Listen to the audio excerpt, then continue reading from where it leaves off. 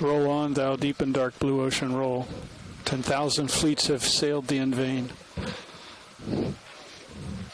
Man's control stops with the shore. All the wrecks upon thee are thy deed. Something like that. I got some words out of order. What is that from, Jeff? I never heard that. Roll on, thou deep and dark blue ocean, roll. By who? Byron. Really?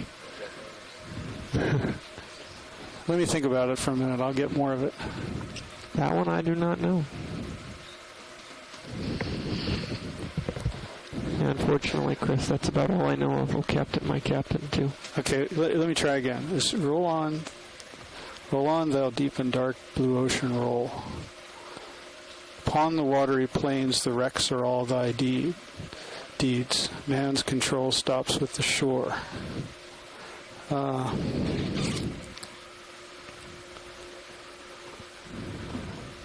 Yeah, I have to look it up. I like the opening line. Yeah, me too.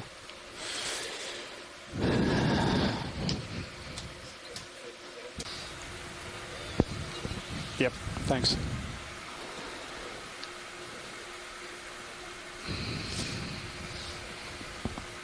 You want me to do the other one? No, we'd have to move cameras, I think.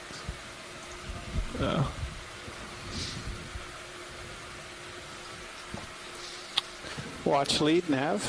Hey, Nav. Hey, what's sort of the big picture for today? Well, today we're diving at along the southwest portion of Heezen Canyon. We're going to head up a very steep slope and observe any geological features as well as the biology along the way, keeping an eye out for deep sea corals and sponges as well as fish, plus any other invertebrates we see, and get some good images of the rock features so we can get a better idea of what this canyon's composed of, potentially better understanding of the water circulation and current flow and sedimentation regime. So we'll head up to waypoint 2 and on to waypoint 3, and then we'll evaluate once we get to waypoint 3 whether we'll head back down slope again. Okay. Thanks for that. Our off-bottom time is the regular today. We'll be leaving just a little after 4 o'clock in the afternoon. Thank you. I'm on auto XY. It's not very stable. So you're going to have the manipulator shake hands? It doesn't look like your heading's changed a lot, but...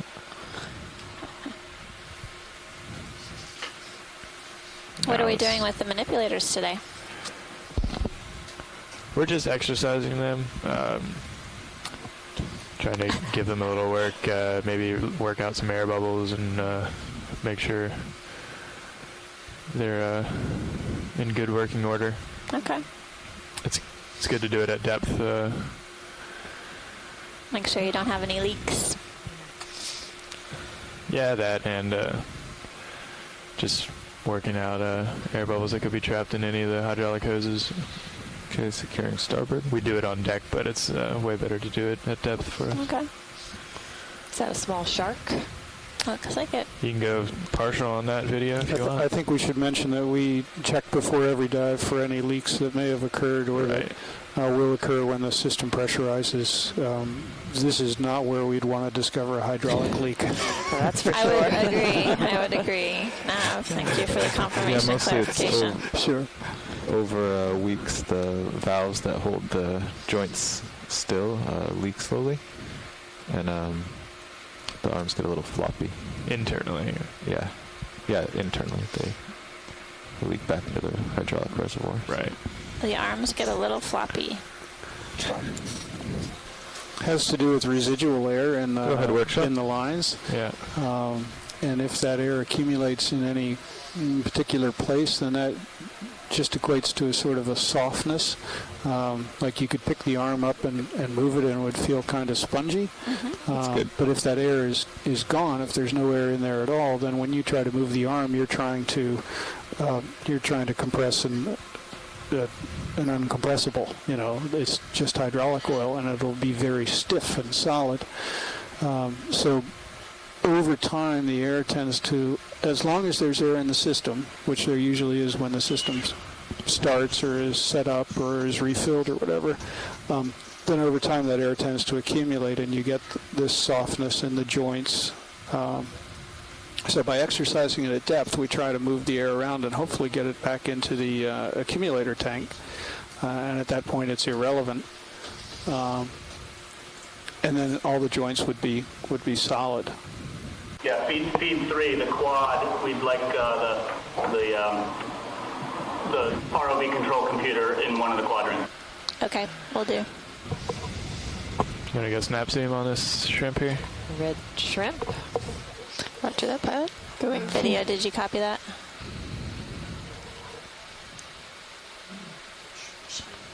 On the quad view, they want that.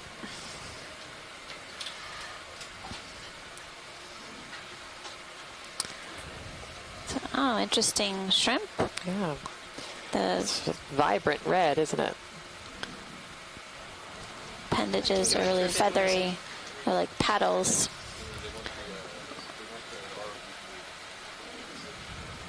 That was not to me. Is that a squat lobster? I think I saw one.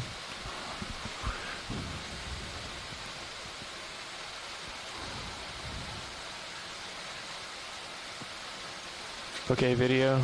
Come on. Thank you very much. You're welcome. I'm just waiting for Carl to catch up here. Let's see if we can get a shot of one of these swimming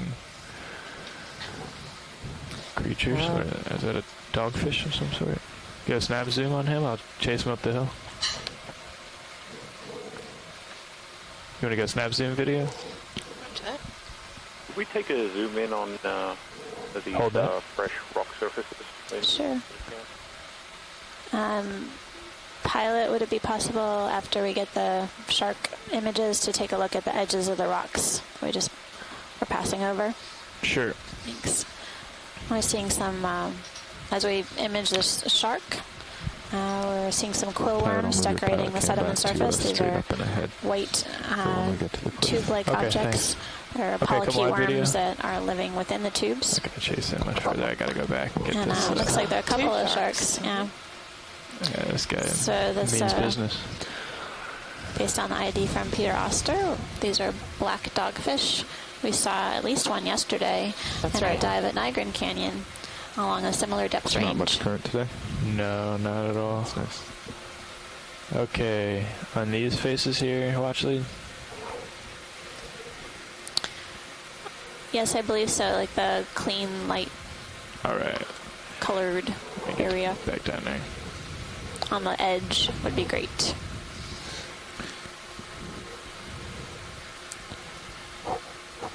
Pilot Mike. Time to move on soon. Gotcha. You can keep coming. It's like a hold there. anthomastus Yes, Anthomastus. on the edge of that ridge, I'll just and a small brittle Keep coming star, down. ophiuroid. So that's the first coral that I've seen so far. It's an octocoral, a red Anthomastus. I think there was an observation of a cup coral earlier, so we keep our eyes open for different species. Is that what we want? Watch lead. Hey, Jason, This how does face. this look? That's great, thanks. It looks like mudstone, siltstone. Got this whitish kind of staining where it's in contact with the sediment. That might just be precipitation. This Come up this sculpting, way. of the margins, we saw that in Yeah. a lot of Could you zoom on that purplish thing, please, that we just passed over? Sure. carbonate rich rocks. So there is a chance A little further down. Yeah, I'm coming. finding these rocks is carbonate rich. Just hold their video. We'll keep our eye on it. Holding partial. Move along. So, Not as broad as we saw in some of the other canyons, which I think we're still trying to figure out what that actually means in terms of both biological activity and whether there's some preference for the rock Okay, go type. ahead and video. It's not very good lighting, but Might be more going on, I believe. Come wide. I think we even saw Let me get a better shot. pieces of rock of similar color and at least texture further down slope on the dive 2 days ago. So those might have been small pieces of open that had fallen off. Okay, So would you say this come is back in video. different, though, than what we observed yesterday at our dive at Nygren? Holding partial. Thanks. Yeah, that's it appears different from Right. the fresh surface. Bridge or the nav, semi-fresh easy stop, please. surface yesterday, but everything was so encrusted yesterday. Okay, keep coming. That it was Let's just really get a quick tough to make a comparison. ID on whatever this may be. Canyon, Just hold there. again, is very. Roger that. Jason, I'm looking at the cross-section, the Alvin constructed cross-section they did from the 70s. We're at about Focus on 920 the, now. At depths above 1,100 meters, they were in chalks and grainstones, Middle Eocene and younger. These look pretty fine grained, so they didn't get above about 1,100 meters with Alvin here, but it looks pretty fine grained to me. Okay, well, actually, is that Definitely, That's great. We're still trying to figure out what that is, but thanks, pilot. That's sufficient. good? Sure. Thank you. I have no idea. Pilot directly above you. Now Sure. just stop the ship. So you can Copy that. As soon as the shark gets out of my way. see if we can figure more Yeah, of ship this out on stop, the way. so Okay. White sponge.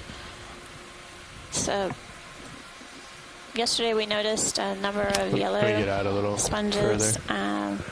growing on the rocks. Follow me out, Very Carl. large in size. This is our first large white sponge for this dive so far. And then we got a A nice flatfish. flatfish.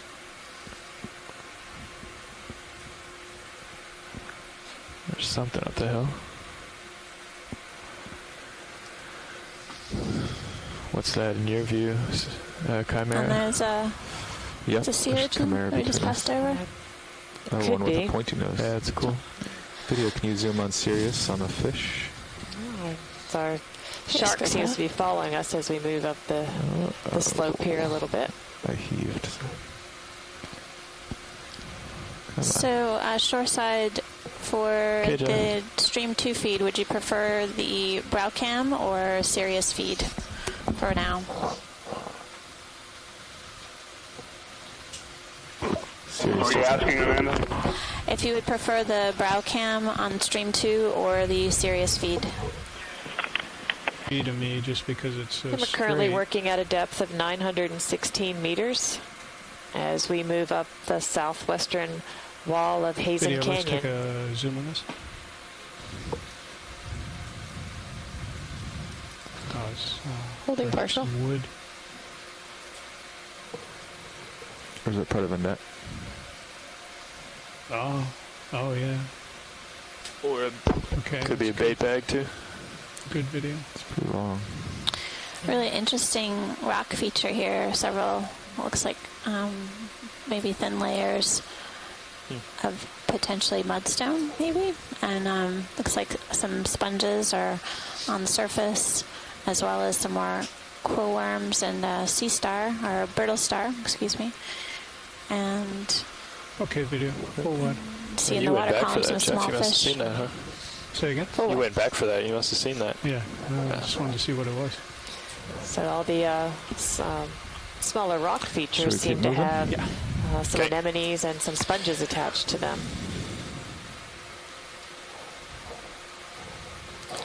You want to do? Well, how far do we get in that move? Ladies, the blocks are things clearly are- tailless from somewhere above us, but 20 Things are meters. starting to come in, that so linear I wouldn't feature move too much. down Okay. and to the right, I'm not convinced 20 that was meters. geology. 0.1.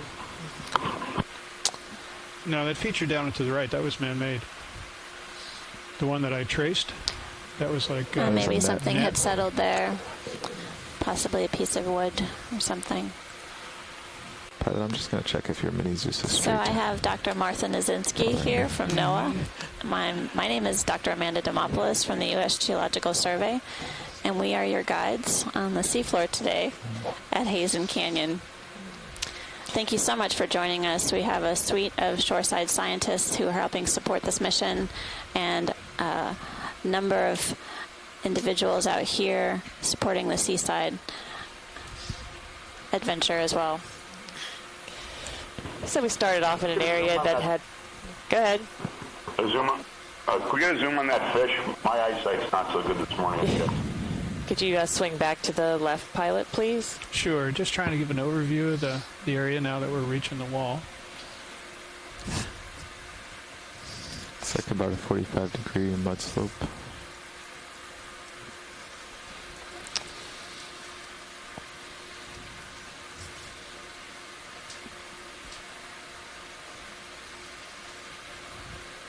They were looking for a fish. Oh, Yeah, that one. I there see. he is. Video.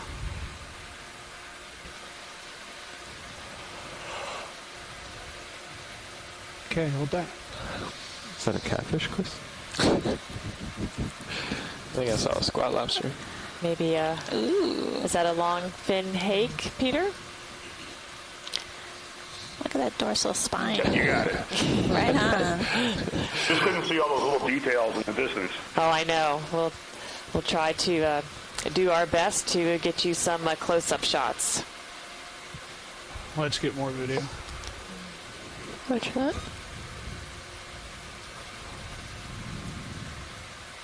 Go all the way.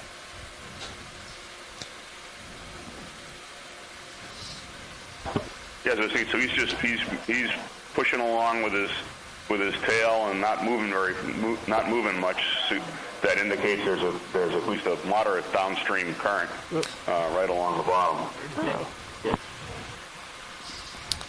Pilot, have you noticed much of a current today? Outline. No, not yet. Not yet? No. Keep us posted. Okay, full way. Thank you, pilot. Sure.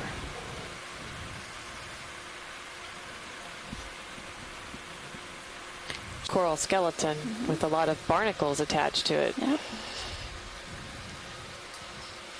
And there's an ophiuroid on the sediment floor just to the right of it, a brittle star. And I think when you get a chance, we'll zoom in on the barnacles and maybe we can get an ID on those.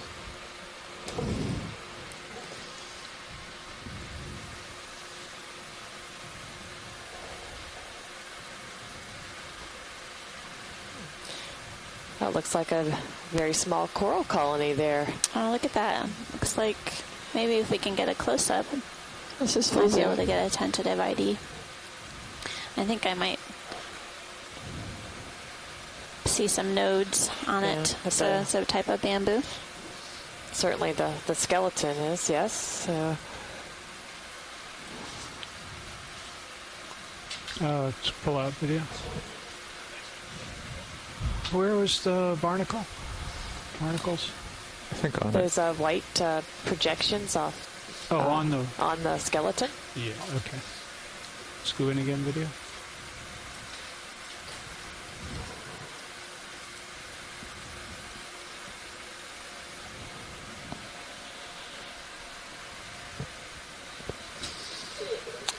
Copy that. Thank you.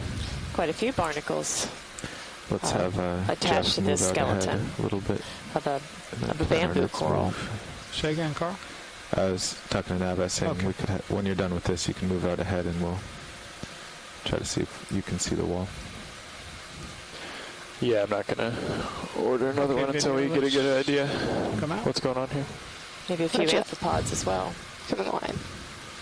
Yeah, I was just going to say that, Martha. Is it possible to get a zoom of those amphipods? I see one at the very end, and I see a mysid shrimp, I think, too. So you want to zoom back in, did you Try say? that again. That'd be great. Thanks, pilot. Possible to zoom back in just quickly. Thank you. Uh-huh. So we're going for the little, that guy right there. Zoom in all the way. This is full zoom. Oh, okay. Is that going to be good enough, watch lead, or do I need to reposition for this? I think that's good. Thanks a lot. Thank you. Okay. Let's go full wide again. Full white. Okay, pilot, I'm looking down at you 70 degrees. Alrighty. We'll Let's get have a you snap zoom on this crab.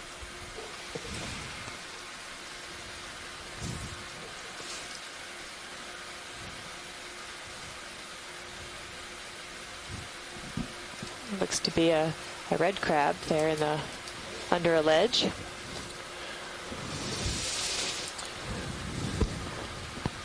Jeff, did you start another CTD file when we landed? I did. Okay, good. Go. Thanks.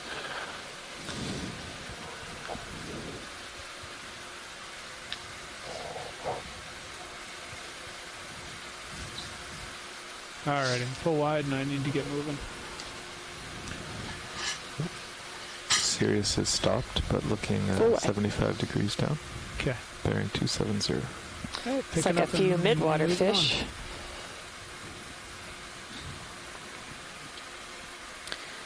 So that was our second coral observation so far. We saw Anthomastus, and which is the red octocoral, and then we just saw bamboo, both live and dead skeleton. Yeah. How are the lasers working today? Did we try them yet? I don't think so. It's such a short descent. Let's see what Looks like there may be another coral here. Lasers up. Coming up. Yeah, there's a small 3100 to coral, light pink in color, or orangish pink. And it's coming into view in the center of the screen. And we see some orange anemones on the right-hand side, and potentially another type of coral on the right as well. Should we take a snap zoom of the coral, please? Sure. You bet.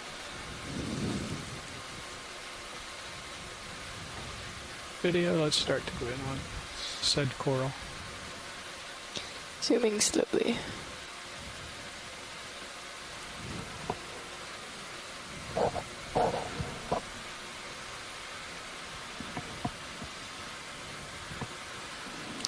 Yep, 90K. So we're currently at a depth of 908 meters. Thanks, Carl. Do you want them on for this guy? Or? No, we got them already. Okay.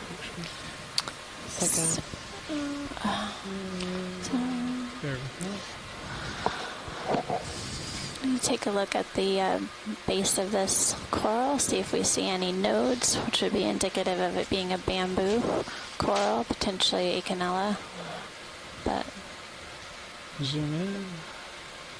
And yes, you can see some light or dark brown nodes or bands, and that's looks like that could be Okeanos. And I think there's another coral on the rock to the right. Yeah, the stick-like whitish. There's some sort of associate on this one right here, Pilot, though, at the base, I think. Okay, going back. Looks like we're seeing some mysis. Associate on the stalk. Oh, yeah. You see that sort of purplish color. Sorry. You're Pull out fine? a little bit. Pull out a little bit video. Oh, going out. Thanks, that's good. Holding partial.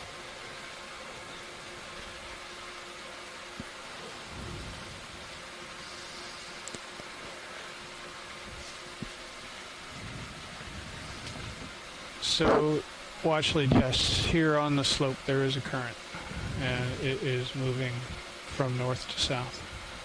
There's a current moving from north to south. Okay. Okay, did we get the Thanks, Pilot. associate?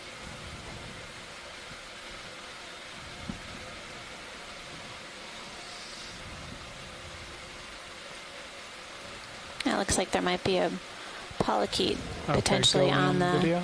coral itself. All the way in. That's full zoom. You can see the legs or parapodia sticking out on either side of the polychaete. Sort of in the left center part of your screen.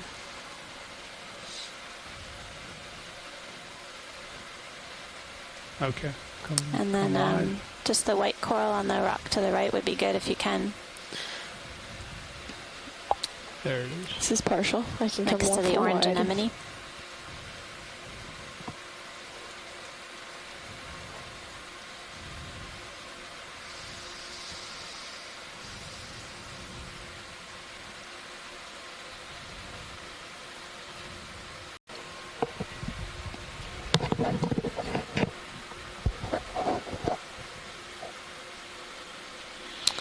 On on the rock itself, in front of us, we can see at least 2 anemones, the orange creatures, and then several white sponges.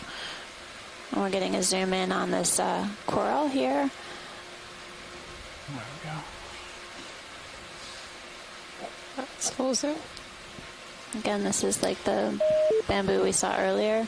Is that is it convexella? I think something we had seen on an earlier dive.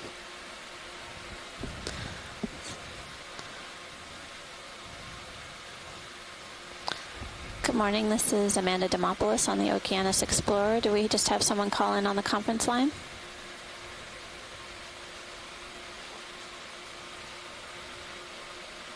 Okay, let's go for Well, one. thank you. A couple nice That's sponges. great, Pilot.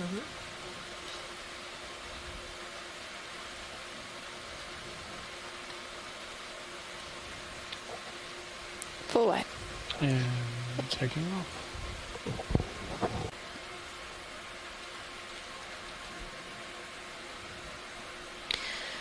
So zooming in on all of these different animals, specifically the corals and the sponges, provides us with an image that could be used to help us identify that organism later. And also, we're getting images of the animals that are found associated with these corals and sponges, providing us an understanding of what organisms use the corals and sponges as a habitat. These large structures created by sponges and corals provide an extensive, complex habitat for a variety of different species.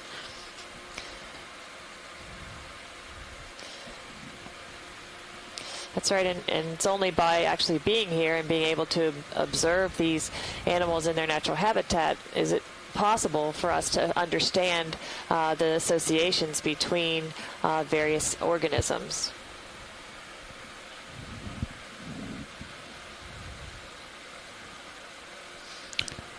Is that one of our octopus friends? Might be.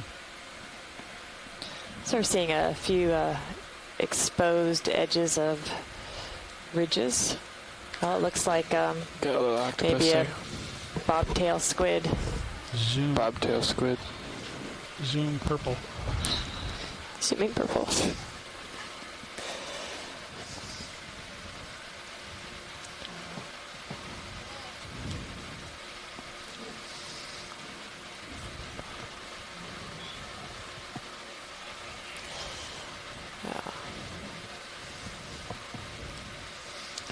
Full zoom.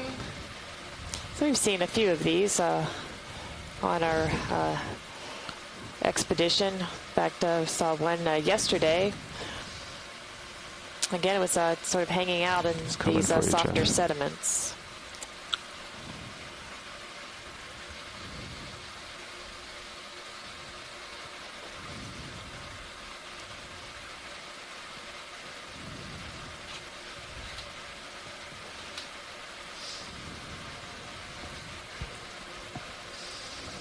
There you go. Thank you, pilot. Get some action shots as well. Okay, Jeff, if you move ahead a bit, I think we'll be ready for another 20-meter move. I don't see anything on Sirius's sonar. Okay.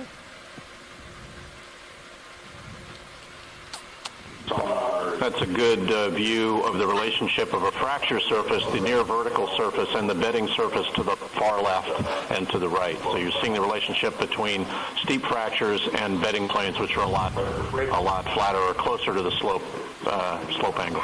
And so we bring. Pilot, could you zoom in? There was a coral that just to the right, and then that sea star. All right. Just want to highlight that fracture area that he was talking about.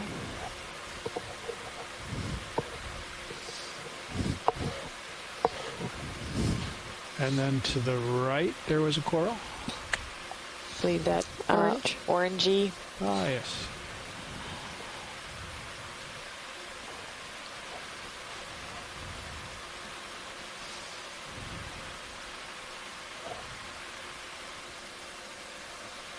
Take a zoom on that coral.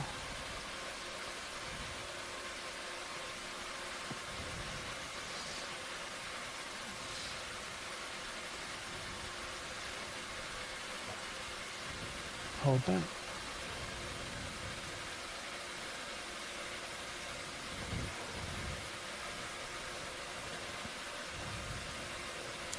You can see all the shrimp are faced into the current.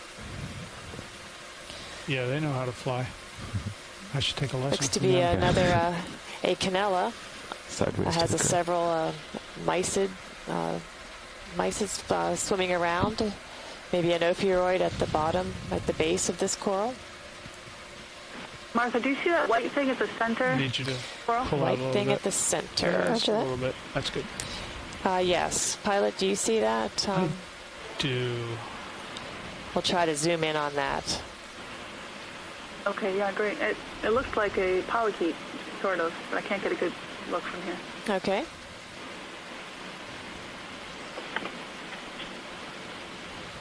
Video, I'm going to try and, oops, find a place to put a toe here. So Roger that.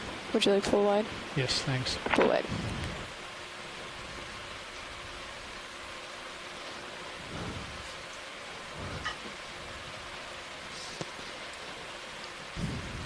Might be too close to get onto that rock. But if I come around to the left a little bit.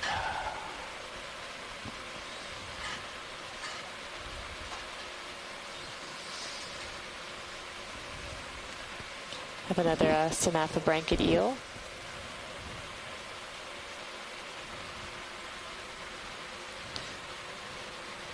And a shark.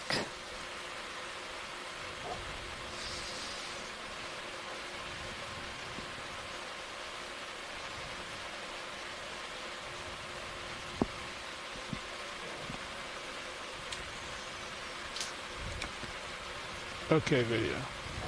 Okay, video. Zooming on the coral.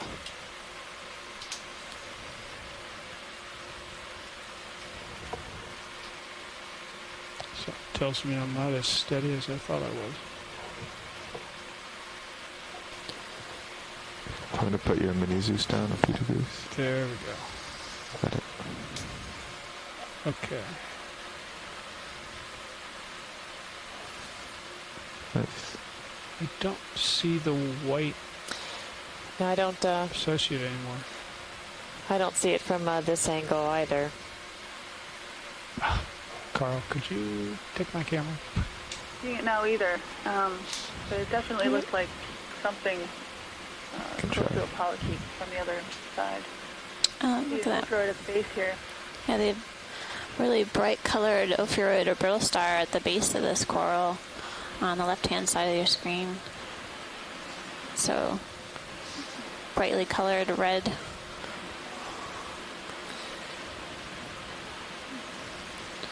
It's like a family of these mysid shrimp, these possum shrimp.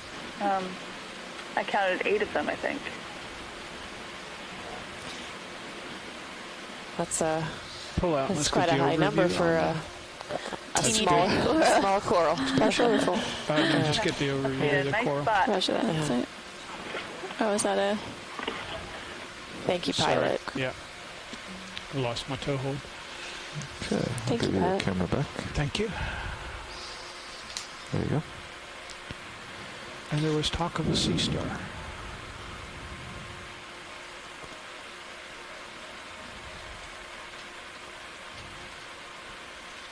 I think that was on Looks like there's the a lower face of this a rock. squid off in the distance as well.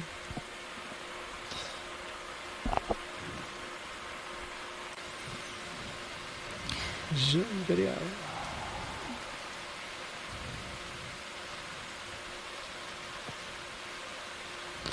So we're zooming in right now on a sea star. It's a bright pink in color. This resembles one that we saw yesterday.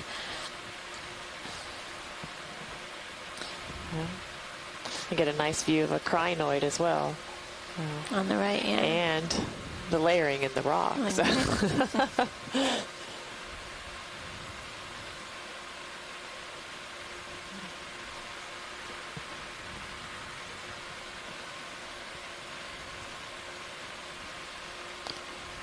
Sorry. Would you like me to tilt up?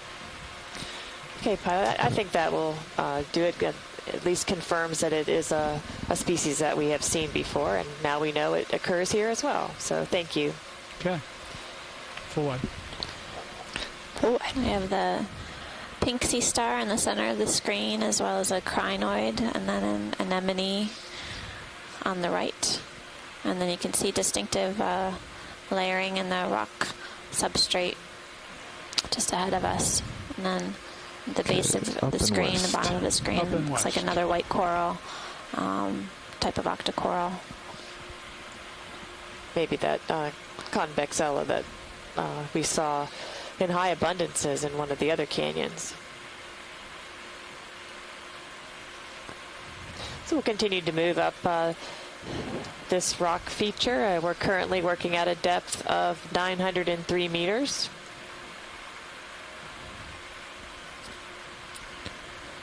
And we're coming to you today from the southwestern wall of Heezen Canyon. We're ready for another move now. See nothing on either sonar. Okay, sounds good. We're working at similar depths to what we were working to yesterday, so it'll be interesting to see if we see similar organisms as yesterday in Nigrin. That might help. So far, we've definitely seen a few different fish species. Several dogfish. This black dogfish that's swimming into view right now. Sorry, Toads, which are midwater fish. I think so. A few different eels. But it's useless, so we put it in a flounder column today.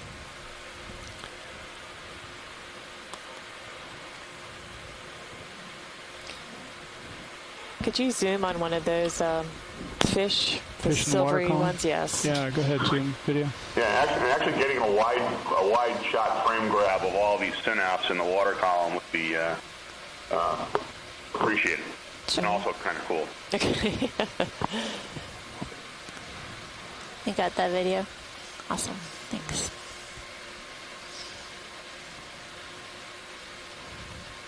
Okay. Peter, is it common for the synapobranchids to swim sort of vertically instead of horizontally? Front toe went into the mud. Thanks.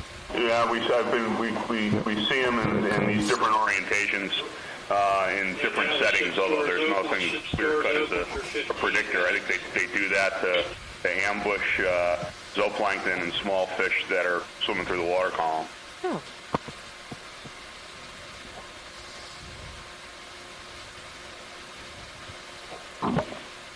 And I think they don't just do that when there's some, lighted vehicle on the bottom either, because when we drop down, we see them in that orientation as well.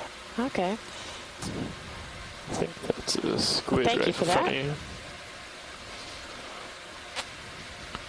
you. Squat lobster. No. Another black dogfish.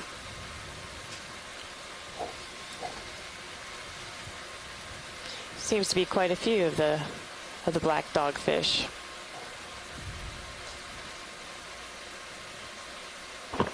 Yeah, getting some frame grabs with the with like multiple sharks in view too would be great. This is a very fishy place. Yeah. Well, we're glad you're tuned in today.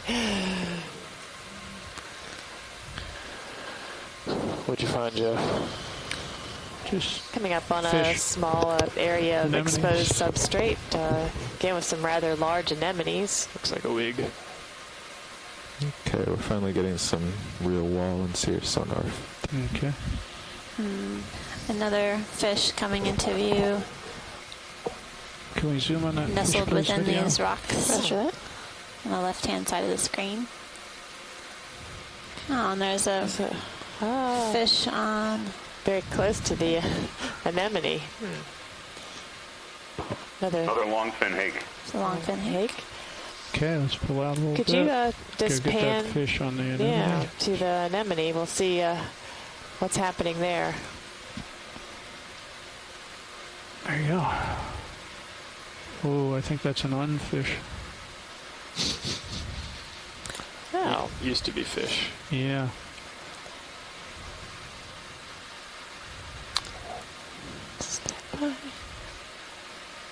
So fish stuck on the anemone.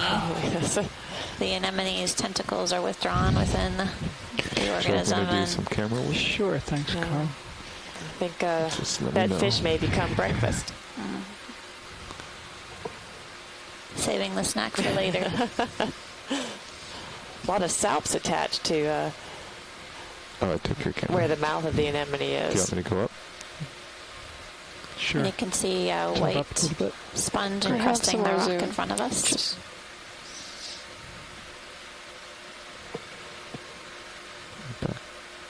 Back down Oh, it's slightly. still a fish. Well, And he's still moving and wiggling back and forth, but seems fairly well stuck to this anemone, or at least to the cell. Maybe he'll get free.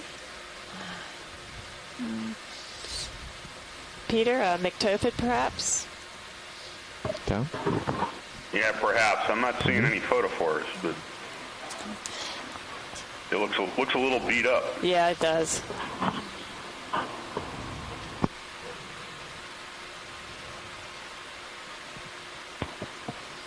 Perhaps cyclothone. Okay. Okay. Let's pull out. Got your camera back, by the way. Sure. Thanks. Wipe that salp off your mouth. Pull away. Thanks, pilot. Picking up. Okay, poor attempt at humor. We didn't catch it. We laughed inside. And I just figured out what you said. We need a little more coffee this morning. Slow on the draw, I'm afraid. Okay, I'm just going to shake a little dust off here.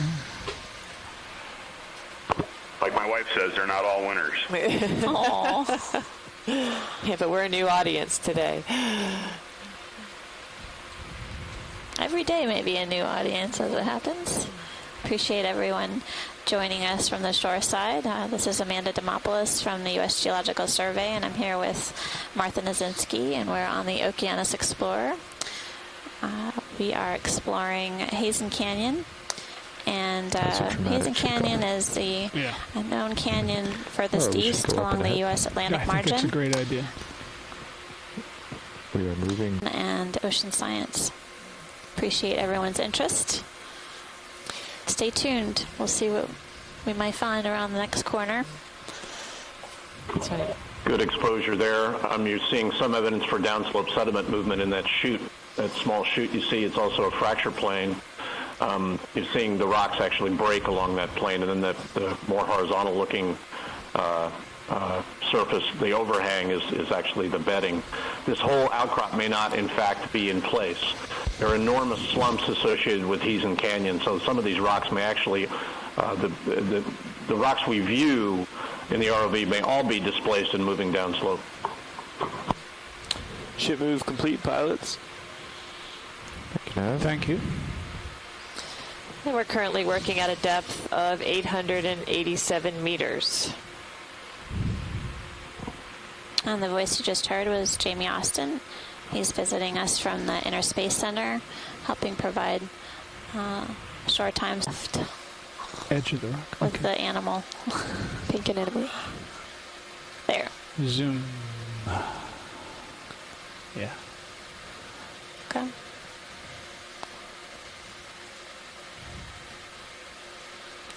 There's a cloud heading up nice. slope and right. Right. Thanks. A large anemone. Which will come soon. Yeah, that didn't work out so well. Another fish coming into the screen.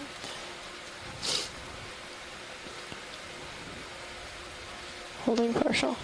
Okay. See a red crab and a few more anemones, and it looks to be a rat tail.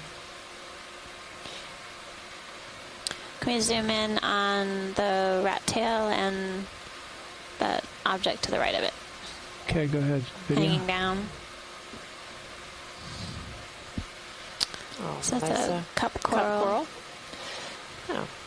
So that's our first scleractinian or hard coral that we've seen today.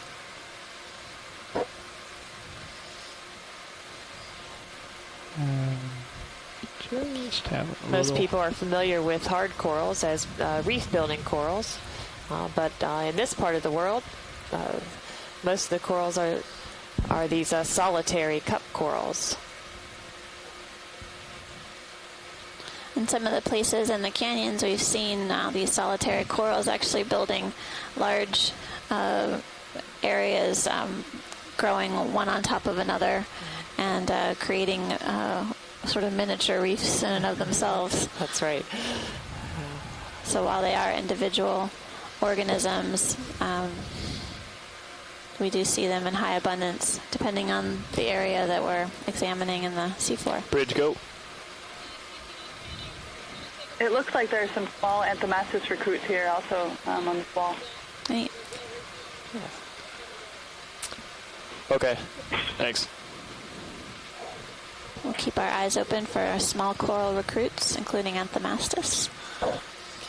The last couple days, we've been really fortunate to see smaller corals, deep sea corals, as they're how they're Zoom distributed pink. and where they're recruiting to. Zoom pink. I guess it's how they're dispersed. That's right. Seeing scattered brittle stars on the surface ahead of us, and on the lower right-hand corner, there's another one of those hydroids. Yes. We looked at yesterday. Could we zoom in on that, please, pilot? This fellow right here? Yes. Yeah.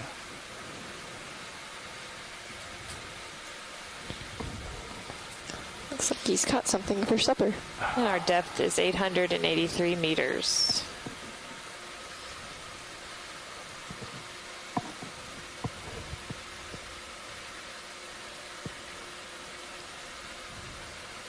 What's our temperature?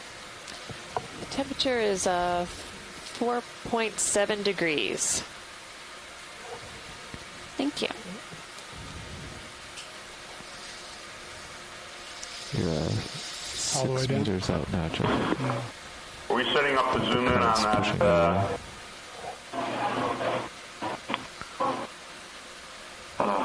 On that beast in the middle? We're just examining the hydroid, the pink stalked animal, and then we were going to take a look along this rock. Is there something specific you want to take a look at? You know, if we can zoom in tighter on the tentacle front. Looks like there's a fish in there. Yep, there's a fish inside. Noticing that too. Tiny fish in there. Yep. So, well, we'll get as close as we can. So earlier we saw Did a it fish leave any more? stuck to an anemone. That's right. Yes. And here we have a fish inside this hydroid. Wow. Okay, now you're Losing the light a bit. That's a new find for us. Actually see Should be these stable if you just solitary push forward a hydroids little. feeding. Yeah, I think we want to get a good shot of this. I'll come full wide. Actually, seeing anything feeding directly is pretty rare. That's right. That's true. Active predation has been observed on a few of the dives so far this leg. And yesterday we had a great example of a Sebastes with its lunch hanging out of its mouth. That's right. The tail end of a fish. And we've seen fish eating squid and other Right. fish. The fish eating a shrimp. And, There was a small midwater fish that was stuck inside a coral polyp yesterday. right. So And we've seen urchins eating corals.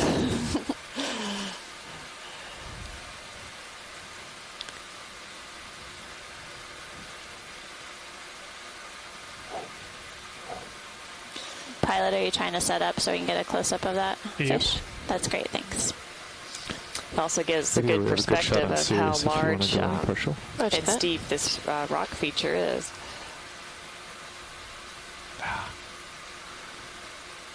Thank you, co-pilot. You got a current down here, huh, Joe? Yeah.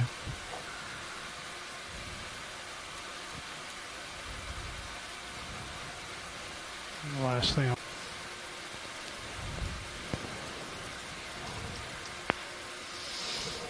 So we're getting a nice zoom in of this hydroid. It's Well a done, Joe. growing attached to this rock. You can see the pink-purple stalk rising up from the rock, and as we're getting a zoom in on the top, we can see a fish. Stable. Definitely has a fish there. As Let's we're just have one little point against trying to the get a good close-up, we're noticing that there are some ophiuroids or brittle stars scattered along the surface. I'm sorry I can't get this stapler, but It's okay. We'll get a doing what quick I shot. can here. That's all we can ask. You do the best you can. It's always hard to work in areas with a stronger current. Yikes. Okay. Let's try something different, if that's not going to work. We'll get a quick shot of it. I'd really like to get you a good picture of this. Yeah, you might be able to come down a little and then touch your camera back up and look at it. But that doesn't really fix the current coming off and around the rock. Yeah, basically. Video, did you get enough to get a still of it? Or you can put it on your... I believe so. Okay. Science might be happy with a still. Is it possible you're getting pulled from the tether? I No. don't think so, but I don't know how zoomed you are on Sirius. It doesn't look like you're very far. Pilot, we're good with what we were able to get. If unless you're going to try one more time, we can move along. yeah, I'd like to just give it one more shot here. Do you want me to tilt up for it? Yeah, Carl, go ahead. Tilt up. Okay, video, let's go in again. So we're zooming in on the pink hydroid. There's been observing a fish that's been stuck.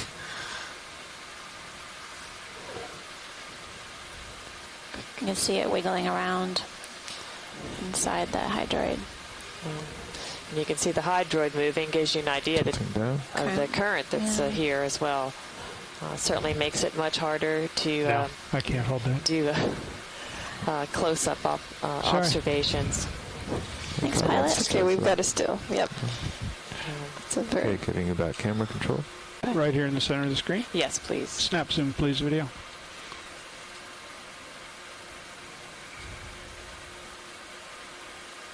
Now, No. it's Another kind of anemone. It's a purple in color, maroon, I guess, based on what we're seeing. Wow. Okay, hold on. All right, thank you, pilot. Thanks, pilot. Very smooth rock feature in front of us with some thin sediment layering on top. We're going to continue moving upslope.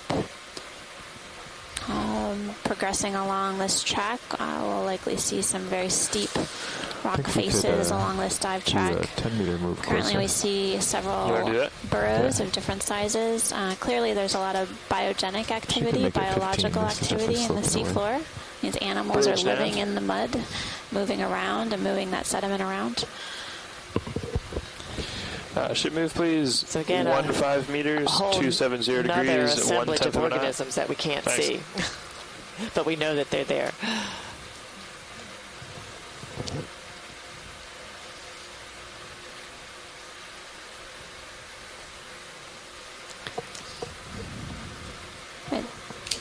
So we're just at 876 meters. We're coming up to another rock feature. Very irregular edge along this rock. And we're seeing a pink anemone, a sea star, and then clearly some large cracks in the rock face.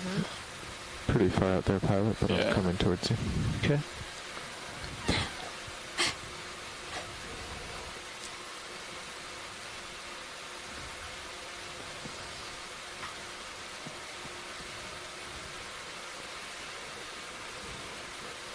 At least at this depth.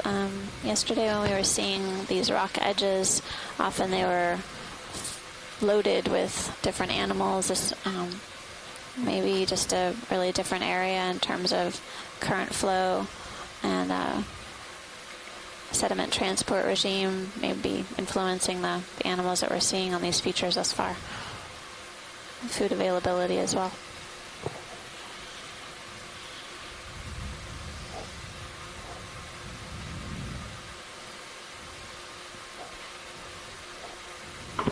Once again, ladies, that's a pretty good example of the nature of bedding, which is the more or less horizontal material. Some of that's bio-eroded, as Jason has said, modified by the biology that is sometimes sitting on it. Some of it's eroded by sediment moving down slope. Then the much steeper surfaces to the right of the view now are fracture surfaces, and they're adjacent to the sedimented area to the far right, because the talus that we occasionally see is formed by the rocks breaking away along those fracture surfaces and then moving down slope. Seeing a few sponges. Thanks, Jamie. This white sponge that's coming up ahead of us looks like it has several associates. It does. Maybe we can get a snap zoom of that, pilot, please? Sure. Let's start going zoom video.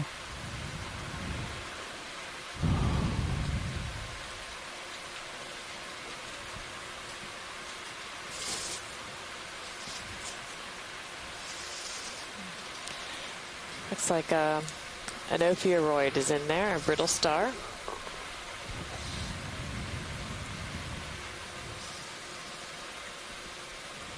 A few, yes. I see some arms hanging out. This it looks like several cups on this sponge. You can see the arms of the ophiuroid, the orange color in contrast to the white sponge. Hold that. And just above on the upper right is another cup coral. That could be Javonia. Could be. Okay, and let's just move up this rock feature right here. We're seeing lots of ophiuroids also on the rock surface itself. You can see their white arms and the central disc, light color in contrast to the darker brown sediment. Snap zoom. Great, thanks. Certainly with all of these canyons, brittle stars have been fairly abundant. Looks like maybe another coral there. Sure, full one. Stick-like structure hanging off the side of the wall. And a few more of the solitary cup corals. And that looks like that's the extent of that feature. Okay, coming back. Coming back. Who's that? Looks like red crabs found a nice hiding place underneath this ledge. Zoom in on him. Appears to be another Okeanos up there, a little further up the wall. Another coral on the right too. If you're looking at the Stream 2 feed, you can see how steep this rock face is that we're looking at right now. Definitely a lot of holes and sort of irregular marks on the rock in front of us. Different erosional features.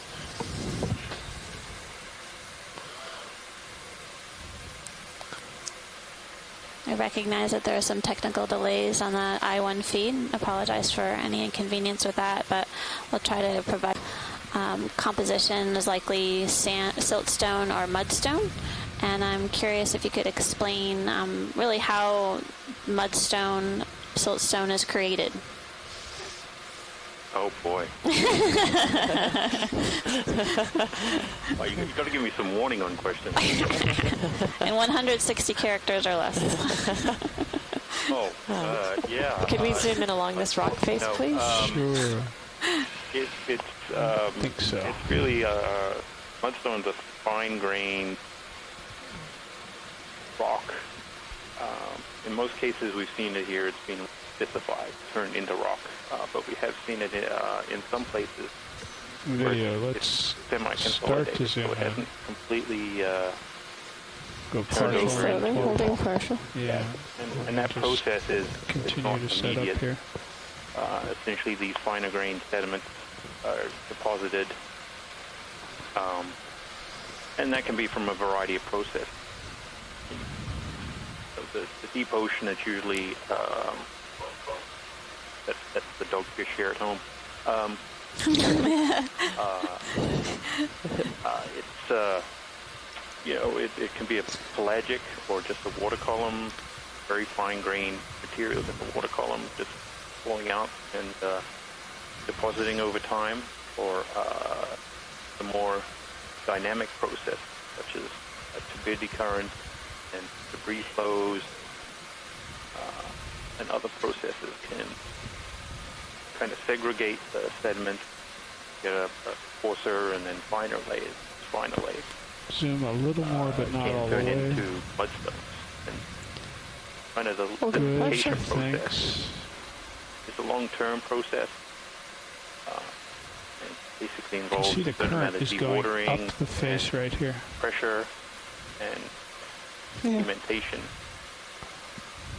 of the grain. And I think from what we've seen here with the way that these rocks look, whether we're still looking at mudstone, siltstone, into maybe a more chalky lithology, is a good question. I think I'm now catching up, staring at a wall. Currently, we're looking at a wall that's encrusted with a variety of different organisms. You can see lots of holes in the wall. Clearly, there's been some bioerosion, and you see white sponges and several cup corals should be coming into view. There's several kinds of cup corals, anemones, and it almost looked like some of those tubes, the aggregation of tubes that we saw. No, what do you think about another There's 10? some anthomastus. Some of these hollows, too, these overhangs have been associated in some of these canyons with what we call spring sapping, actually water fluid leaking out between bedding planes. I'm not seeing any of that here, but I would hesitate to say that all of the irregularity in the wall you're looking at right now is related to biology. Some of it may be related to the dewatering that Jason talks about, or actually non-seawater fluid that's leaking out to the edges of these canyons as a result of the sedimentation and liquefaction process. Several large brachyngeids and more of these large white hexactinellid sponges. 10 meters, 270 degrees, 170 knot. Urchins in there. And I'm seeing maybe a bivalve. There's a bivalve in the upper portion of the screen. The tenoides that we've been seeing in many of these canyons. There's one of those aggregations of tubes. Yeah, once you get a better idea what's up and over pilot, we can several get a better ophiuroids plan of in action. these sponges. We should bring him in a little closer so you have room to play. This has been the highest abundance of organisms that we've seen so far on this dive. Again, where our dive track traverses relatively low slope or moderate slope terrain up to a very high steep slope, and we're progressing along this track to the steepest feature. So we may see increased abundance, at least, of a variety of different organisms.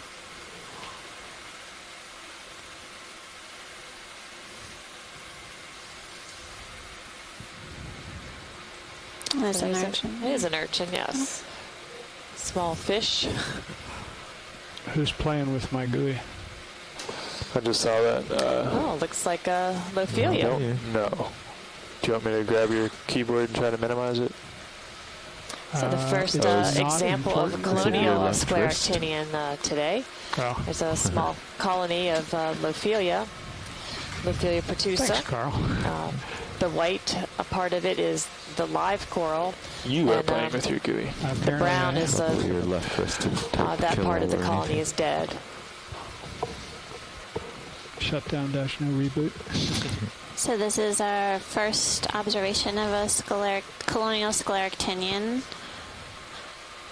This is a stony coral. The skeleton, you just said it as I come into listening again. And the apologies for the repeat, Aunt Martha.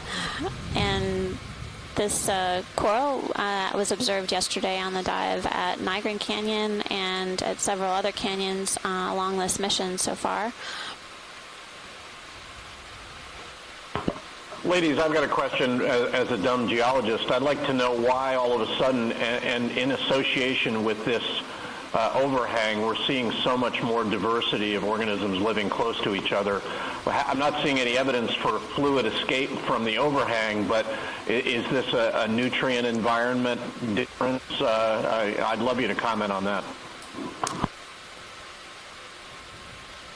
Well, it's a great question, Jamie. Basically, we're coming up to a steeper feature. It's the possibility is that the current regime in here is accelerated, potentially supplying these corals and other organisms colonizing this rock wall with fresh food. And we don't know much about the current regime in this area. All we have to really give us a clue is the rock features in front of you and the organisms that are colonizing it. And these animals require food to be supplied to them. Particular the Lophelia pertusa, the hard coral needs fresh organic, richly supplied through rapid currents. So it's possible that there's a high current flow of organic rich material fluxing through this area. This certainly has been one area that has a very steep exposed hard substrate. That too seems to be very important for these organisms to colonize. Good view of what looked to be downslope fluid, probably sediment-laden fluid chutes, CHUTEs, in front of us, upslope, downslope, and then you're seeing, we just saw a view of the relationship of bedding, these more or less horizontal features with the quite linear fractures that can be associated with these rocks as they, Jason talked about lithification being a product of dewatering and pressure. As these rocks then get unpressured, as they come up to the surface, the wall of the canyon, these cracks begin to form, and that's what's creating your talus. But these look like chutes. And this is what would happen if a turbidity current, a sediment-laden, a dense current came down the slope that you're looking at. They would tend to follow these pressed upslope, downslope features. Would. It just went out of the screen. Oh, it's on the right. I think he's running away too fast. It's quite a dramatic feature that we were just videotaping in front of us. I think he's too fast. Oh, too fast for D2? Or the pilot, one or the other. I see. See, that's why I like geology. It doesn't move quite as fast.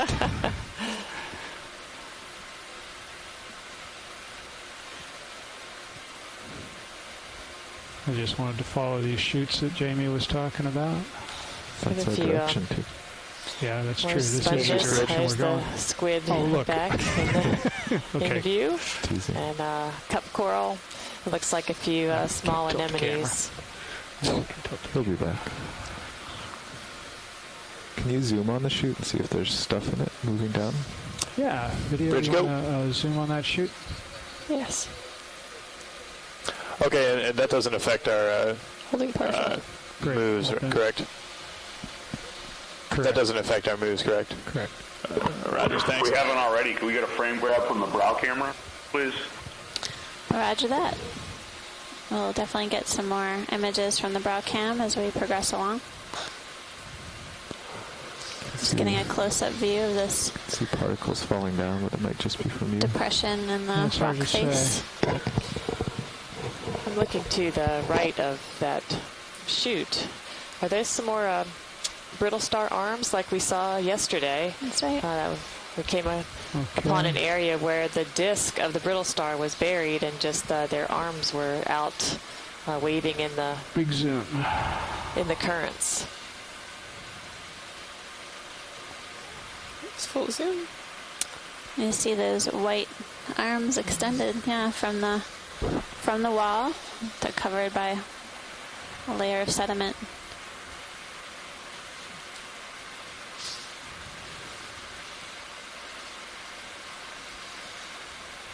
Thank you, pilot. You bet. Let's go full wide. So there's some comments in the event log that this type of feature that we're observing in front of us, this chute area, was observed on leg 1. It'd be great if the shoreside scientists could review their data and let us know if they remember which canyon they looked at. It is for density currents moving down into the fall leg of the canyon. There's also a fish there, pilot. I don't know if we can get a... Oh, maybe we can get the fish first. Since we don't think the coral's going anywhere. Zoom fish. Hold. Wait for it. So shoreside scientists, we are going to be participating in a tweet chat shortly. And Martha and I will have to excuse ourselves and leave you in the capable hands of Adam Starkey, who's going to assist you with navigating through this dive for a little while. If you're interested in participating in the tweet chat, it's #OceanLiveAPNOAA. Again, that was #OceanLiveAPNOAA. And we will return as soon as we can. Apologize for the inconvenience, but hope that I'm just going to let him swim out of the bottom. you guys discover and have an exciting dive while we're away. Yeah, so leave you in capable hands with Adam. Did you just call Adam an inconvenience? I think so. Towards the wall. Very interesting. Well, that's a nice staple view. Zoom, please. Zooming. Now, please clear the voice over internet phone line for the next half Holding hour. pressure. Please clear the VoIP for the next half hour.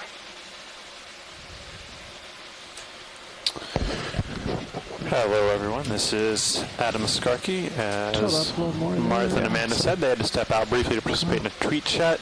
I'm a scientist with NOAA, and I'll just be stepping in briefly to fill in their very big shoes as they take a few moments. I'll give everyone fair warning as always. I'm a marine geologist, so I'm going to rely on you expert biologists on the phone line to help guide me on what you'd like to see, and with the names of the many organisms we're viewing, and we'll just set off right now. Feel free on the event log or over the call-in line to give me any information about exactly what you'd like to see. And I won't say anything about the comment you made about the size of their feet. I appreciate that. Adam, we'd like scientific names of all organisms in the view right now. And we'll help you out We've got a shrimp and a bivalve and a yeah, we'll help you out a little bit. It's branching coral. Pink shrimp and an orange coral. It's a good shot, Jeff. Thank you. That's tricky.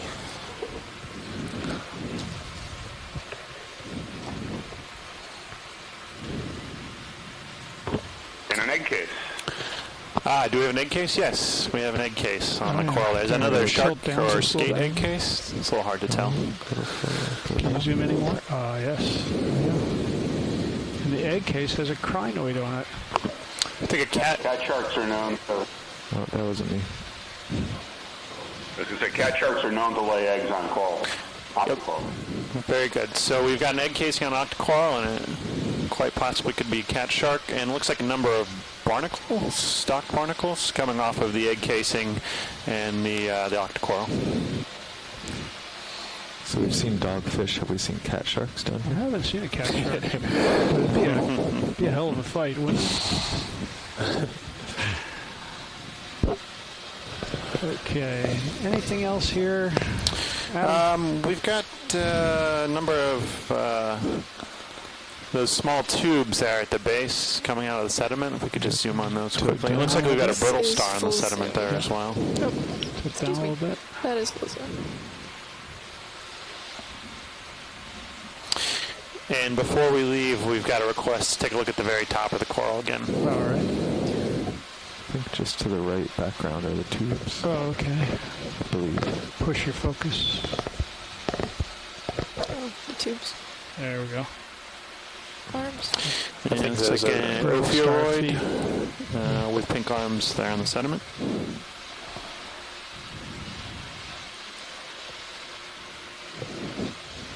So is it top of coral? Yeah, There's top a of coral. request on IM to look at the top of the coral again. All right. Please. Yep. So before we leave, we'll do a zoom right in the top of the coral. I think we'll move up there now. Hold. Beautiful. Down slightly. Close. And on our way up, we can do a close-up on this banded shrimp. We've got a request for that as well. That's convenient because... More close? Oh, he's got a buddy. Oh, that's pretty. Yeah. Wow, nice picture. It's a great shot there.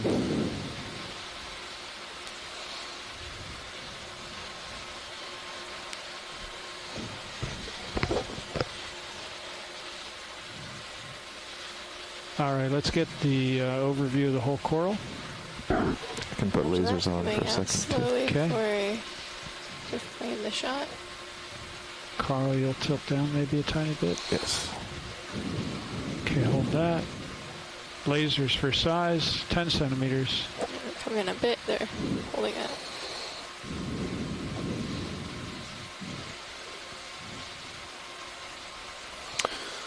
All right. Very good. Full Yeah. wide. Lasers off.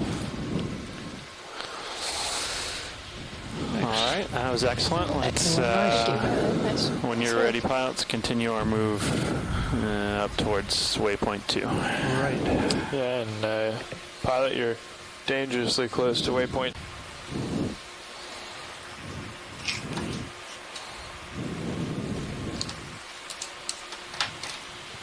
Okay, delta is 13. How many PhDs take? There you go. Let's zoom on this orange thing coming up. There. All right. Great. Thank you. Looks like it might be a sponge. Looks like we've got a couple of sponge encrusting the sediment surface here.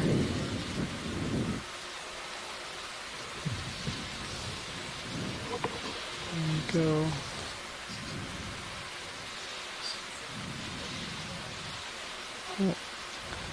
Okay.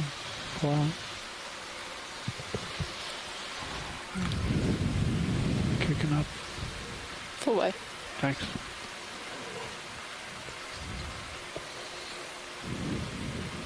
There was some kind of identifying mark. Identification of what's actually causing them. Yep, I think that. See if we can get any clues to what might be living there, burrowing patterns, anything of that nature. You can tell the current by how quickly that dust floats away. Yeah. Yep. Okay, video. We're going to go in on the burrow. 9 o'clock. There it is.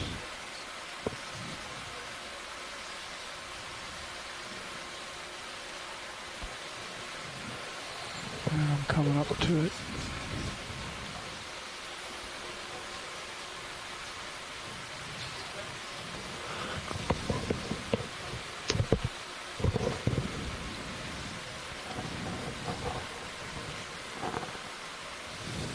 Not sure if I can get much light down in there, Adam.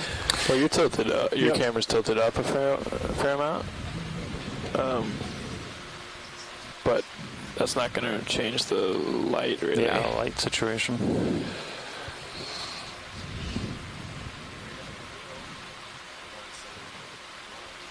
Can you put a little flashlight on one of the manipulators? There you go. There you go.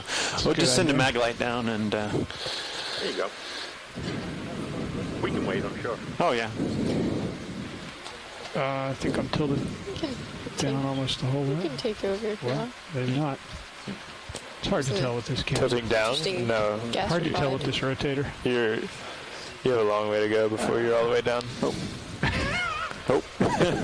Well, there it goes. You're not even level yet. Okay. Go back to the burrow. We're seeing a number of brittle stars all over the rock face surface here. Video, I might need you to pull out a little bit so I can find this burrow again. Oh, right there. Right there. There's a white gastropod to the right, too. All right, It let's go looks back in like- on the burrow. I don't know if you can bring any of that detail out. That's nothing immediately apparent right there at that burrow, but okay. Full wide, please. Yep, certainly worth a look.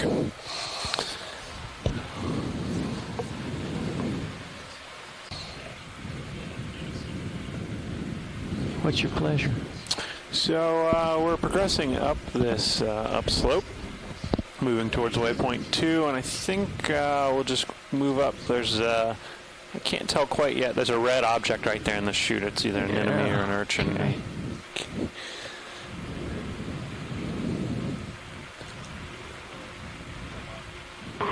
A good piece of talus down in the lower view in the chute itself. So you'll see talus and see the dam of sediment behind the talus block, and that shows you the process underway. Soft sediment is moving down the chute, and if something blocks the chute, then you're seeing sediment pond behind it. Yep, right there. We've got a good shot of that. Essentially sediment damming behind a rock that's been caught in the chute.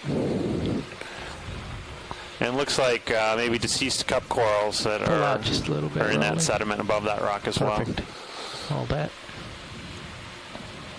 well. It's a good indication Lasers, of the sediment transport pathway at this location. Yeah. Yeah, and those white lines, everywhere you see a white line that's oriented upslope, downslope, that's probably a pretty good indicator of a downslope sediment event that has removed the that brown organic coating on the outcrop. Right, could be a rock moving across the surface, essentially scraping off the biological incrustation. And that would serve to explain why the underhangs or the overhangs are populated in the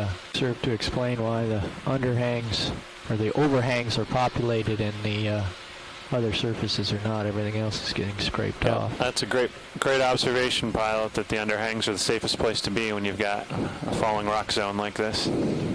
Okay, a little more zoom, please, Rolly.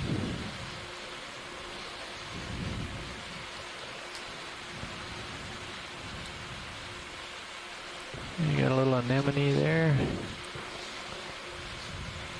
Yep. So go macro. Okay. I'll get there in a minute.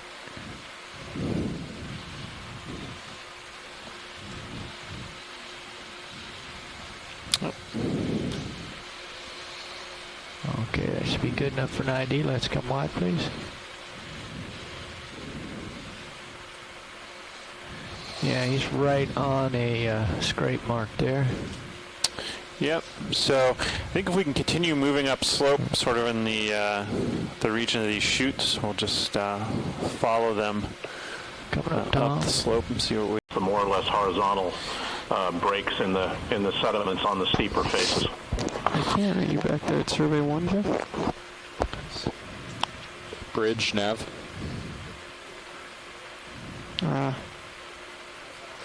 Like to request a 20-meter move. That's 20 meters at bearing 270 and 0.1 knots. Thank you.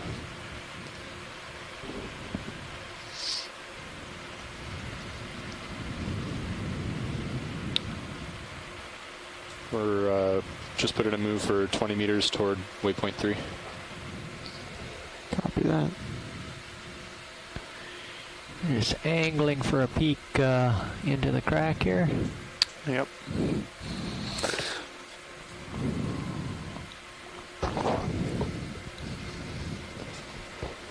Yeah, I can hear you. So significant fracture there. View from the bow camera if we could get a frame grab. Yeah, so if we get a frame grab. I see it there. Continuing up, Tom. Are you sure you don't want to do it?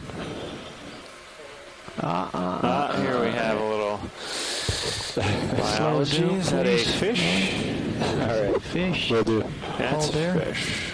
Okay. Well done.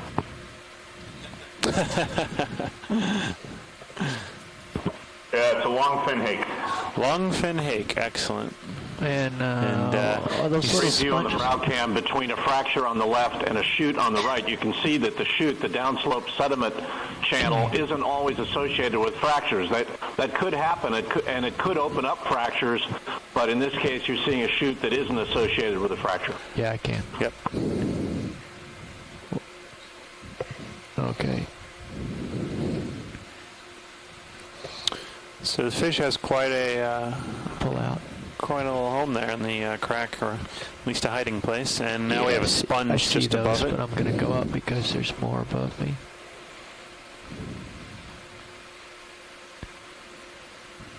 Okay, let's zoom crab, and then I'll move to the sponge. And it looks like a red crab. Again, in a fracture on the rock.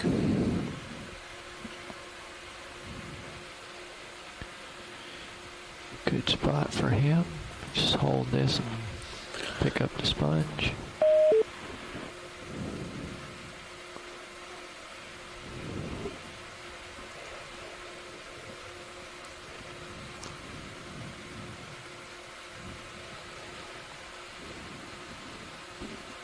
Okay, come wide, please. There's, looks like a cup coral. I'm going to push in for that guy on an overhang. You know, these are regular openings that are more or less along what I've been calling bedding planes. These more or less these small horizontal changes in relief on the wall. A lot of these more or less circular openings are almost certainly biology. Some of them are occupied by biology. Some are created by the biology that's holding onto the rock surface. As those burrows get interconnected, they create these irregular openings we're looking at. Not all of those irregular openings are occupied by biology now, and it gives you an indication of how long this wall has probably been a wall. No idea how long that is, but it's longer than the biology is able to occupy a particular feature. Hold. I think that's absolutely right. These are very well bio-eroded walls here. We saw on a dive 2 days ago where we had a very close comparison between a heavily bio-eroded wall and a more recent fracture that had much fresher rock surface and little erosion on it. As a sort of a comparison that gave us some idea of the order or timing of fracturing of the rock. This is interesting. Look at that white.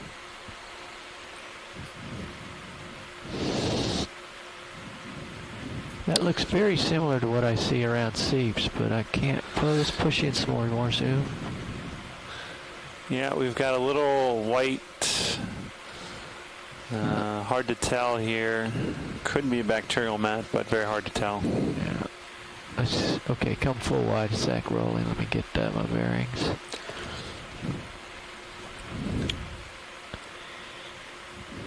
And you said there was another coral down here. Oh, there's one. Two dead centers. How are we doing for clearance here, Tom? Do I have time to look at this, or should I get? You got a few seconds. A few seconds. Quick zoom, please, Roland. We'll ID these couple of corals here. Those bamboo Let's corals? hold that. Sure looks like it. Gone bad, but I think I'm just starting to move. Yeah. Yep, we have confirmation bamboo coral. Okay, wide again, please, Roland. Yeah, I see. Now we have a crevice, lots of life in there. And there's something, is that pink object a sea star? That's a sea star. All Quick right. zoom on the sea star for ID. Asterias.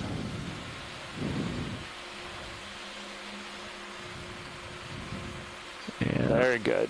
Okay, let's push focus into the crevice for a second here and see what's in there.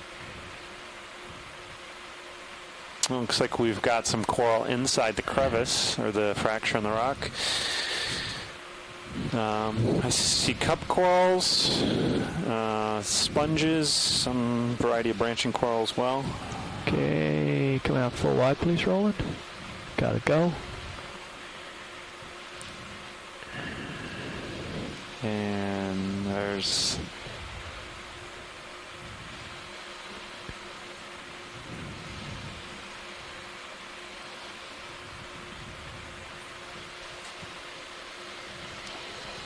Thanks, Bridge. Okay, I belong over here. The ship has just completed its move. both sediment and small rocks that have been transported to this bench here in front of us, and looks like above that an anemone. And something in a burrow below the rock. Okay, just to pop in on the anemone and then we'll go down. That's good, hold that. That's the same shrimp that was down below. And the anemone is actually closed up. Yeah, he heard us coming. He got a little scared. Well, I've been thrashing a bit, so there was a big pressure wave. Sure. When I dashed over here. Okay, and then down here there was a little. I think he jetted away. No, he's still there. He's right over here. Below the rock. Another. Yeah. Yeah. Uh-oh. Can just come out. You're almost there. Yeah, there he is. Okay, hold that. Pilots, I'm still seeing a hard edge on the sonar at Sirius's altitude. So that's right in the direction of our waypoint 3, so just wait for you to come up for a bit before we decide to make our next move. That's good planning. Okay.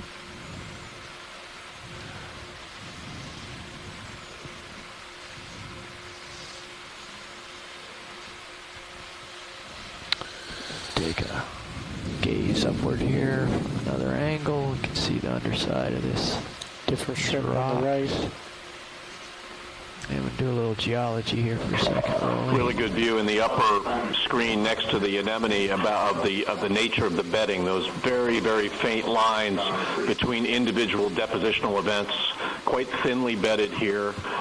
Subtle changes of color associated with individual beds. I'm pretty sure this is all very fine-grained sedimentary rock, siltstone and mudstone.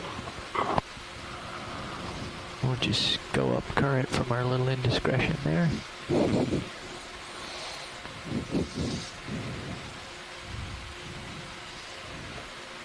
Do a tight zoom with the lines? Yeah, come on in. Hold right there.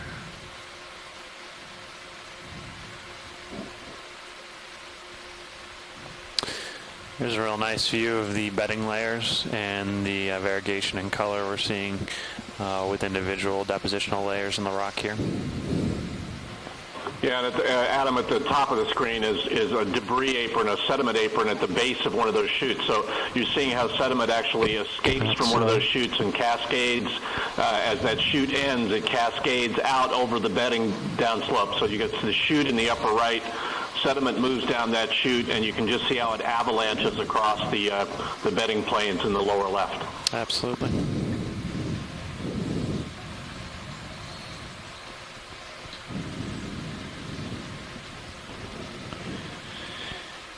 Okay.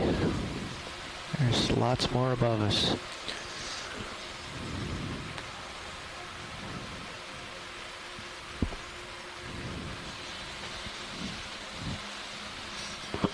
And that more or less vertical line on the center right here, that's a fracture plane. So that's where as the rocks are exposed and the pressure gradient reduces, they actually, it's a little bit like a cake cooling, they begin to crack vertically. Those cracks they're actually planes in the rocks themselves, and they can be in multiple orientations, and that's what's dissecting the rock surface and allowing those tails. That's a good question. You could see there a little bit to the right, we've got the cup corals taking advantage of a very slight overhang to protect themselves from downslope transported material. But we've seen a couple times individuals in more exposed positions, such as this coral here. I got associates. Let's zoom in a little bit more.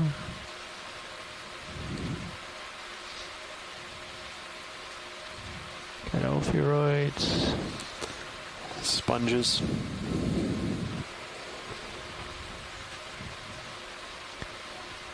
Okay, a little bit more zoom. Let's see if we can pick out a little bit more detail here. That's good. I'll just walk us up now.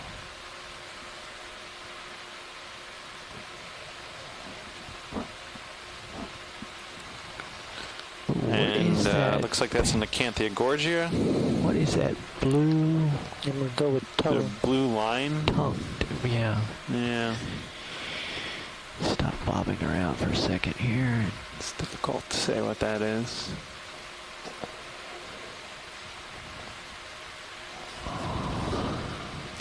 And deceased cup corals there at the base.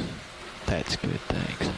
You can see that sediment has actually fallen on this coral cluster here, and that we have some deceased coral underneath the sediment layer there where it's come from the overhanging rock. Okay, full wide, please, Rolly. Right on the exposed sediment surface to the right of that colony are a lot of small lines. I think that testifies to two things. The fact that grains are moving down here at a variety of scales. You get larger debris flows moving, and you can get very, very small downslope movements of sediment. And I think it also testifies to the fact that these rocks are not very lithified. They're not very hard. So they're reacting to the erosional process here at a variety of scales. And if you were able to use one of the manipulators and go after these, I doubt they're forming a wall, which means that they're lithified, but they're probably not very hard. I would agree with that. I think the degree to which the wall is burrowed suggests too that it's fairly easily doing the same broken down and reworked. So very weak lithification. Yeah, light us up a little bit, Rolly. I'm going to take a look into the distance. Good, thank you. Okay, just getting an overview here. We've come up a few tens of meters. Here's a gentle overhang. RV heading is due west at the moment. And then I'm going to turn north.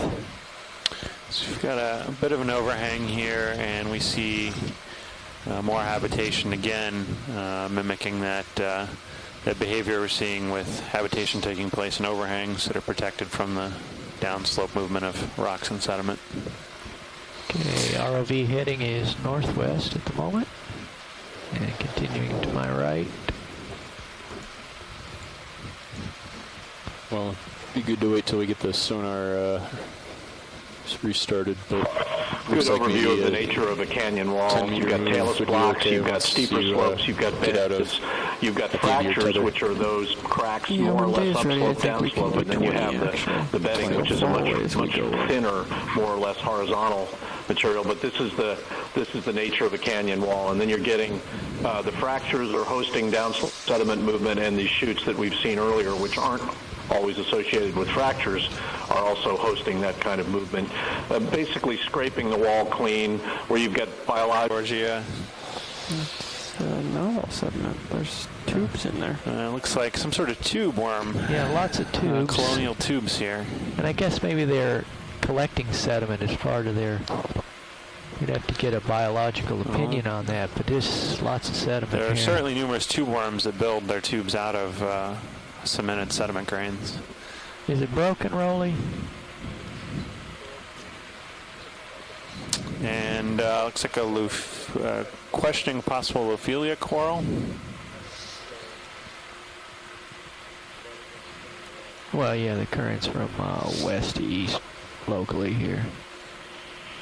The other part, I'm leaning into it at the moment to hold position. This particulate's moving from left to right, or basically from southwest to northeast.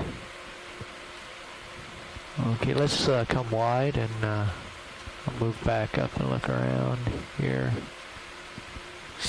And this is, we're working on quite an overhang here. It's actually in excess of vertical. It's overhanging the ROV now, which may explain why you have such a relatively higher abundance of corals and sponges here, as it being an overhang is somewhat protected from downslope movement. So while I'm here, see if you can solicit anything of particular interest for a closer look. I completely agree with you, Adam. I think the very fact that the wall is so steep would prevent sediment from getting at these organisms. You might see flows going by from above, but they're not burying these organisms. They're not getting scraped, as it were. So the pilots asked if we have any requests from the biologists for a zoom on any of the organisms we see in front of us, or from anyone else. To the geologists, we can zoom on anything we see here in front of us. We've got a little bit of time. Hey, Adam, a zoom on the pink coral off to the right of the screen would be great. We're pretty delayed on I-1 here, but it might be a bubblegum coral. Okay. I'm looking for a bubblegum pilot. I think those, that's those two there. And we'll just do some snap zooms on various coral here on the wall and sponges. Thank you so much. And after that, too, there's a white coral on the right that might be a clump of Lophelia that would be great to get a quick look at if possible. Copy that.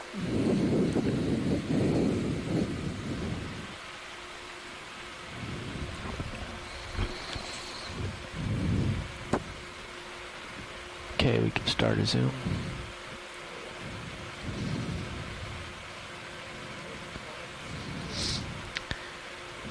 Okay, come in a little bit more.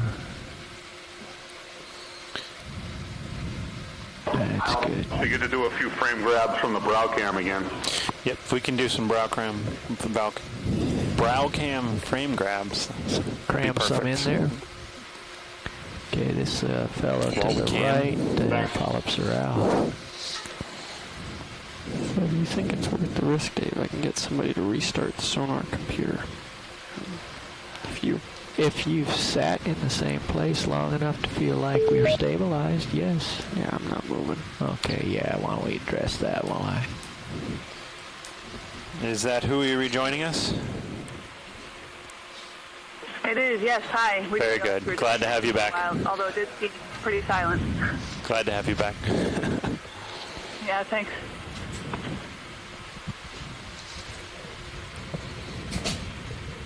And we are aware there's a number of issues with delay on the I-1 feed today, and I assure you we've got a number of folks working furiously to correct those as quickly as possible.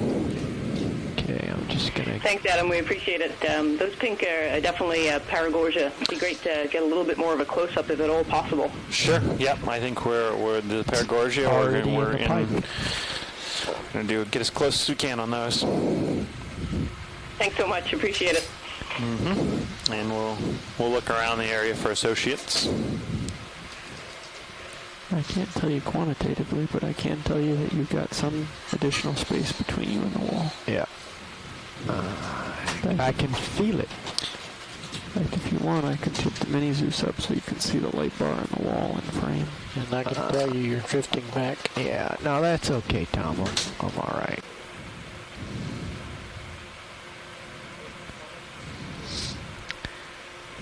Okay, come in a little bit more. That's good. We get to do a few frame grabs from the brow cam again. Yep, if we can do some brow cam frame grabs. Cram some in there. Okay, this fellow to the right, the polyps are out. So do you think it's worth the risk, Dave? I can get somebody to restart the sonar computer. If you've sat in the same place long enough to feel like we're stabilized, yes. Yeah, I'm not moving. Okay, yeah, why don't we address that while I... Is that Hui rejoining us? It is, yes. Hi. Very good. Glad to have you back. Although it did seem pretty silent. Glad to have you back. Yeah, thanks.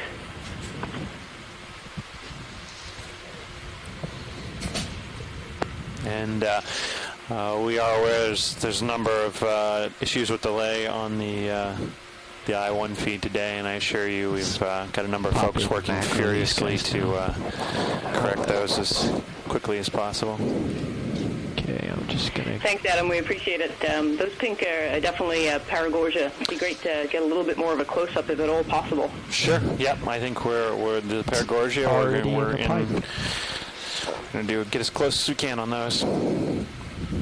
Thanks so much. Appreciate it. Mm-hmm. And we'll look around the area for associates. I can't tell you quantitatively, but I can tell you that you've got some additional space between you and the wall. Yeah. I can feel it. In fact, if you want, I could tip the mini Zeus up so you can see the light bar on the wall in frame. And I can tell you you're drifting back. Yeah, no, that's okay, Tom. I'm all right here. I just... All right. Working my way around to... That is shrimp. Purple shrimp. I'm going back to the one with the polyps out. Got some cup corals at the base of the Hold on, Tom. Paragorgia. You just take it out of your quad split. That's a good plan. Clear. Thank you. Thank you.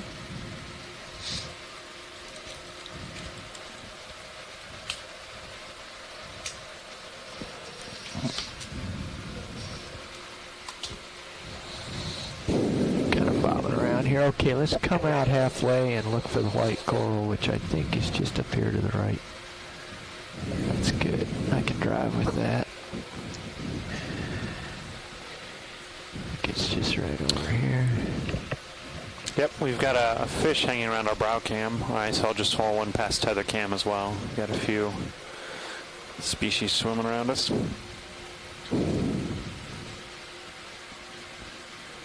I think this is what they want right here. Yep, beautiful. If we could just go push in here. Try not to scrape everything off the mountainside.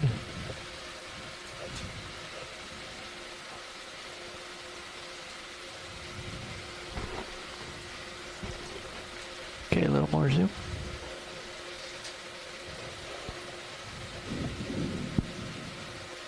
Partial.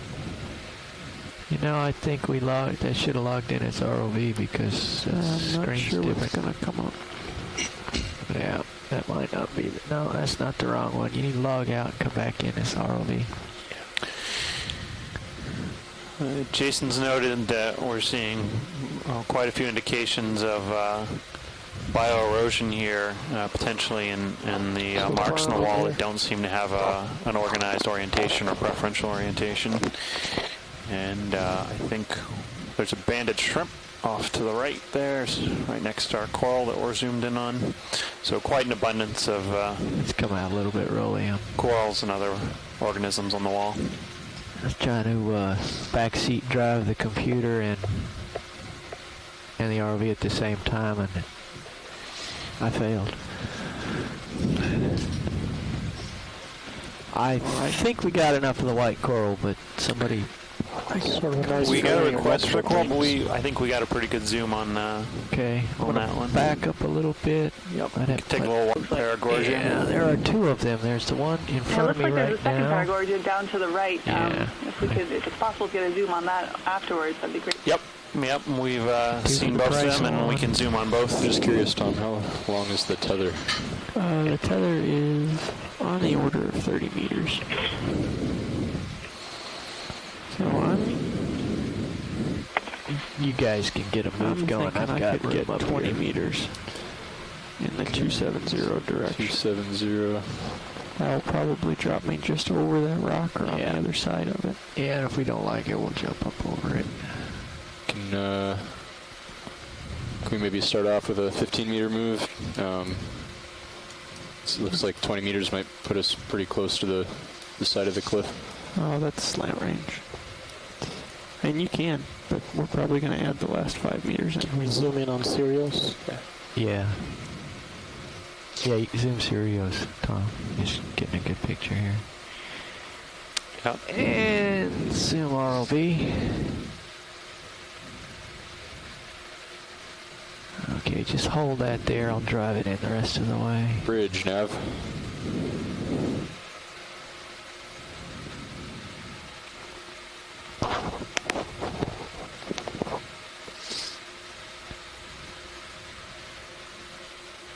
Just maneuvering for a look at the base. Bridge, here. this is Nav.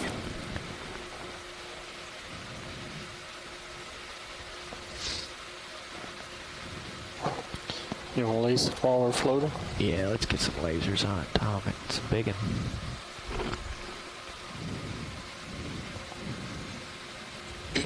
It is big.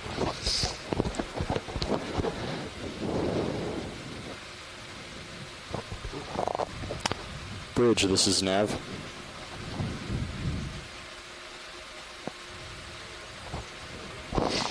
Yeah, I'd like to request a 20-meter move, 20 meters, a little bit more at bearing 270 and 0.1 knots. A little more zoom, Rolly. Thank you. That's good. Thank you. It's got an excellent view of Paragorgia right now. You see some cup corals at the base.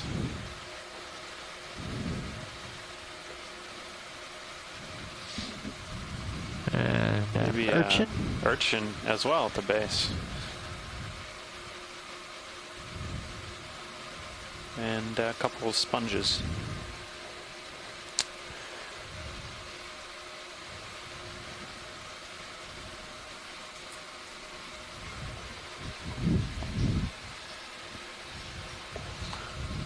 And there's a banded shrimp. Yep.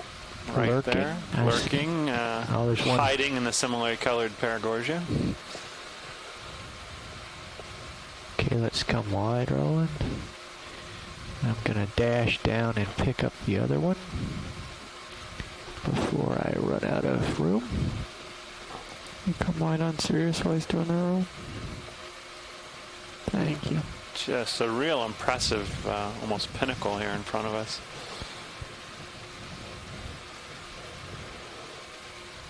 And we've got a fish. Can I share that Sirius view with the shoreside? It's an awesome view. Yeah, sure. Hard to tell, maybe another hake.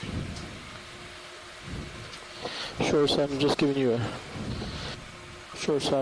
a Sirius view on camera on stream 2. Yeah, feel free to zoom in if you want to now, Roll.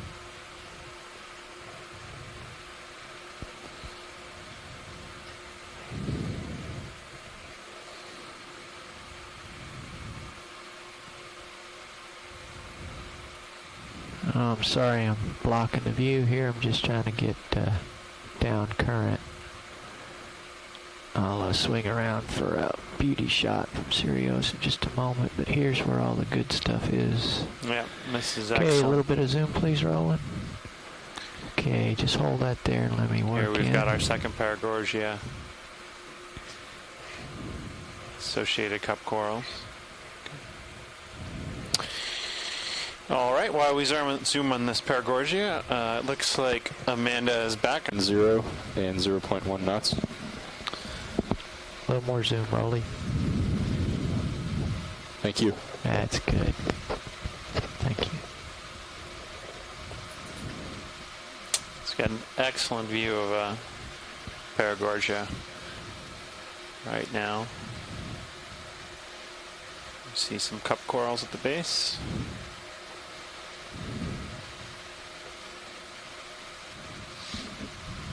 And Maybe urchin. Urchin as well at the base.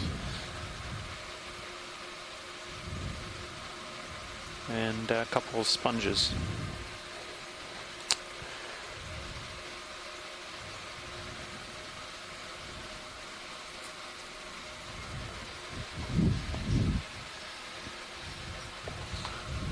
And there's a banded shrimp. Yep. Right Lurking. there. I see. Lurking. There's one. Hiding in the similarly colored Paragorgia. Okay, let's come wide, Roland. I'm going to dash down and pick up the other one before I run out of room. You come wide on Sirius while he's doing the roll. Thank you. Just a real impressive, almost pinnacle here in front of us.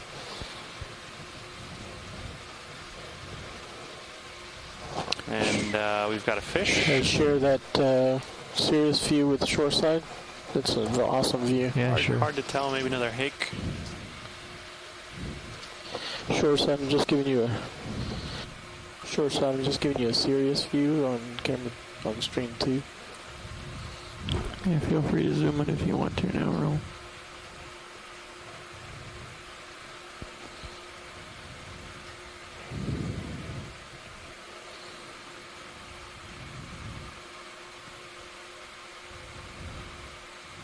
Oh, I'm sorry, I'm blocking the view here. I'm just trying to get down current.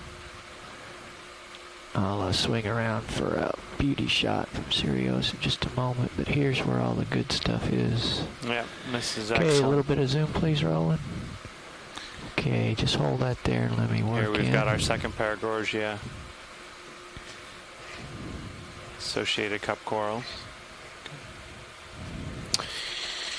All right, while we zoom on this paragorgia, it looks like Amanda is back. I'm sure soon to be followed by Martha, so I appreciate you all bearing with me. I'll be stepping out now and letting Amanda take back over to guide you for the rest of the dive.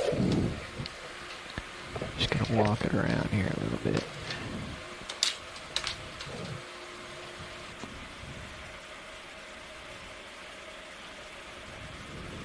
Coming down.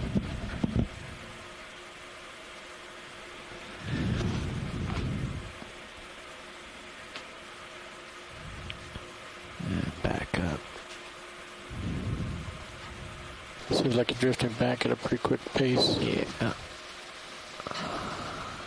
Pushing in.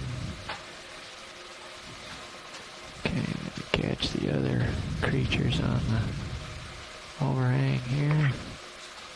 Amanda, are you there? Okay, let's come out halfway.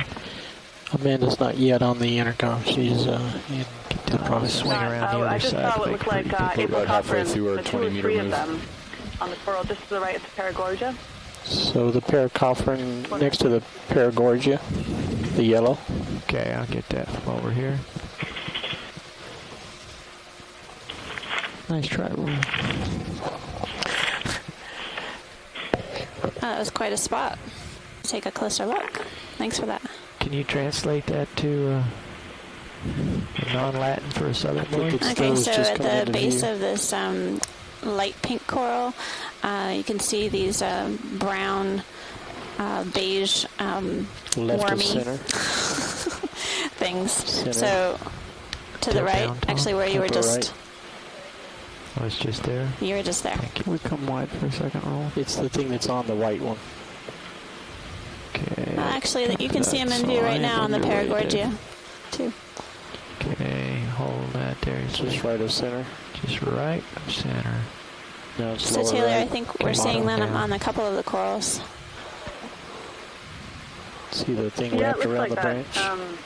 It's amazing. They're on all three corals here. So there are Oh, these I light see. beige. I got it. There's one. There's one. Worm-shaped Okay. aplycopherans. Are you A seeing type of Tom? mollusk. Nope. You're not? Okay, I gotta go. Full wide, Rolly. Coming in.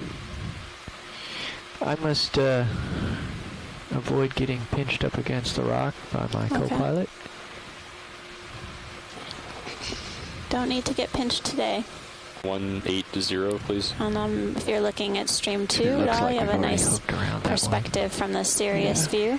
It's a dual body ROV system. that'll work. Sirius Thanks. is above us, looking down at the ROV, and you can see the ROV lighting the rock wall in front of us.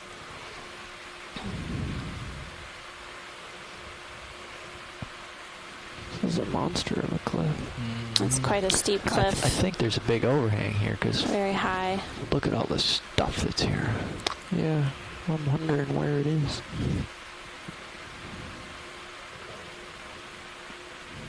Okay, well, once we get settled out, I'll start scrubbing around from down here.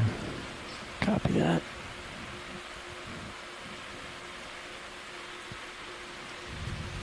How long since we stopped the ship now? You can see it did a little hook there at the end, and it hooked to the south, which is a good thing.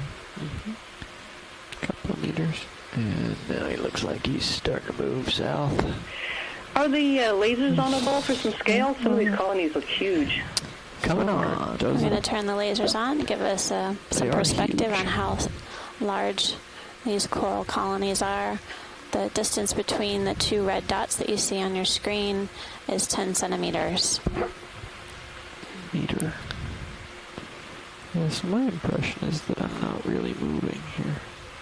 We don't really have. Amanda. You're welcome. We don't really have perfect age estimates for Paragorgia, but basically, given the fact that these corals are very slow growing, and the size of these corals that we see in front of us currently, it's likely that they're hundreds of years old at least. From the wall. Yep.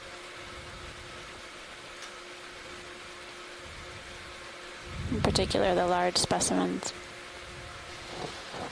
Dave Jarrett had pointed out way off to the right one of those little bitty cephalopods.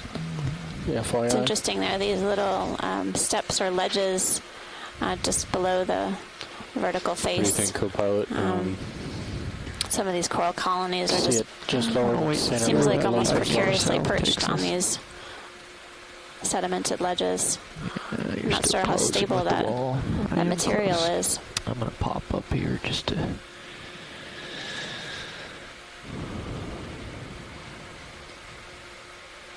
Yeah, I don't want to overcompensate and end up in no man's land. Yep. Sure, I understand. Holy cow. Woo! There's the overhang I was thinking There's about. The overhang. You want me to push Mini Zeus up, Dave? Coming up. Inner layers.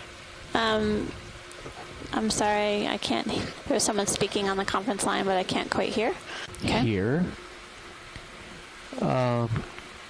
Thanks so much. Appreciate it. No He's problem. making his way, Rolly.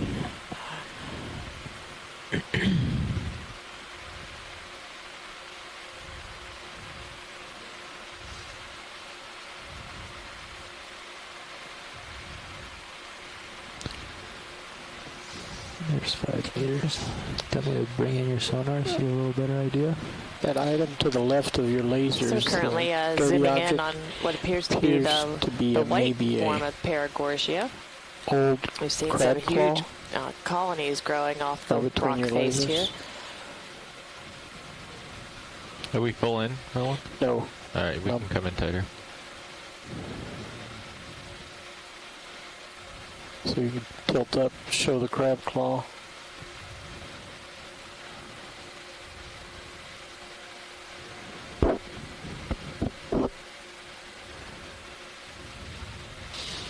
Watch the items on your right side. Yeah, thank you.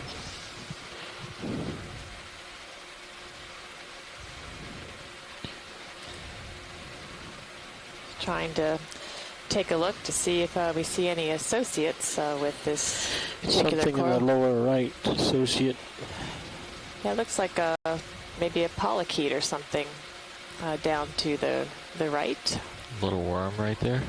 Yep, little one in the bottom of the screen. There's a shrimp, maybe a few shrimp.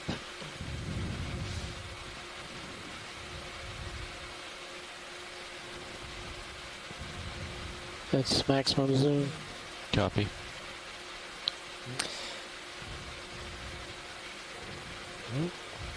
As we pan across to that orange colony, that appears to be something different. I don't have enough light to pull out proper color. Hopefully, Rianne, you're able to take a look at this. Several shrimp on this coral. Possibly a primnoa. All right, come out a little bit, Roland. This is where we need Les Watling to chime in. It does look a little primnoa-like to me. But looks like there's a couple other colonies of it just up either to the right or the left. So pilot, maybe. Yeah, and interestingly, two of them looked like they had slightly different forms too. One on the left looked very jumbled, and one on the right looked a bit more organized too. Well, we'll take a look at both of them since we're in the neighborhood. Sorry. Should I select to pull wide to give you, just so you know exactly how Go ahead. far back you are? That's full wide. Yeah, I don't want to get too much closer on this. So, pilot, do you see the two that we'd like to zoom in on? No, I did not copy that. Okay.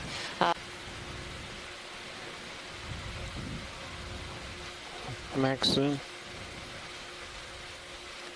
See more shrimp here. It's max zoom with plus 3 dB gain.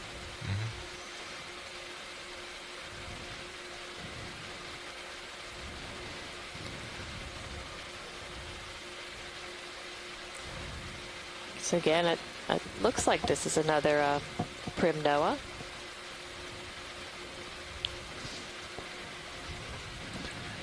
It does look like a Primnoa, like quite a young one too, with quite very thin and fine branches.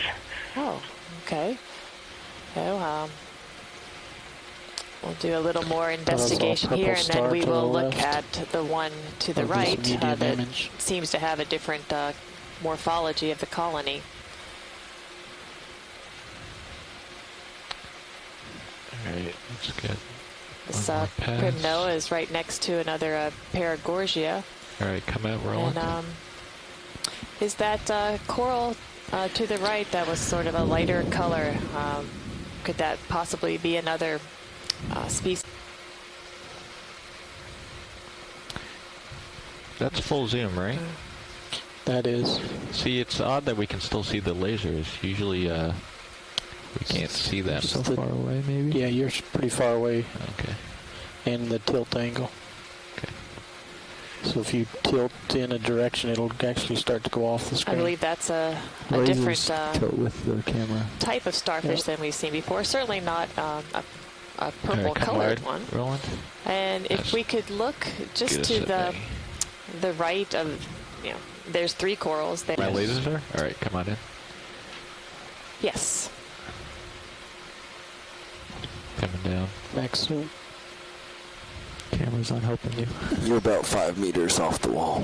Yeah.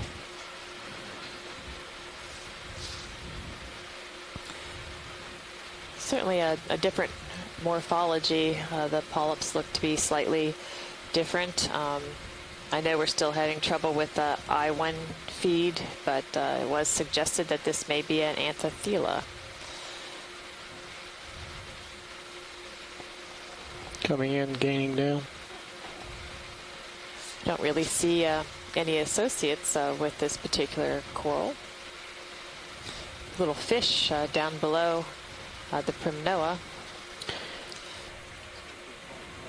Yeah, it does seem like it's caught by something.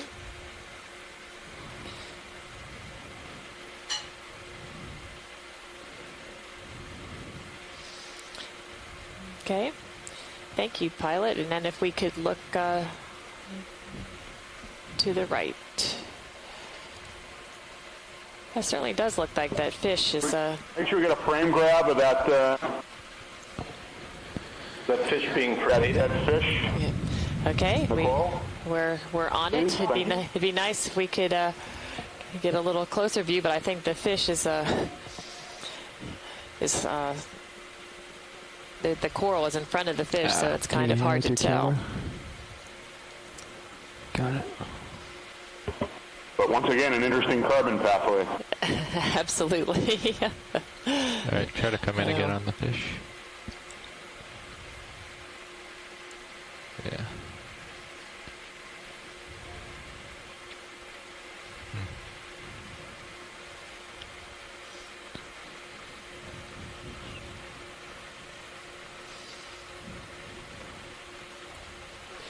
Co-pilot, do you mind coming right a little bit?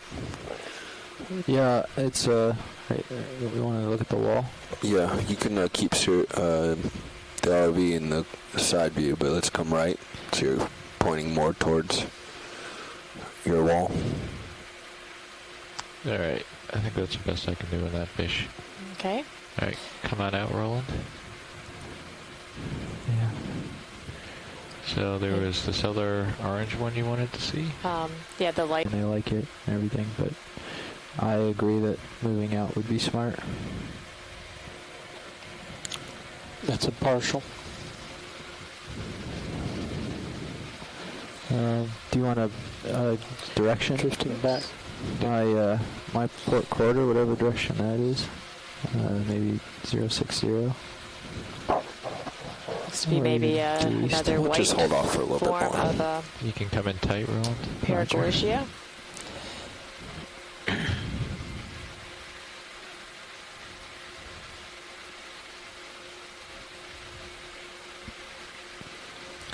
Saw at least one shrimp hanging out on this coral.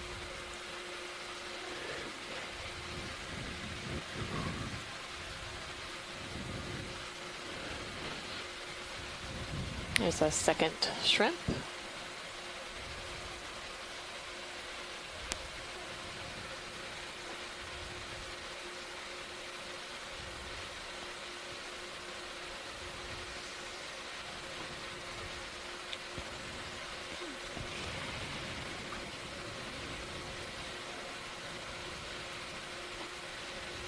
All right.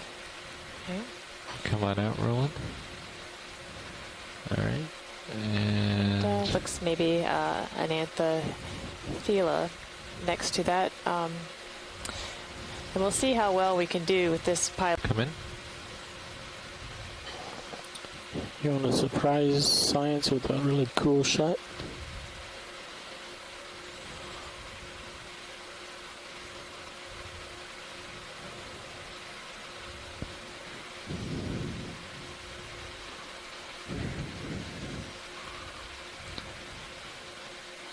It's a very small surprise with two eyes, upper diagonally right from this shot. It does look like a Primnoa. It's about Creeping in about 2.5 meters. Thank you. Right next to the large Paragorgia. So several shrimp that we're seeing associated with these corals. And maybe a small ophiuroid.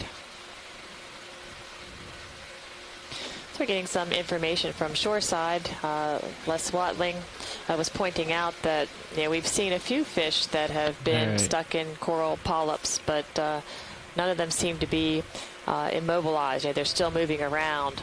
So that could give us some evidence that the stinging cells of the octocorals just don't have enough toxin to actually kill the prey. Can I get you to turn and face the wall, please, so we can get a bearing? Face the wall? Yes, please. If pilot's okay with you losing him for a second. Pilot? Yep. You talking about Clavillaria, the stoloniferous corals. another one of these guys? Another little bobtail squid hiding underneath that ledge. And there you get a better view of the purple Clavularia, the stoloniferous type of coral. How's that look? Oh, that's fine. Yeah, we'll just do 5 meters direct opposite. Get a good shot here. This collection is good. Oh, like 120 maybe. If I can. Nah, it's gonna be less than that. It's between. Oh, it's gonna. All right, you can head back and grab Josh. Yeah, see that's 120. See the. Please come back and grab me. Yep, coming back. And come out wide, Roland. Can we run the lasers past him? Yep. In that distance? Come out wide, please. Thank you. See a few cup corals on the wall, as well as these large Paragorgia. But we're getting some information from Jason Chater, one of our geologist partners, that this looks like a recolonization of a failed area. So, Co-pilot, please confirm. 5 meters, bearing 115. I'm assuming we're getting some frame grabs of this, of these scenes like this. Yeah. Go for it. yes, I'm getting a thumbs up from Very video. driving now. So could we do a quick snap zoom on the yellow? Yes. Ship move, please. 5 meters. So I have some bandwidth to ask for more things? Well, we'll see. By default, we're capturing it, most of it with HD live video. So you can get hundreds of frame grabs.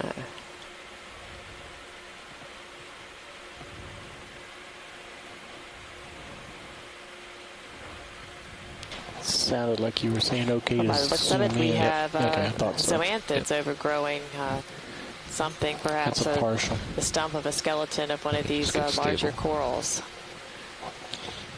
Zoom in on Sirius. All right, come on in on the ROV, please. Make sure that you keep him full frame if you do. Just a little. That's Just good. position your camera.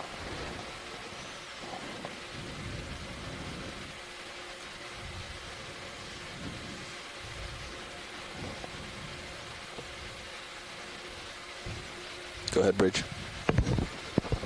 Thank you. Thank you, Okay, Nav. thank you, pilot.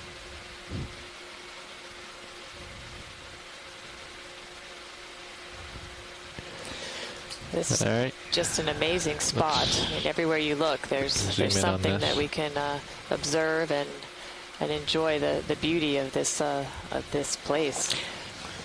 Watch leads, Don't really Nav. need to zoom. It's close enough to your camera. Go ahead, Nav. Imagine you want a point here. I've already marked it, but would you like a official point? Let's call it the coral forest. Coral Forest. My records show that this is the first official target of the dive. Yes, I believe that's true. All right, you got it. Coral Forest. Thank you.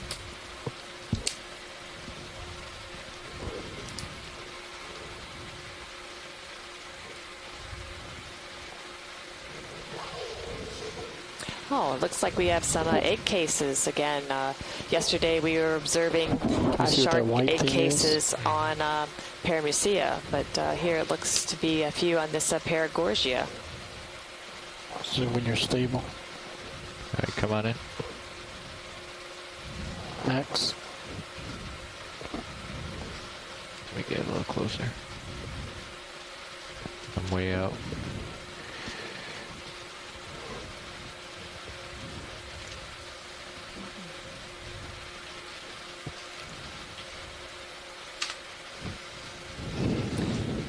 Pilot, what is that small white thing? Yeah, I'm trying to get in close view science.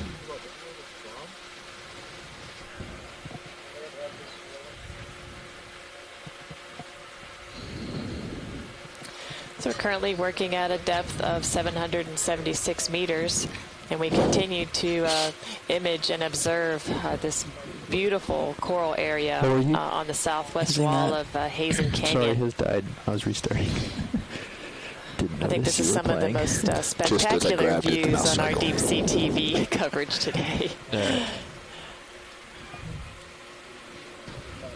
So, co-pilot, you have your 5 meters if you look at your sonar. Yeah, perfect. Thank you. I can take it back on this too. Keep an eye out if we get closer. Alright, that's the best I can do on that white guy. I'm not sure what it is. Alright. Let's slowly come out, Roland. I think that's good, pilot. Thank you.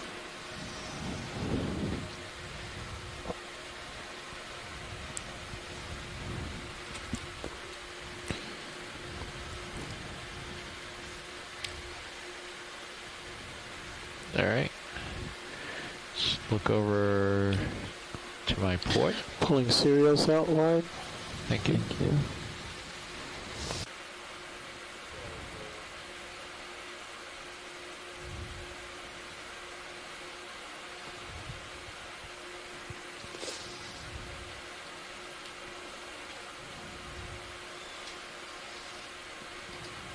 So we're getting an observation from Jason Chater that he's noticed that the wall right below all these Paragorgia is largely devoid of some of these larger forms. I think if we go down a little again, bit, it might be a sign of past instability of this region. Actually, this is a. You can see it's a pretty good level here. There might be some stuff down, but I'll guide you along here like this. I think Good to hear your voice, Catalina. There's a crab next to the sponge. Great to hear you guys coming through my strange little box in my office. All right, come on in. There's a crab Video. hanging out there. What are you doing way up Nice here? red crab there hanging out in the crevice. I'm going to come down. Yep, copier coming down.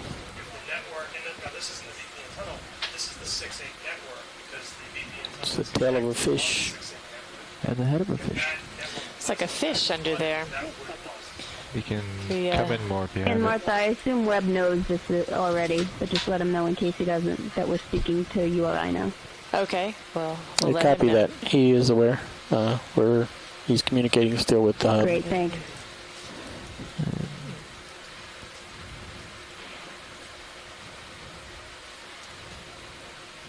Is it possible to zoom in on the small yellow coral that we saw just left here? When we come out. Right. This guy? I think it was upper left. Let me Is that zoom it? out. I can show you. Probably next to the sponge. Right in front of the fish, Taylor. No, there was another one to the left, by the Paragorgia.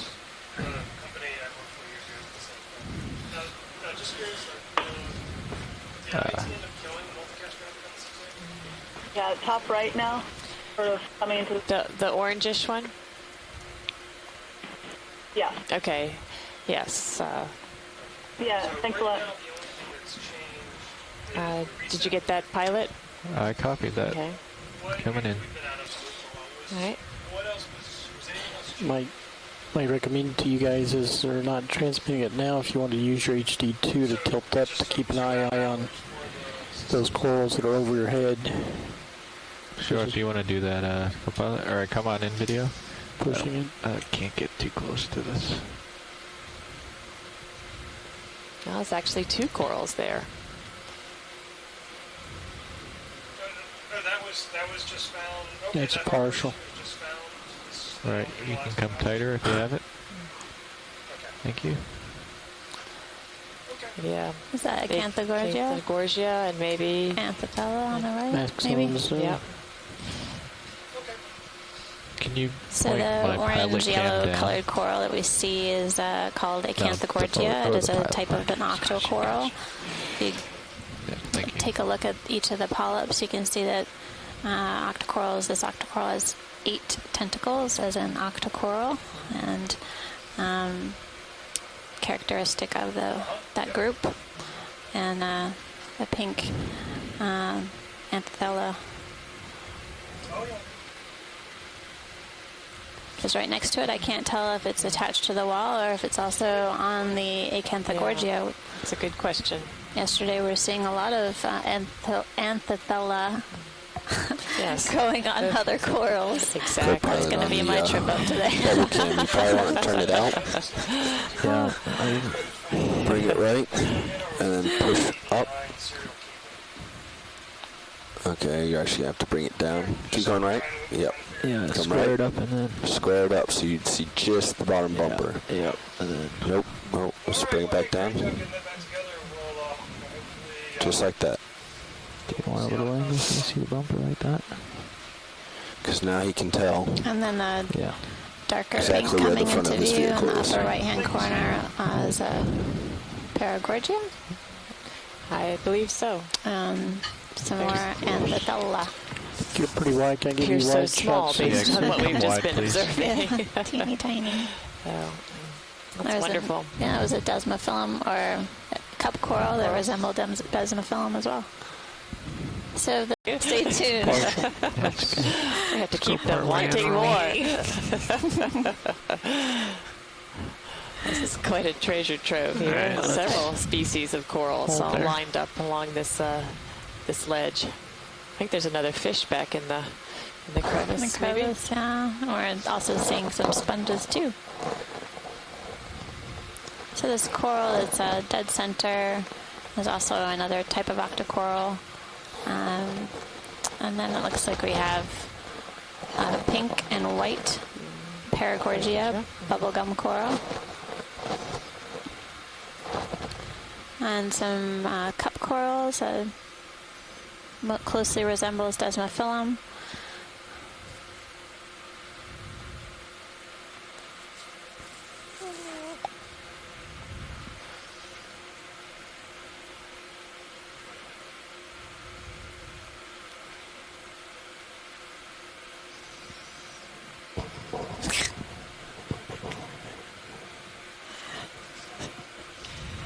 All right, that's great, pilot.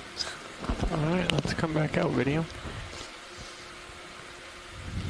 Another Synapha eel.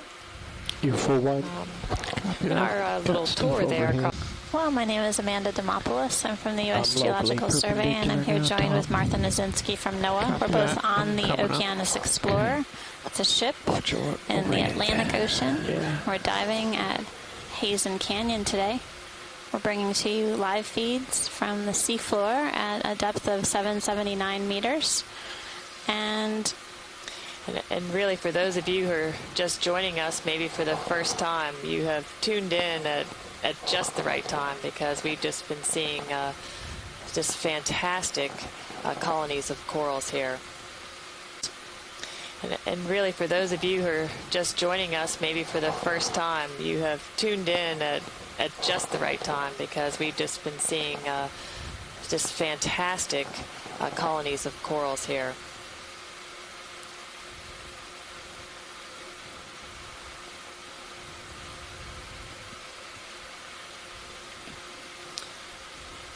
Pink starfish on the left-hand side. I think we've seen that one before.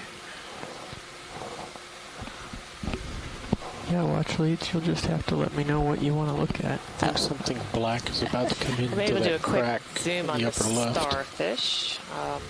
We've been getting quite a diversity of starfish. Quick zoom starfish.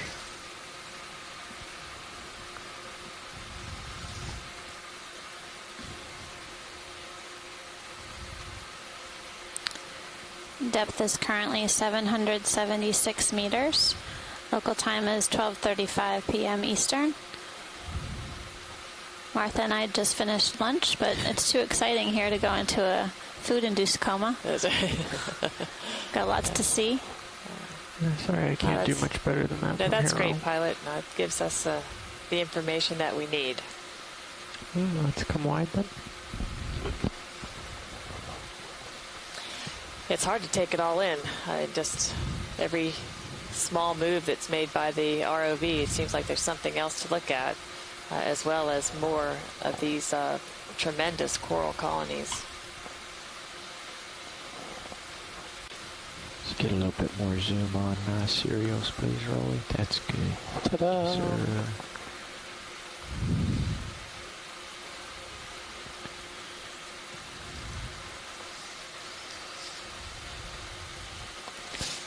That's one of the shots we need for the deep sea in 3D.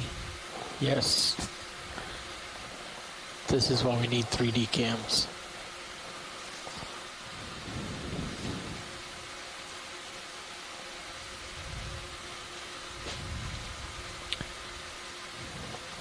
More stuff above you.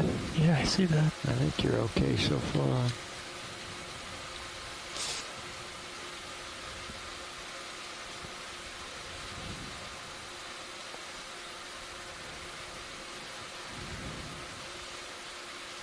It's interesting, the rock feature in front of us has a really clean face to it.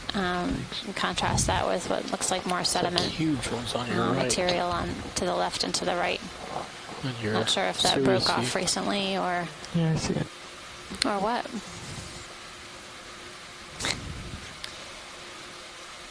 It's also interesting to look at the bases of some of these corals, just how broad they are, but to imagine having this large, heavy object being stuck to the side of a wall. You have to make sure you have a large holdfast to keep you stable. Firm grip. Looks like there's more Lophelia underneath the Paragorgia. Oh, yeah.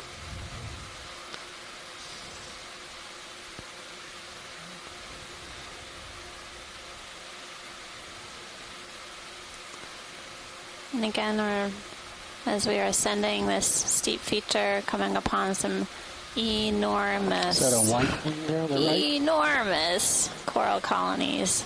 This is a bubblegum coral called Paragorgia in pink. Sorry, Dave, I didn't hear that. Pull us out just a smidge on Sirius. That's good, Home. Just lighting up the that stuff one looks a little two-toned. Whether there's a looks like we're seeing the top of the cliff from Sirius.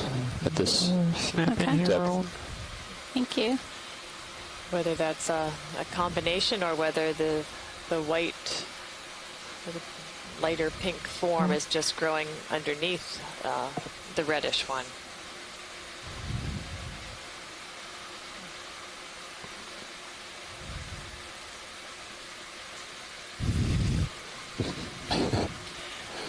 And we're Go ahead. working at a depth of 769 meters. The water temperature Okay.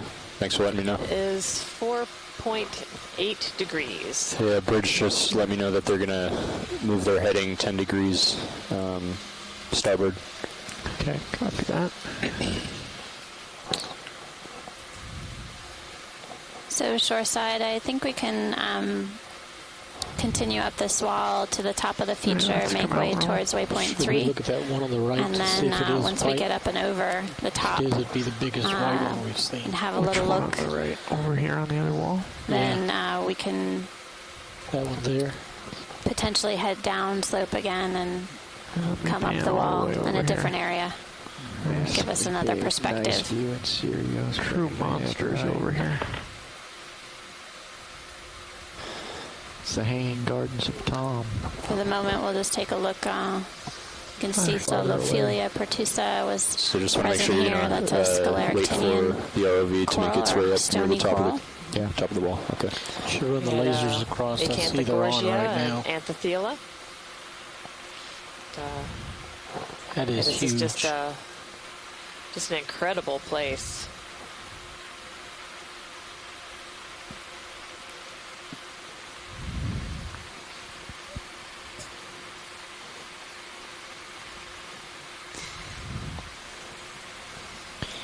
Let's get some measurements with. Want to do zoom from here?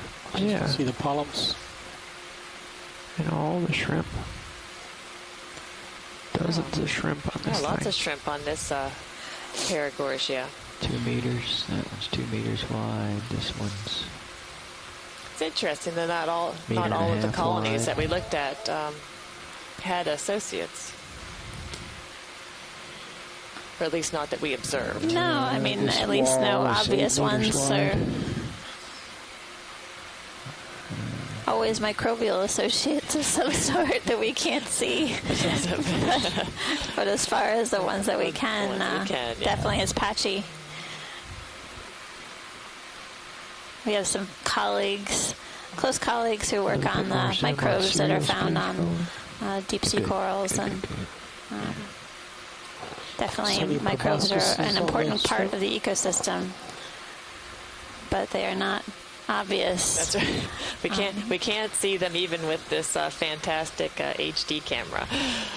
Only when they create mats on the sediment surface. Just come out just a little on Sirius. Just a little. If you look in the That's Sirius view, you can really get an idea Sorry for the of bounce. how large Let's get a full these screen. corals are and how they're distributed on this Slow steep reveal rock all the face. shrimp.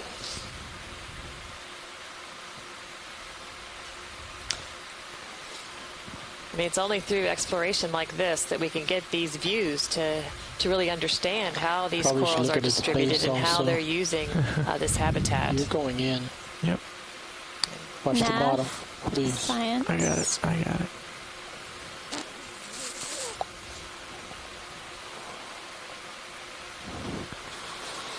Yeah, I think science called you. Hello, Nav. Are you there?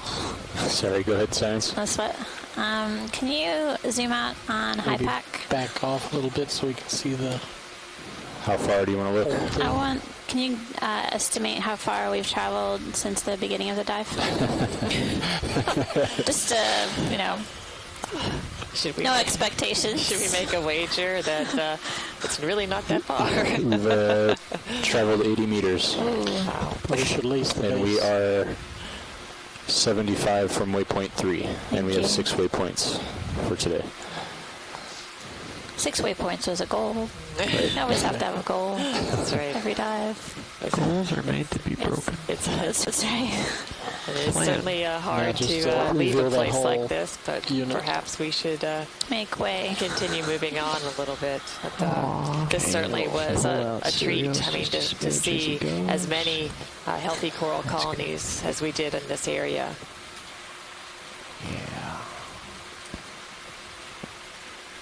That the shot you were looking for there, Roland? Yeah, I just want to see the entire guy. There you go. Do corals have gender? I think it's a colony, so it's a combination, right? Well, you're just making stuff up now. I just turned the volume up on your channels, Science, so... Oh, so you can hear me now? Yes. You were trying to mute us. You weren't you were ignoring us all this time. All right, let's come wide, roll. You are I wide, my friend. see. You're just waiting to go. Of course not. Go right around it and shoot up. Yeah, awesome. Yeah. That one is so We just saw a heavy, it's Tina actually 4 folding floating down by. on each side. Just floated out of the screen to the right-hand side. Those are comb jellies.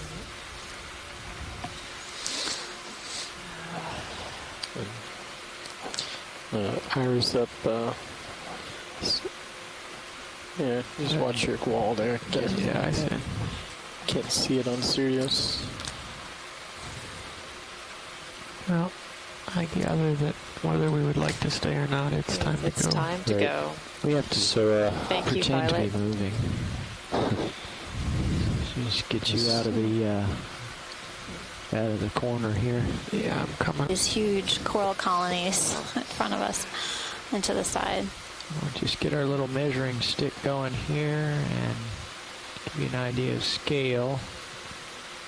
Okay, that's 2.7 meters between these two guys here. They just keep coming. Just So absolutely that's beautiful. the one in front of us now, and it sticks out from the Again, wall. looks like 2.4 meters. the largest individuals, largest colonies rather, are Paragorgia, the bubblegum coral, then pink and white. And we're seeing some other species of coral as well on this dive. And we're just heading up. I can just this sit here all day wall. and We're image at all these guys. 761 meters. And Yeah, I think we all now we're could seeing a roll. fish again. Seeing also a variety of different sponges. And looks like little caves in this sediment-laden rock Can we see surface. those two black holes? Yeah. With the Go cup ahead. corals. Pushing in. Nav. Bridge, Nav. Yeah, but what those really black colored things are those burrows? It looks like they're I'd little like to caves, call yeah. in a 30-meter move. That's With 30 meters semi-consolidated at mud. bearing 280 and 0.1 knots. No, they do look sort of like a cave, but we'll take a closer look. You got anything left, Roll? I got Thank you. a lot more left. So they are Acanthogorgia. Looks So like always there's a good to- sponge. So what's our science? To check. Just Sponge curious coating. what our off-bottom time was. Let me check. Thank you. We're seeing just below the Acanthogorgia, the rock that it's attached to is Maximum. covered with a white Copy that. sponge as well as some white serpulid tubes and Backing out on your name. Yes. some, another polychaete as well, a feather duster on the left-hand side of the screen. And then there's some brittle stars too. Brittle stars have skinny arms that extend from a central disc.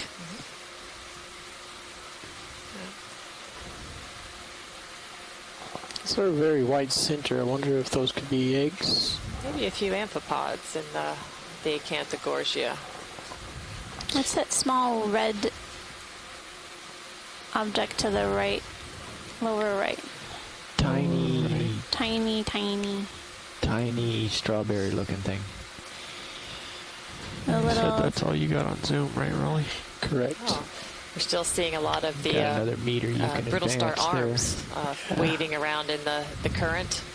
We've been noticing that we now have this species See those of white a brittle things star in that the it? disc Looks is like trapped salp. is Yeah. covered, and they just have their arms up in the water column. So- Most likely to be capturing Let's food as come it back comes out a bit, flying by. Ross. So science at Before this we come depth, out, we're looking at Now, 407. I'm sorry, tips of those 2007, arms, the yellow, which is about 3 hours and Coral. 15 minutes from now. just because they have a white center. Sure, go on in. And Roger you that. can sort of see Thanks, white Nav. things all around it.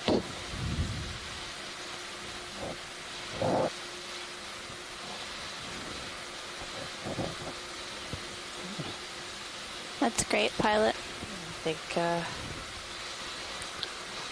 we can head along. We can move along. That's right. When you've got what you wanted, roll.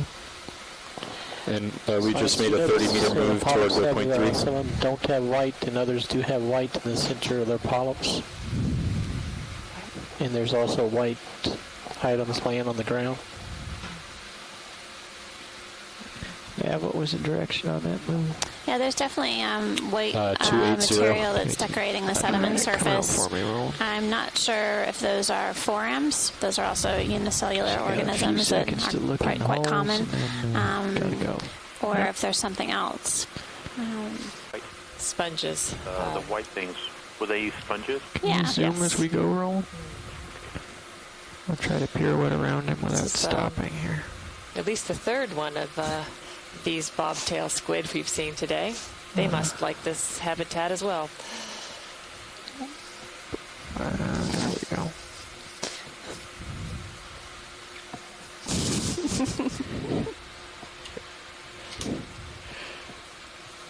Alrighty, come back out. As if I can't stop to do a good job, and we've seen one already. Then. Yeah, there's a red crab in the back coral. Very interesting transition. And I guess that's one of the points, even though we were enjoying ourselves so much with all the Paragorgia, that we need to know about where these transitions occur, and because it's just as important to know where corals aren't as where they are. Potentially some biogenic activity or biology moving the mud around too. It's like a hermit crab. Oh, yeah.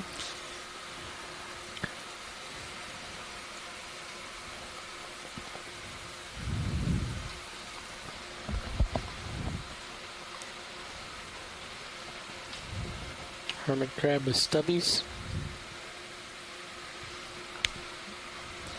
That crab was very common in one of the other canyons that we were visiting, but I think this is the first one we've seen. Would you do something? Would you go into survey and click on the vessels It has an anemone option for in its the home. toolbar That's there, right. please? Thank you. Okay, right there where your cursor is, display shape, please. I know Carl had warned me that the shape's orientation on the map doesn't always align with the heading. Well, turn it on and let's see. Okay. It's, however, the scale, let's go back in there. Back to vessels. It is very large. Of course, change scale to 2. Take a look at that. He's going to scurry away. You think so? Excellent. Thank you. Problem. His head is away from you. But I am sneaky. What? He's got bigger thrusters. Sneaking up on the fish. Right on. He's in stealth mode. Different kind of fish. Sneaky like an elephant. Yeah, that wasn't very sneaky. Sorry, Roland. The zooming threw me off. Trying to zoom in. Try and get a better ID. How about an eel pout? All right. I think that is a new sighting for us today. There's where the current comes to my rescue. Just blows all your evil right away. Pan up his body.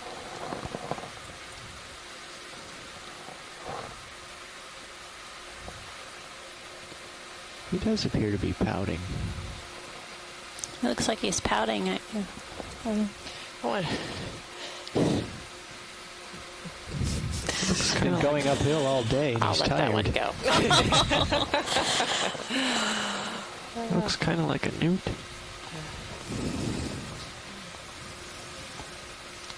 Seems to have become aware of That's us. great, pilot.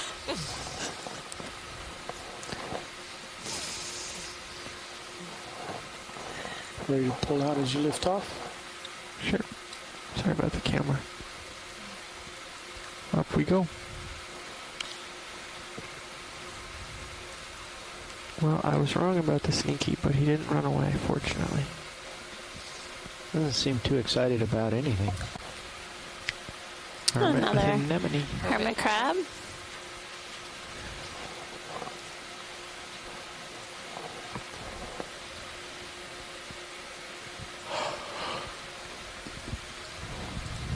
Zoom out.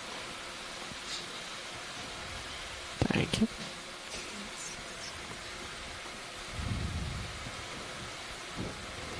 A lot of mounds and burrows throughout this dive. Like 2 fish. Maybe 3.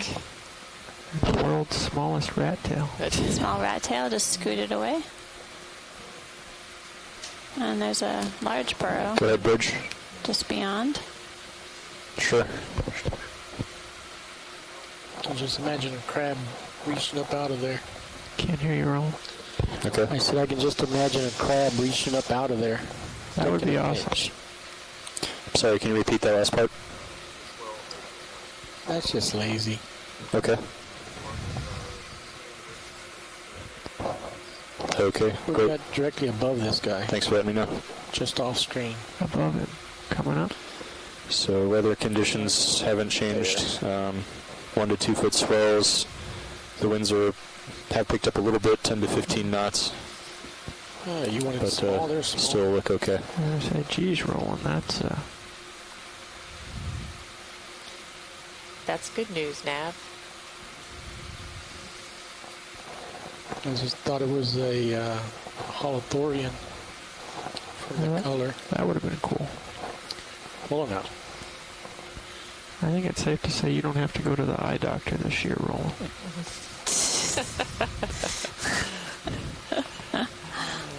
Check out this Is it fish. when we go in? Oh, looks like the black-bellied rosefish. That's cute. Straight eyes on this guy if you can hold it. We saw several of these fish yesterday on Niagara Canyon on the sediment and near rocks as well, around these same depths. How's that roll? That's good. A little bit up. Can you help me with that? Yeah, I will, because it's going to get ever so touchy. I It's see interesting. he's got a toe hold. He's got something on his eye there. Yeah. It's just the reflections, I think. You sure? The, You don't think so? Well, maybe. Wow. You can see our own reflection there.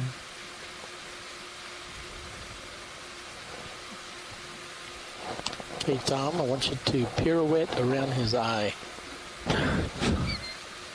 As the camera jumps away. I commanded down. It gave me up. I think that's yeah, good, I pilot. didn't think that was you. Okay, go ahead. All right, you good, Roland? I'm good. You want to pirouette as you go away? So we've got about 5 meters left in this move. We're just about at waypoint 3, and waypoint 3 is 160 meters from waypoint 4. Just give us another 30. We got to keep this train rolling. All right. See, the things on his eye went away now.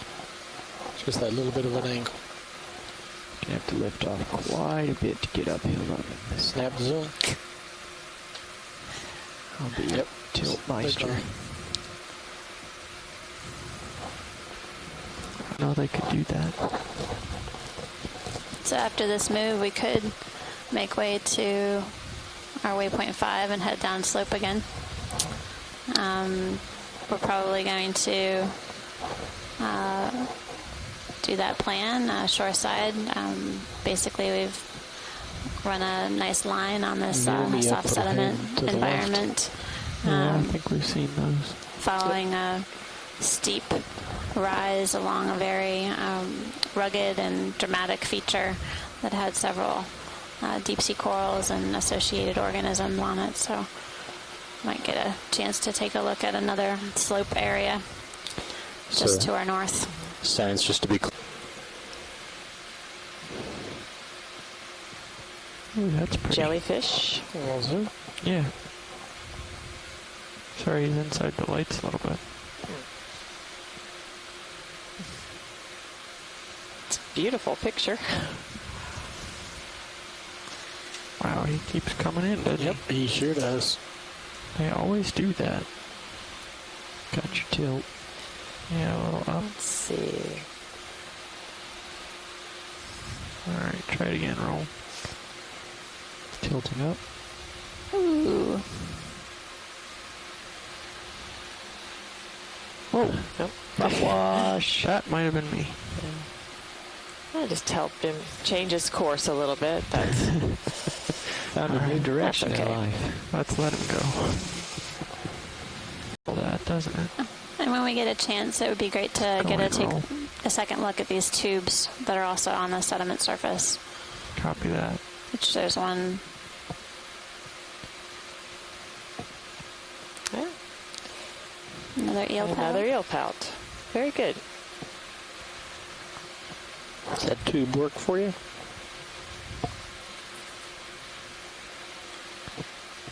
Thank you, pilot. You're welcome. Whoops. Oh, no fluoride on the right.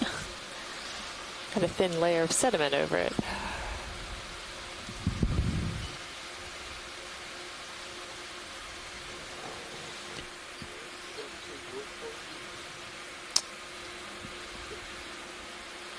Oh, we have a opioid running jumping away. Opioid, brittle star on the chase. Wow, you don't get to see that too often. Oh, making tracks.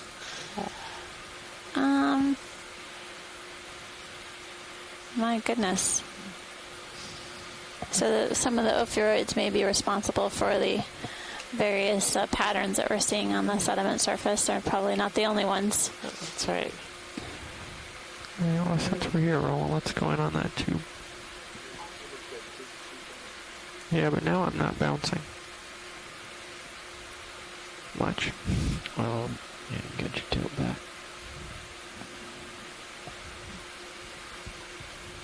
Can't make much out from here, though, can we? All right.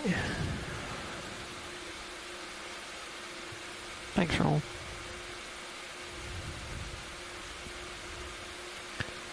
Sorry about all the squirreling around. Amanda, Martha, this is Jamie. Can you hear me on intercom now? Is that a tube? I thought it was. My mistake. It's an enemy. That's okay. There's some tubes lower down here we can try.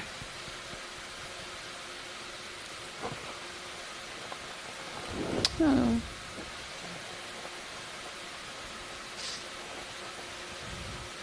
Oh, there's another ophiuroid. Wow, Tom, you really have a way with the brittle stars. They like you. Yeah, see, he's coming to visit. You want to go for that tube there, Roland?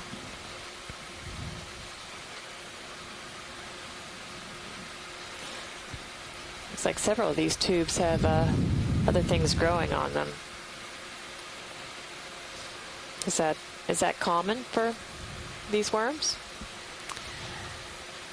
I don't remember seeing too many with other attached fauna, but look at those two worms above. The two not sure what that proboscises is, sticking out. honestly. Where are you looking? And there was another It's gone. polychaete that had some two long tentacles that were moving out of the sediment surface, but It's not there anymore. There's something interesting upper left. See it just moving? Yeah.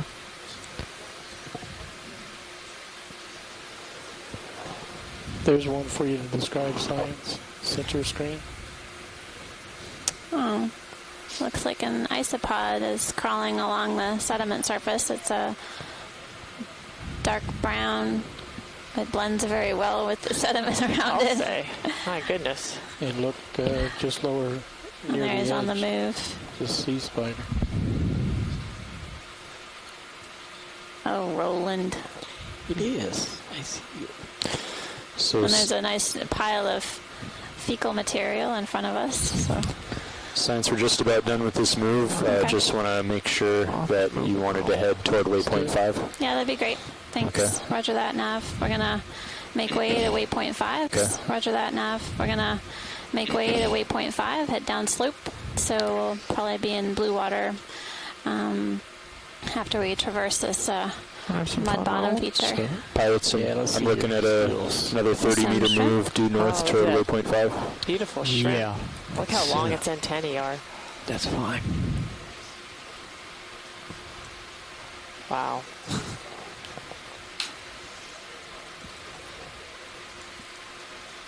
Let's get in your light. He's inside your lens. Yeah. Yeah, we're gonna let him go. On the flatfish. Yeah. Yeah, go ahead and roll.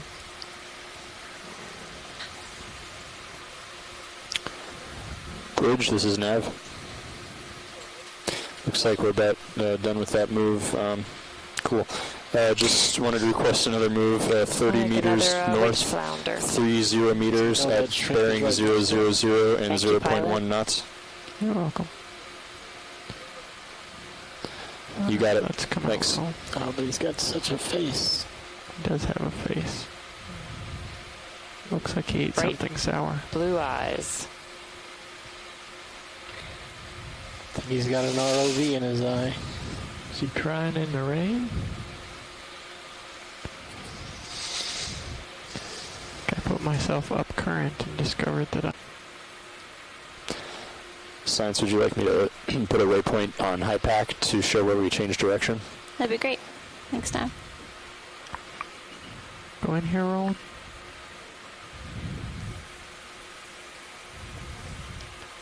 Ooh. Can't fool me. I saw the crab. I saw it move. I saw it move too. That is a, well, that's a shell, but inside the shell, I think, is a hermit crab. I think I you're right. believe you, Tom. He's deciding that stealth isn't going to work. He's going to make a run This for one it. has a shell. It's really interesting because we just don't see large Check your gastropod pirouette shells, skills so out. we have to wonder where these hermit crabs So are we can finding a roll? home. You can check out your pirouette skills and pirouette right, because he's actually out of his shell. He's just dirt colored. He's on the other side. Dirt colored, huh? Oh, I see his eyes. He's rolling down Everybody the be hill. quiet. He's losing it.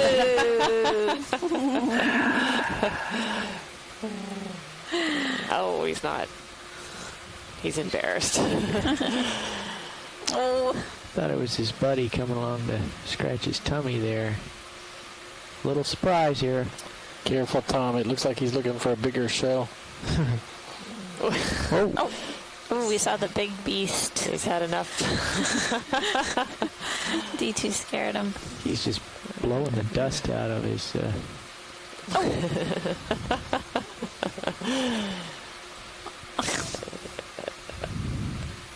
I think we can add clumsy to his description. I think he was just house cleaning. Think so? Yeah, he had a lot of sediment in the shell when it rolled over. He just blew it out of there. What was the rollover that I was talking about? Maybe he was rolling over to That get was the intentional. dirt out of the center. Ooh.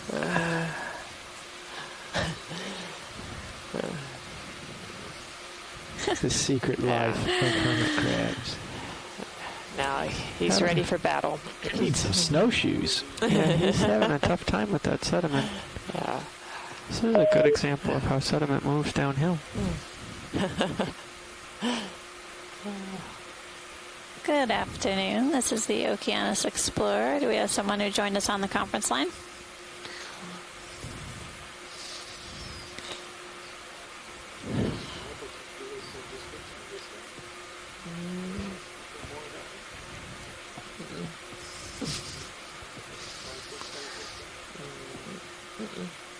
Where do you see a star? Oh, it escaped. There's an isopod just shot out. So far we've seen just 2 hermit crabs on this dive so far. Oh no, 3. We saw 2 with anemones on them. And then this is the only one with a shell so far on this dive. Alright, whenever you're happy with him, roll. Looks like I'm ready to move on. Rolling downhill. He's actually leaving a little trail behind him there. Yeah.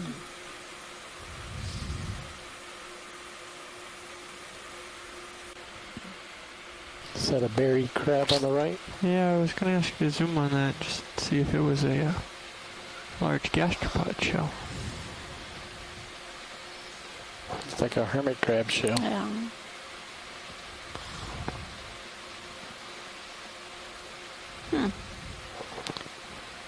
someone that didn't do So enough where are house the live cleaning. ones? Where are the sources? I don't know. Could they live in the sediment? Full wide. I wouldn't expect that. Ha! Ready to defend the rock. It's facing the wrong way. Oh, we snuck up on him. So this rock in front of us is encrusted with sponge. See white sponge. Looks like a Small coral. Yeah, on the right-hand side of the screen. Zoom on the coral roll. Try to get enough for an ID at least.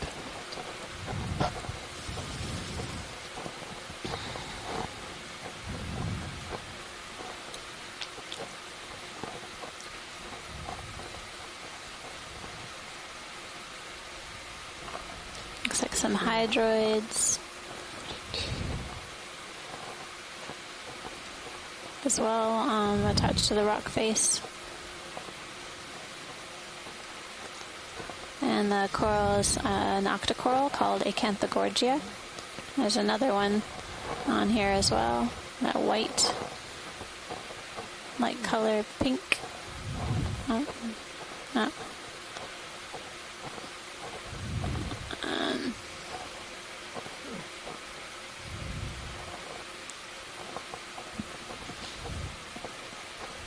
That's fairly high diversity for that rock. this one rock Can we in the middle look of at those lead. white things on the brown surface?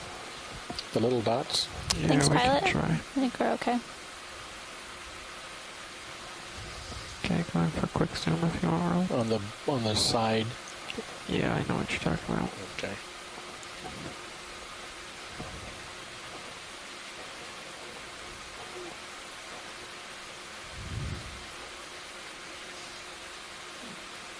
Can't really tell what those white dots are. Yeah, not sure. I don't know if they are mollusks, maybe some sort of snail. I don't know. It's just too hard to tell. Yeah, they do have a regular cap shape to them. Best guess would be some sort of mollusk, but Full wide. Copy that. We're just about finished with that 30-meter move. Should I request another 30 meters? Doesn't appear to be any reason not to. Looks like it has some associates with it. Fill frame there, quick and roll. then there are several sponges on this rock as well. Oh, Shrimp City. Shrimps. At least 4. Another Acanthogorgia. Bridge, nav. Right, That couple bottom, at least that 4 bottom has got a real nice shrimp. proboscis if you can look at it. I'd like to go ahead and move another 30 meters due north. That's 30 meters at bearing 000 at Several corals 0.1 scattered knots. throughout this Like area. a fish poking his head out. Thank you. Yeah. That's really interesting. These rocks scattered across the bottom, and each one is colonized by a variety of other organisms. Getting up to where it's not so steep that the rocks There's a big can fish. stay rather than roll downhill.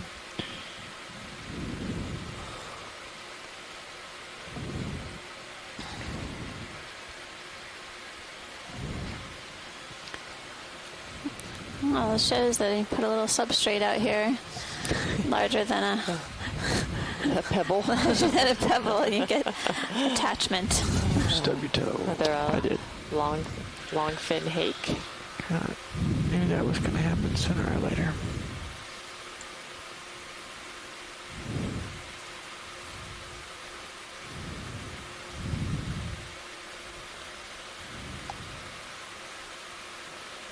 Well, that's a different looking crustacean, maybe? The one at the bottom of the screen? Yeah, I think that might be a squat lobster. I think it is squat lobster, but you're seeing a bit of sponge on the rock.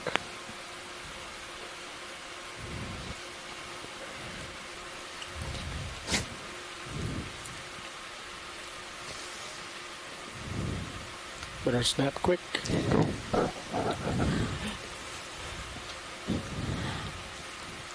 Oh, there. Ooh. Squat lobster. Martha's favorite.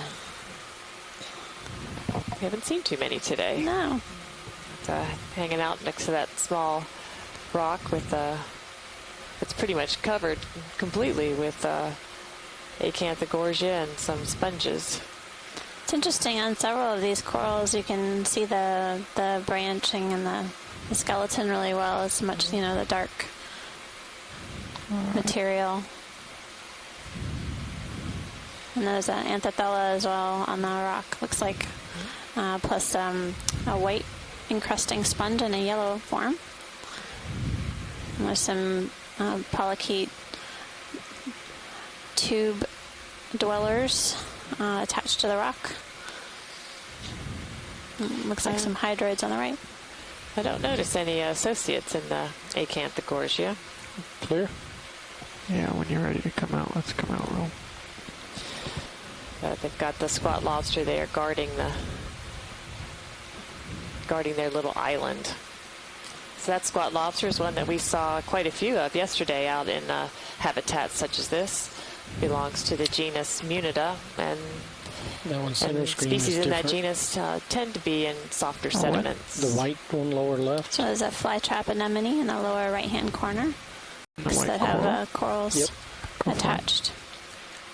Zooming in on this coral in the center of screen. Just looks more fluffy. It looks like... Is there something on the top? Or is that just different color? It's a little red line there. Huh.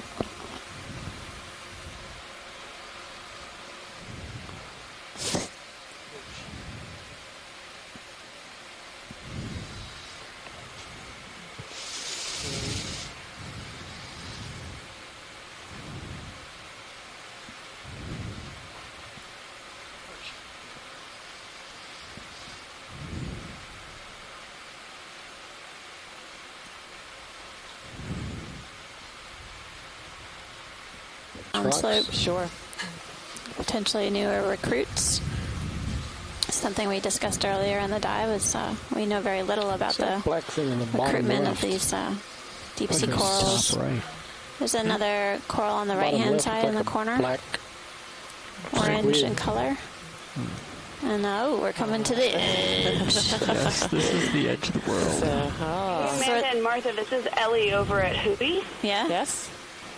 I was just wondering if the next time we get a close-up on one of those shrimp associates, if we can try to get a real nice tight zoom on the rostrum area, just to see if we can get a nice ID on that. Okay.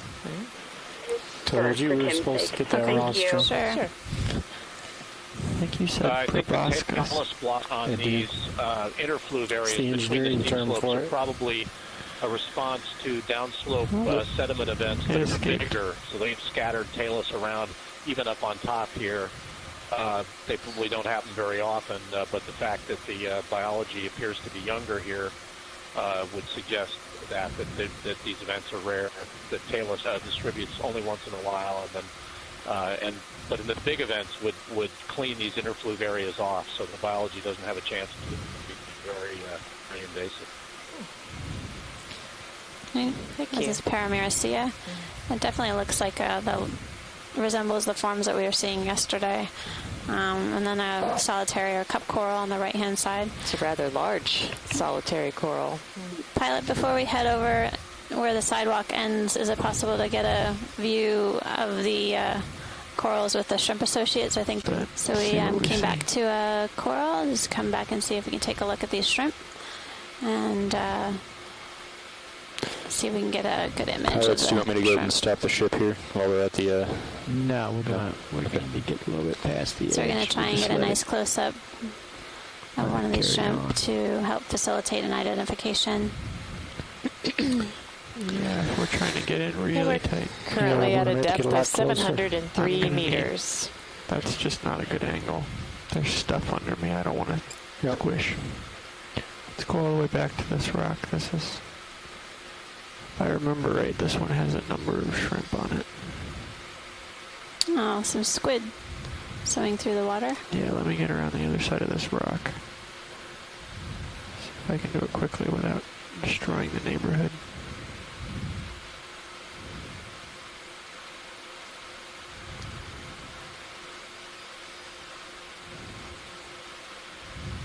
Yeah, there's shrimp. Lots of shrimp. Yeah. Just come in close. Yep. Wait for you to settle. Yeah, I'm gonna... Since I got time, I'm gonna make this nice and steady here.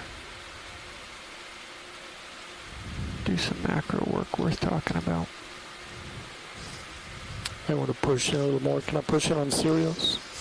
Yeah, I'm looking backwards, so I'm going to have to spin around here. We'll be looking in under his brow here in a second.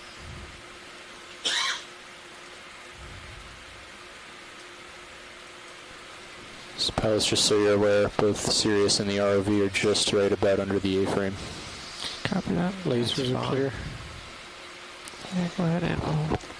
So we're getting another view of the Acanthogorgia with several shrimp. Looks like they're certainly exposed to give a much better view. Almost looks, I think there's a barnacle attached there, maybe? Oh, right here. Grab the camera, Dave. Yeah. The tail of the shrimp, the barnacle, it's extending its feeding appendages and bringing them in.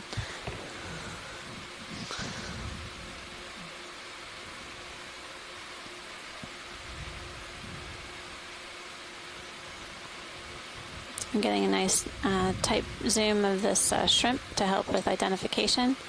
I think that's great, pilot. Thank you so much for returning here.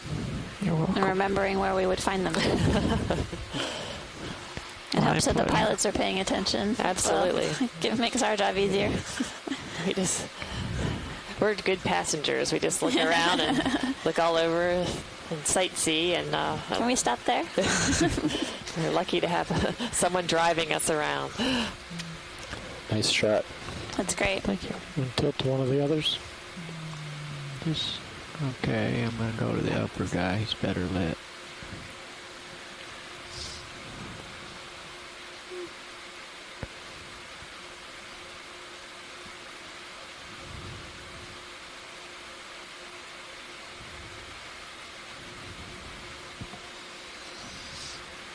It's almost like having a little hurt back, huh?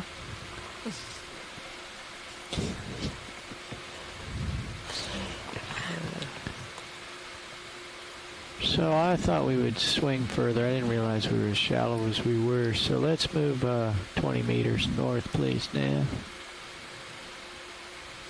Will do. So signs we're going to make another 20 meters toward waypoint 5. Great. Very good.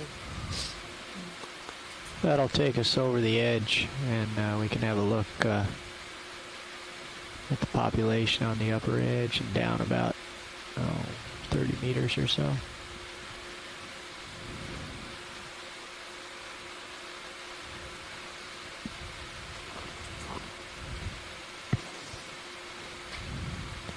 Anything else you want, Roland? Yep, maybe just a full screen shot of them.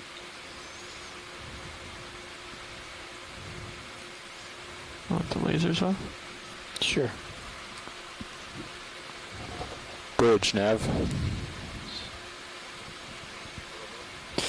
Like to request a 20-meter move. That's 20 meters at bearing 000 due north at 0.1 knots. Part of his face, that would be fantastic. Okay. You got it. Thanks. Pilot, did you copy that? I did. Okay. Upside down shrimp. Upside down shrimp. Tilt down a little bit. More. A little more. I see him. I'm asking for more. It's just... So, some information from Rian Waller about the nematocysts or the stinging cells of the corals. Octocorals have been mostly described to have non-barbed cells, but there are only a few species that have actually had the nematocyst examined. and some of them have been found to have barbed nematocysts. May have disastrous effects. Definitely more to learn with regards to the morphology or shape and size and patterns of the nematocysts or the stinging cells of these corals. And then the toxicity. Right. Thanks, Rhian.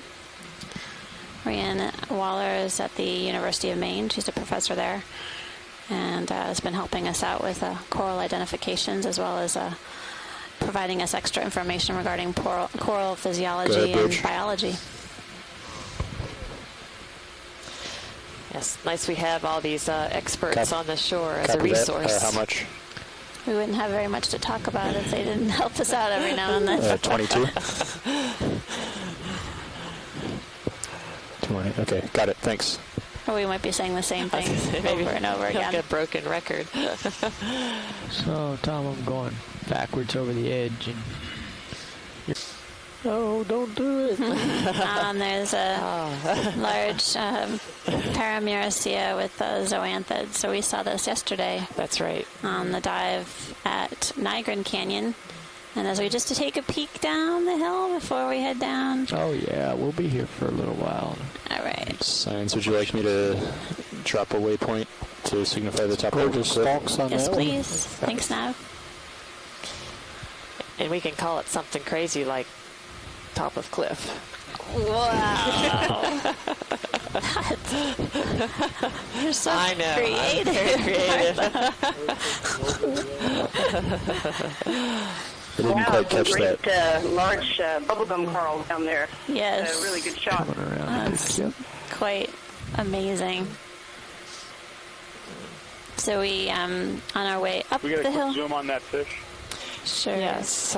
Could go back to the fish, please, pilot? Yeah, top center, you think? Yes, I think. When we just passed over, yeah.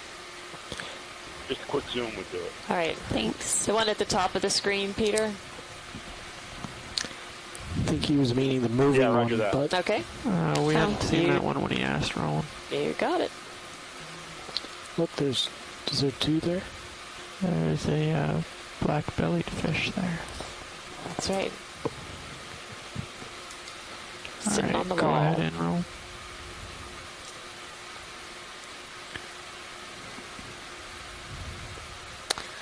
Yeah, offshore hake. Offshore hake? Merlucius something. Okay. Merlucius something. But a different type of species than we've been seeing previously. So, excellent. Right on the edge. We've increased our fish diversity today. Quite the view you got there, Dave. Yeah. So come left when you get out of there, and that'll take out the twist I just gave you. Okay. Coming left. So we're at 704 meters at the top of this feature. Any spectacular cinematography we want to do while we're here? Well, I think when the ship settles out, you'll be able to work up and down the edge of this quite a bit. We just saw a large Paramuricea octocoral I was not aware that that you had zoomed yellow zoanthids colonizing its branches in the center. We're full wide now. Yeah, so Center now base. you can slide right, and that'll get us lined up. Speaking of line, there's a lot of it. Yep. Okay, I'm steadying up on 180 here. And we're looking down this cliff face. Looks like it comes out up Looks there. like several bubblegum corals. I'll come down a little bit when I get out of it. But we're just getting a sneak peek before we head down the cliff. Take a look. You're on the nose there. A little bit of a zoom on serials, please, Roland. You can see a That's good. failure just to happen in those cracks at the top of your wall. Those cracks are Move along the top edge here. Yeah. See what's in the distance.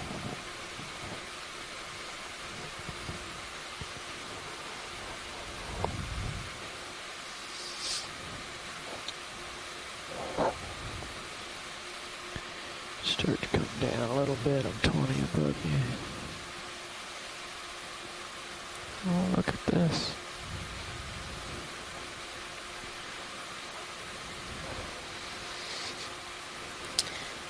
There's a significant crack in the wall here. And several more Paramaricia down on the top of this Yeah, starting surface. to tug me, Tom. Yeah, come back right. Can't do much more looking than that out here. So pilots, how are you guys going to do this? Things will get Got better some for excited both of us. scientists on the shore side. Definitely a thrilling view. It's a nice way to finish off the afternoon, eh? I was going to say. And we're really happy to be able to bring this to you in real time. And you're able to look at it just as we are. And quite frankly, these are just some beautiful images of how large and how abundant these coral colonies are here on the southwest wall of Heezen Canyon. We make sure we get. It's very hard not to get excited from shoreside here, seeing these pictures. They're phenomenal. Snap on the fish rolling. Oh, there's another fish. Sebastes.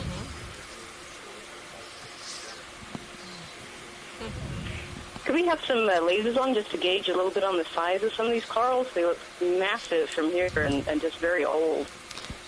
There's the lasers. Lasers are on, and Rian, on the earlier part of this dive, we climbed up a really steep face to the southeast of us and found some very large Paragorgia on that wall as well. So we're diving on the kind of north face of this feature here, and we'll head down so we can take a good look and get perspective as to the communities that are here, come out, video. and also the sizes of these different colonies. But they're going to try to keep everything in view as we head down. Beautiful spot. Okay, copy that. Hey, can we get some grabs from Great, brow thank you. camera too, please? Roger that. Video, can we get some grabs of brow cam?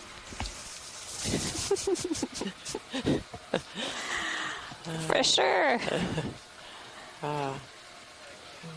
So we're seeing both the red and white forms of Paragorgia.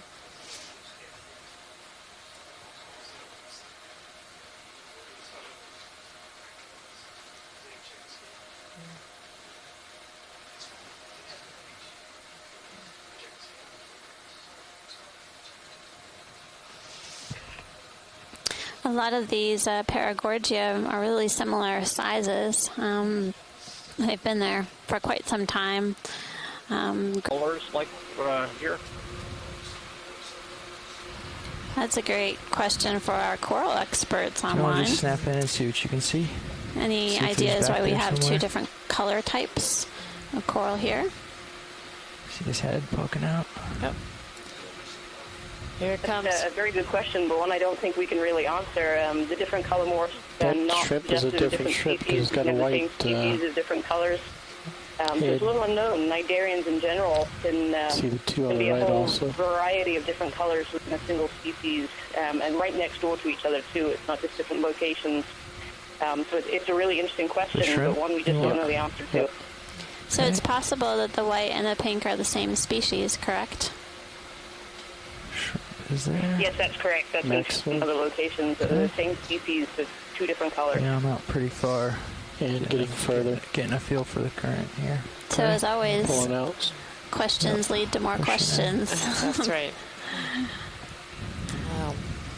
And we're glad the fish cooperated for our fish experts out there.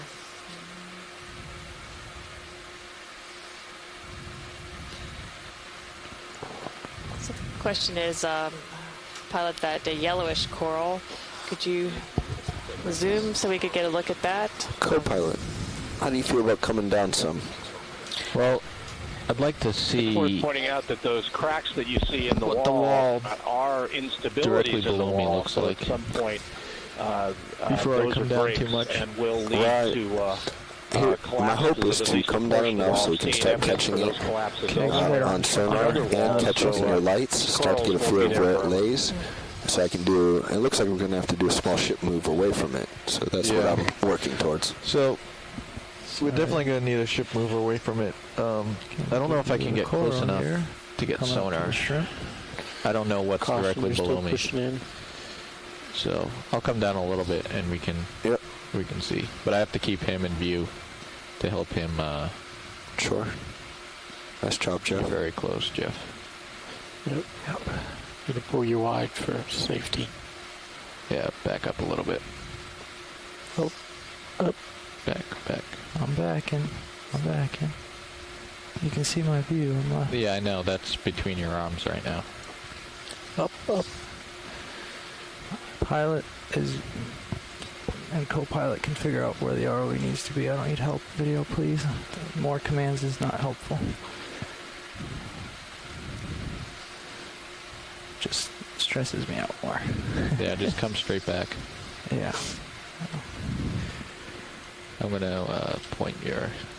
So not only are we seeing I want the pink paragorgia and white forms, we're also seeing a few other species of coral plus some encrusting sponges and what look like vase-shaped sponges on the wall see up too, as well. on the left-hand side of our screen.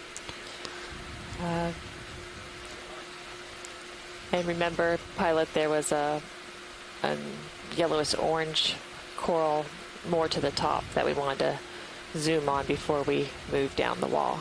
Shrimp, please. Pushing in on the shrimp.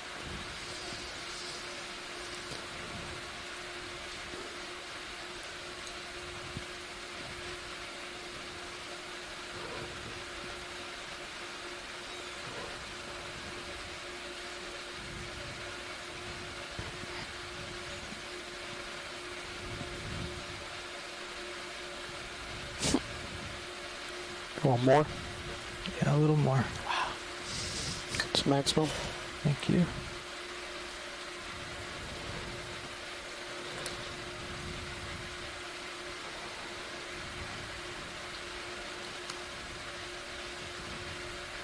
All right, come on out. Let's see what else there is to see. It's at the top right of the screen.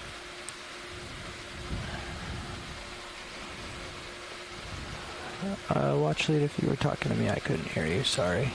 I said at the top right, you see that yellowish coral? We'd like a snap zoom on that, please. Roger. Snap zoom on the yellow coral.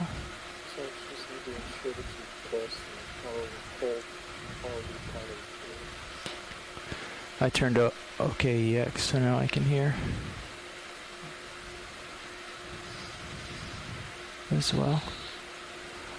Oh, there's a sea star. Did you see that? Oh, yeah. Okay, let's zoom from here, Roland. Oh. No. That's precarious. Now that's an associate. And he's got some barnacles on his back and on his legs. This looks like a Canthogorgia again, maybe? Yes. And yeah, Nav, I'm not going to be able to get low enough to get this in maybe a sonar. Primnoa. The pink. We're getting Rhiannon telling us that that's a Primnoa. The pink one. Pink one, and the yellow Acanthogorgia. Another shrimp and some sponge behind him and a red crab. He's slowly backing away. Perfect. Going towards it. Clinging to the rock wall.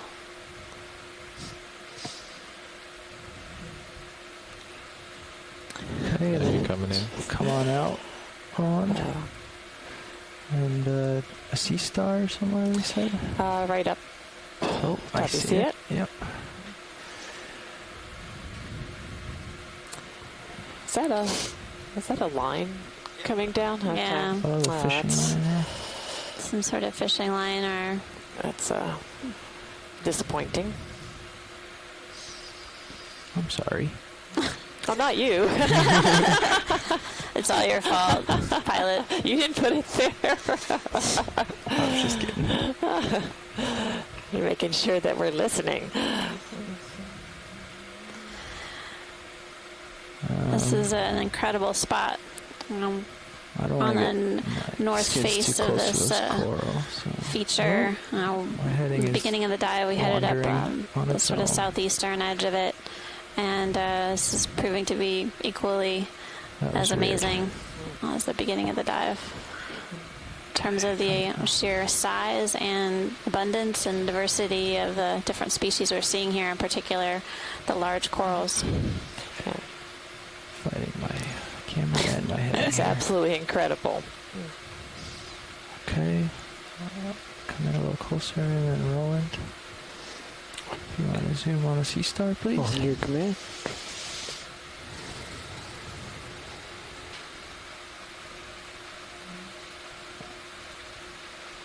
There's a fish in the hole immediately below that's full zoom. Okay. Fish. A fish I was looking just out pointing from it out, the burrow. not asking for it.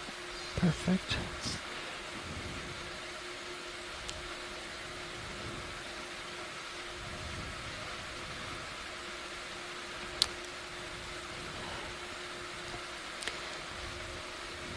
Correct me if I'm wrong. I think we've seen that pink sea star before. I think we have too. So it's great that we. I think back to the. It looks like some of the stoloniferous coral on the ledge, and perhaps another primnoa, the pink, toward the top of the screen. Okay. Pilot, I think we just need to descend a little bit to see what we're. Oh, descend a Well, little. we're gonna I thought you check- said it was top of the We're screen. going to check Sorry. the primnoa first. Oh, sorry. I'll let Martha direct. Going up or down? I'll stop I got confusing. two different commands. Up or It's, down? It's up. Up, okay. The pink right toward the top of the screen. Yeah, that's what I was headed for. I didn't realize. I thought I messed up. So the one that's coming center or the one that's even higher? It's coming center, so right down from the yellow. Okay, perfect. Yep. All right, Roland, if you want to go in on that, please. I'm very pleased to hear that there are so many people joining us today. It's been such a fantastic treat to bring you deep sea TV live and direct every day. For the last several days, we've been out here exploring canyons along the northeast U.S. continental slope. We've had 2 great dives at Middle of Seamount, explored some unknown territory, been able to investigate the geomorphology as well as the biological communities that are associated with these deep sea environments. So thank you very much for joining us every day. It's been a thrill every day. That's right, because every day's been different. Every day has been a little bit different. Martha and I don't always know what we're going to see. And we come to each dive with no expectations. So How am I thanks. doing? Okay. So we do have a nice right, colony come out of a little bit, Roland. primnoa with a couple of shrimp associates. And All right. and Well, then thank you, pilot. down from here. Is that what I heard? Or we No, want you to keep can- going right? Now we can descend a wee bit, please. Descending a wee bit. Got my channels crossed. It's okay.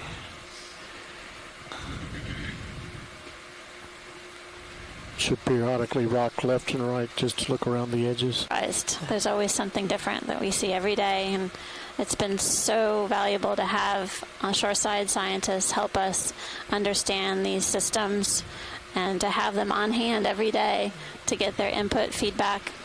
And I've been really thrilled to hear all of their questions that they've had too, that we don't know all the answers. We come out here with some idea of what we may find, but clearly we're always surprised. So It's a fish. I'm glad you all get to enjoy it with us.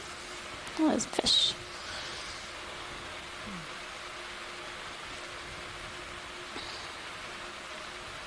I don't think we've seen that fish today. No.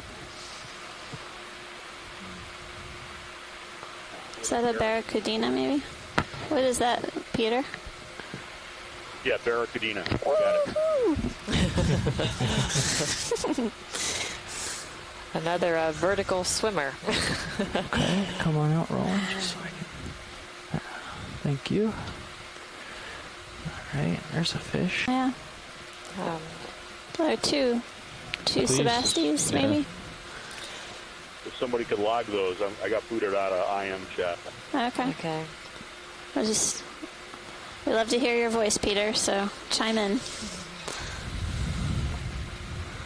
Got Peter Oster here from University of Connecticut, providing us with some seen these red fish identifications. Today? We have.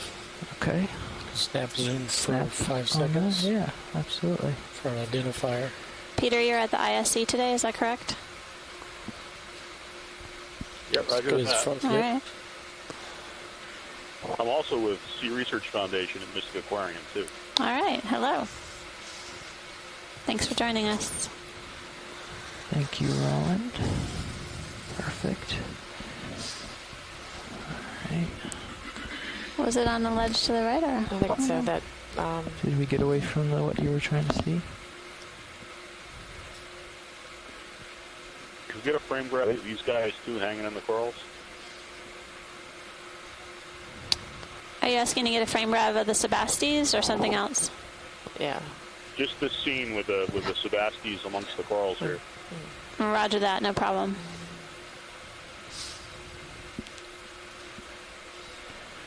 All right, I'll push up a little. So I was wondering if anyone can help us out with this question. When the attach to the rock face like this, do they basically attach along the walls like this? Do they basically attach along the wall, or do they actually bore into the rock a little bit? Zoom to a base. Yeah, go ahead. Let me pull up To help secure or anchor their attachment point.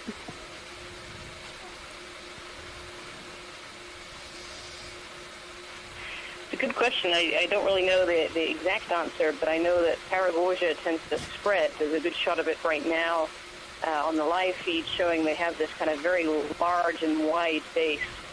And sometimes when they're old and they fall off and you have the base on the wall, the base sometimes comes free, and usually the wall is intact underneath. So they might bore in a little bit, but I don't think they bore in very much. Oh, that's interesting. Thank you, Roland. So I think it's growing on something. Okay. You want the red space? Is that what you're looking for? Yeah, right below Pink that base. red, there's like small pink fingers. Yeah, okay. Can you zoom Let's up? take a look what that is. No, it's Anthothela. Go up a little bit, I can zoom in more. Yep, trying. And you can see that the rock face below is decorated with lots of sponges as well. Okay. So I'm guessing that the Anthothela, some of the polyps are extended and the others are retracted here. That's why we're seeing kind of a variation on the... Yeah, you can see it's on the underhang of the overhang. It's under the underhang. If you stay right there, Roland, we can go up on the red. You wanted to see the space up here? Thank you, pilot. You're drifting out pretty far. I'm getting a lot of dirt in there.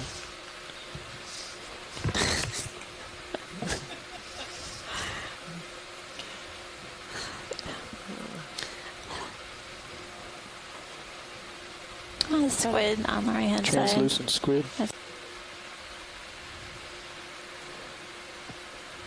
Okay, you want to go in on this base? Right. Those lasers, it's more than 10 centimeters This is a good across. example of what Rianne was talking about before, how the bases of these corals tend to spread. And tons of shrimp inside You can see here. that there's several bases all together. And many shrimp.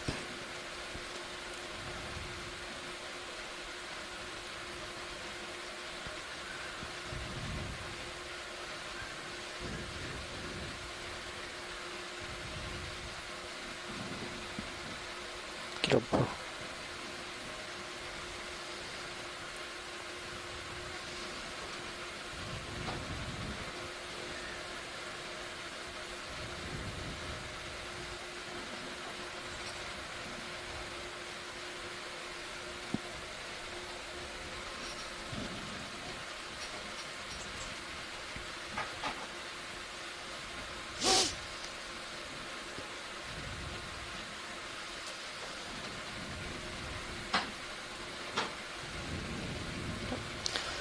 That's interesting. Well, Acanthogorgia, right in the middle of the Paragorgia. Can we get a tight on that shrimp to the right? It's sort of dwarfed. I'll say. Let's get a good angle. So what, the lasers are 10 centimeters apart? Yeah. No. So just for perspective, we had the lasers on. We had the lasers on to give us an idea of size of everything, including these coral colonies that we're imaging, and the distance between the lasers is 10 centimeters. Obviously, some of the bases far exceed. Starting to come sideways into the wall, and I just want to make sure that I don't get too close and hit I anything. see a squat lobster associate. Oh, down at the very end there. The tip of that reddish Paragorgia.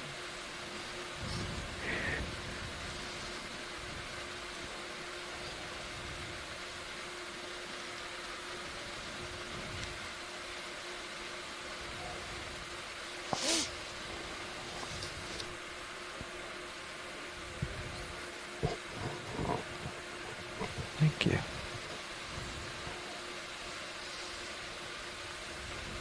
Okay. Squat lobsters Ooh. Very nice. Vinny Palazello, please contact the bridge at your convenience, 200. Vinny, please contact the bridge at your convenience, 200.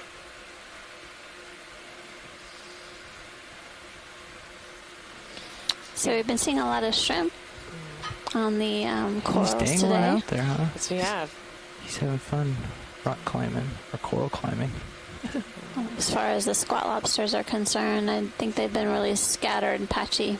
Yes, right? I think this is the first squat lobster associate we've seen. And we've seen this particular type in some of the other canyons. This is an individual of the genus Gastrotychus. Want me to go up? I said ready to pull out? Yep, ready to pull out. Science, I have a question that probably everybody knows the answer to but me. Why do squat lobsters hang out on corals? What is the benefit for them? Well, or associates they use it for structure, and it's a good hiding place for them as well. And sometimes it gives them a way to get up off the bottom, so they can, not particularly this species, but other species that I know, grab things out of the water column. So it's for like filter feeding or something. Oh well, actually they're not filtering; they're actually grabbing things, bigger things, and so it's a place to live, a place to hide, place to have lunch. Place to have lunch.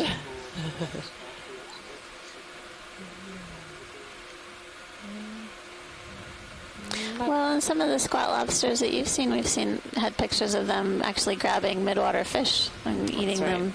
So different species of different species of squat lobster. Zoom top of that crack. So at the top. I'm not sure. I've not seen them grabbing things out of the water. And there's another coral just above that, I think. Another coral above that? Yeah. Either that or it's a hydroid. Pull you out wide so you can center. Oh, all the way up there? I think the fuzzy. It's just the fuzzy. Oh, the fuzzy. It blends right in, doesn't it? The wall. I think I have bad eyesight. Okay, come on in, Roland. Oh. Oh? Yeah, that's what I was looking at. I'm not sure. I don't know what that is.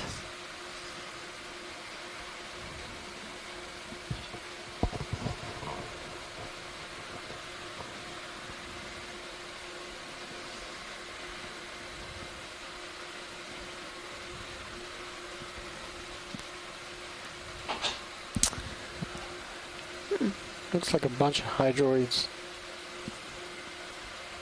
Yeah. Can't Some get more much closer on this hydroids side there and because some of the shrimp, and coral there are right there. several sponges, and you can see a shrimp peeking out of the sponge on the upper left-hand side, left-hand corner. And then cup coral, the bottom part of your screen. Is that a small juvenile Paragosia just above the top shrimp too? I think so, Ian. So, our pilot, if you could just zoom in the pink that was there just below the sponge. Just where below. you were just... Right where I was? Yeah. Oh. Just above where your Let me, lasers are. Like a little... To get a better view, let me Sorry, swing it looked around. like a little white form, just 3 or 4 polyps. Okay, I'm just going to get a little better angle. Just to the left of that top sponge. Scoot along the wall a little bit more. I think this will make it a little more lit up and a little better for us to look at these things. I just come over here and carefully slow down and stop.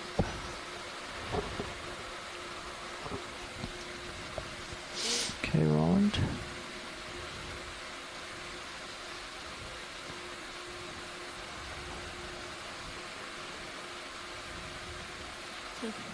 Yeah. That one?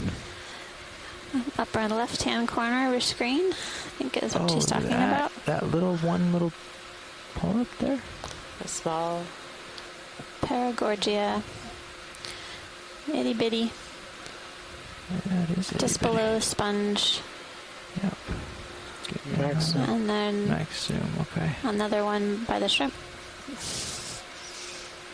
How amazing. There must be very active recruitment going on in this area. Great to see so many small ones. That's great. That's a great point. I mean, there is definitely a range of sizes of the Paragorgia. These are the smallest ones that we've seen on the wall. But we saw some sort of mid-size and obviously some very large monsters. Camera down for that one. So Nav, looks like if you take me north, that should pull me directly off the wall. Excuse me. Yeah, I had the same conclusion. You want me to bring you off so you can come down some? Sure, pilot's okay with that. Yeah, just do 5 meters. Yeah, 5 or 10. Nice urchin. We haven't seen too many urchins today. Okay. Yeah, this view has been working well for spotting out the coral, but as I come over this side, it's less effective. So coming down's good with me. It's an interesting pattern the corals are in all They're around afraid of the urchin. The edge, yeah. Giving the urchin a wide stay back. This is my territory. That looks spooky to me. I have a fish down below. Encroach on urchin territory. All the urchins.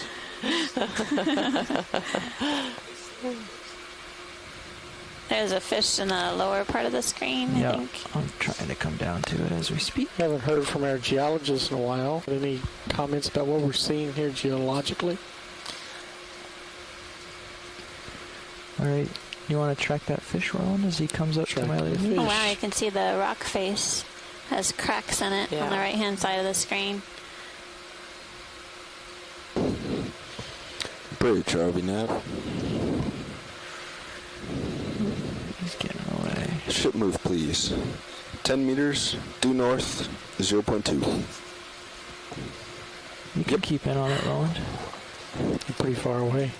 Oh, drifting higher. Well, I'm following it up.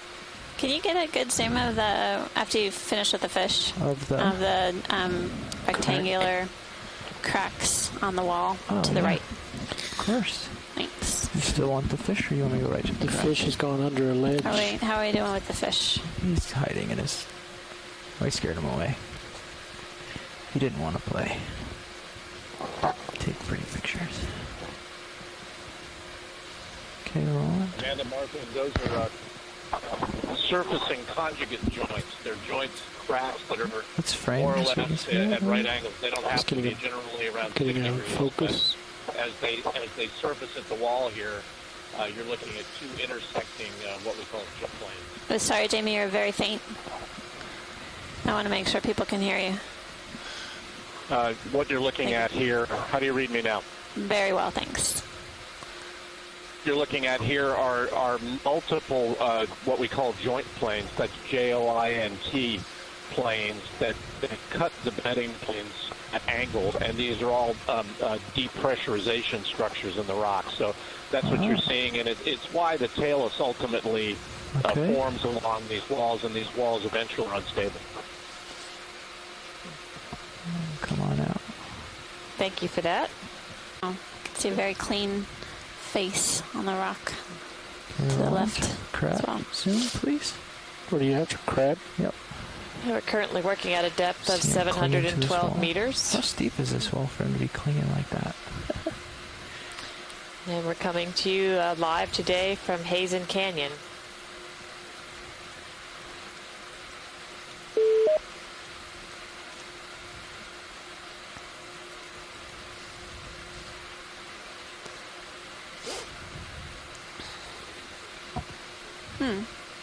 Okay. I wonder what's on that crab. Stuff.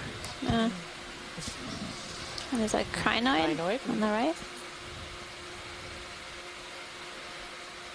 Ooh. Purple sea star. Some hexactinellid or glass sponges.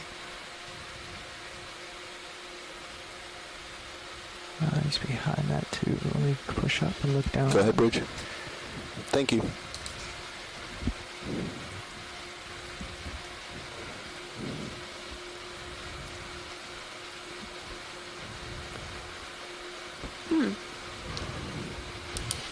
It's interesting that it has a discolored area or lighter area. I'll get it. Oh, don't worry, Roland. Here it comes. Otherwise, I think we might have seen this one before. Thanks, Zoom. Thank you, Roland.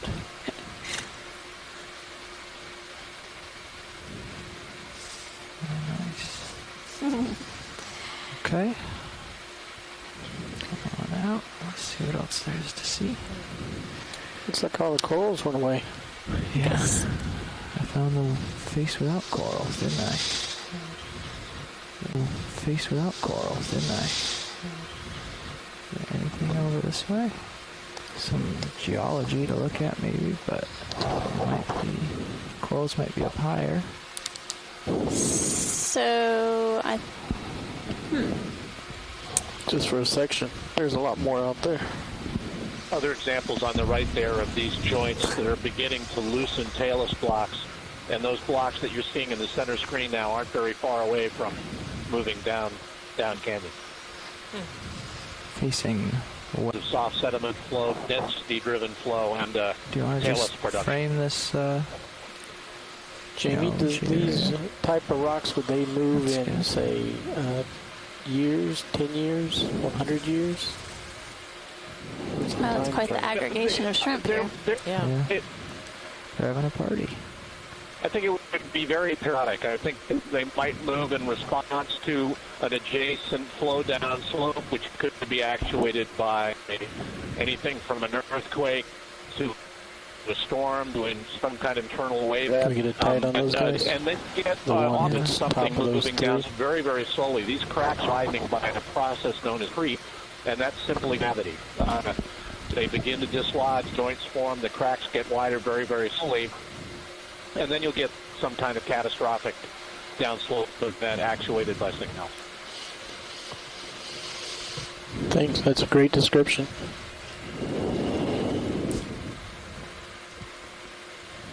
Hi, Amanda. This is Elliot Hui. We seem to be having some trouble typing in event log. I'm not sure if other people are too. Yeah, Andrea mentioned something about that. I'm not sure what happened. Okay. Ready to pull up? I had some trouble too. Let's do it. It was a big lag time. Okay. Good to know that we're not the only ones. Yeah, I'm not sure if they can resolve that at the ISC.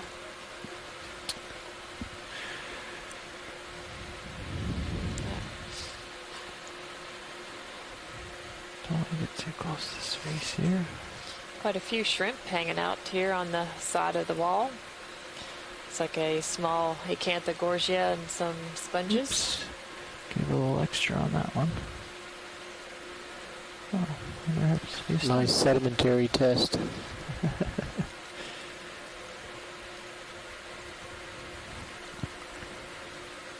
Colonies reason why the of compass is on the ROV. You are full. Screen too. So is that is your altitude accurate right now? Is that the actual bottom, or are we just on a little shelf? Can we do There might be a little snap shelf zoom, right please? here. Yep, hold on. I just don't want to get too close to this wall or whatever's on You it. have a little overhang above you. Yeah, I'm trying to avoid it. Come on in, Roland.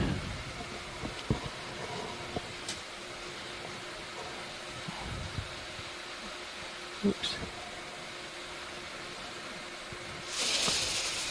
Tadpole fish. Another little ophidiid. Ophidiid? It did look like there was a pair of them. Yeah, and a little walking stick for you, Roland. I know you like those. Mm-hmm. Bifid? Oh, this is another joke. You broke up. I couldn't hear what you said. We're missing all your good material. Yeah, it's hard to be a telepresence comedian. Those are ophidiid, and then the joke is if there are two, are they bifidiids? Oh. Got it. Just gonna tilt my camera up to the other fish. Thanks for the laugh. Try to get it rolling. Well, I can't really raise much more. It with always my, helps if we hear it. the overhang, but we might be able to peek I guess from there's below. that. Could somebody log that? I can't get back into IM chat. I think Andrea took care of it for you. Yeah. Thank you, Andrea. I saw some coprolids too, and coprolid amphipods. Okay, well, come on out, Roland. Still, ooh, something just... Did we lose the aft camera? Yeah, you saw that too? Yeah, something just went up. Turn your aft LEDs on. Yep, we lost it. That's the power cycle. Hang on, guys, hang on. That's the PTZ. No, it's not. Oh, yeah, it is. You switched them around. Yeah. But Chris asked for them to be switched this morning. That would explain it. Okay, so I'm going to turn my head about. Thanks, Roland. I think we've seen this part of the wall mostly, so just trying to get back over to where Sarah's. So in this small clump of corals, we have both color morphs of yeah, that was the Paragorgia one we and got a that swam Primnoa. down, I think. Okay, right.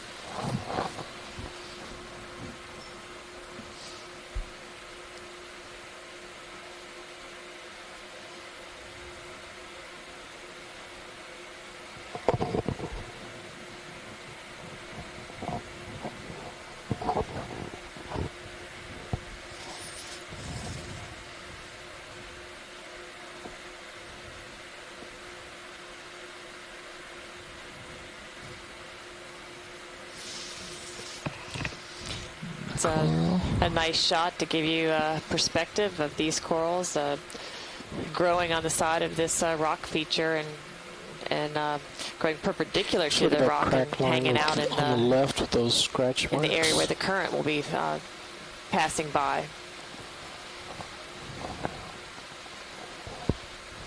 A screen grab of the bow cam would be awesome at this moment. That's a great shot looking down. Got the lasers on? Roger that. We'll get a screen grab of the brow cam. Thank you. And seeing several sponges on the wall as well. Okay. What am I doing here?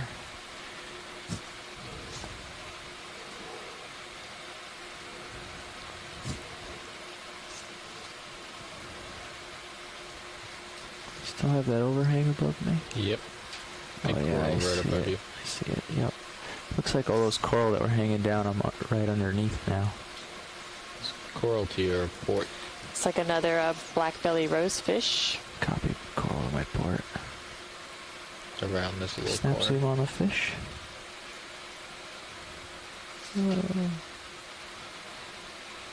Another good example of a slope that's becoming more unstable. A lot of cracks, joints widening, and periodically clean rock surfaces. You can see the bedding lanes. This is a slope that is either You see the recently dark failed or stain on going that surface? Yeah, go on in.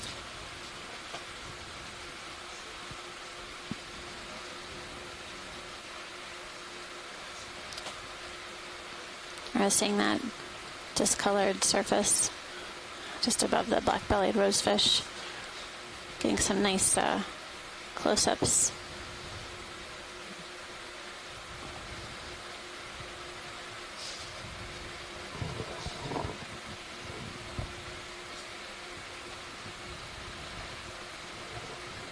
Looks like white serpulid tubes as well. Come on out. So am I where I want to be for this move? Another urchin. Yeah, you Go ahead, Bridge. down. You can keep looking to your left, or you can All right. take them down. Roger Yeah, that. it's a nice example of a tail block that's just moved. Ooh, It's another big encrusting chunk of the corals out sediment, the here. outer surface, and you can see the whiter Are you in rock a corner? in the Say crack again? behind it. Said, It's are you in a slowly corner? moving its way down slope on that Sometimes from apron. that point of view, it's a That's creep. That's optical a illusion. slow down the slope shadow movement of a can block, and skew eventually it it will let from go and this fall. angle, but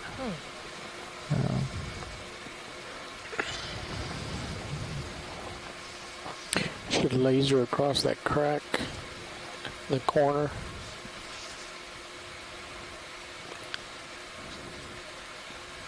You got a coral So that right hasn't below you. fallen all the way down That you're, the pilot hill can- yet, but it's perched here. Yeah, you can see where it was sitting up against wall behind it.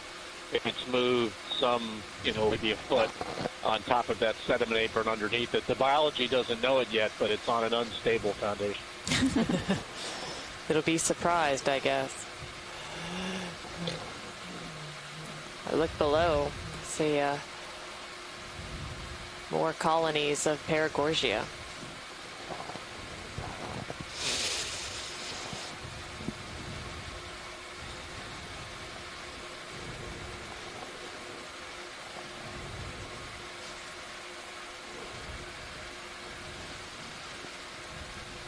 You can look around this edge if you want. yeah, I was trying to catch this yellow guy.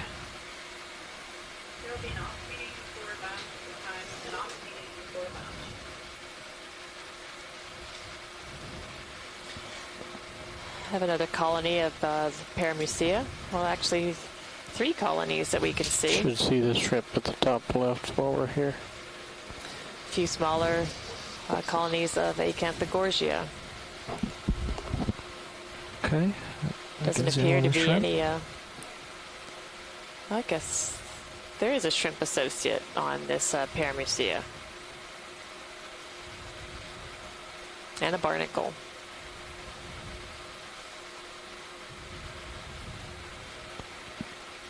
Very nice.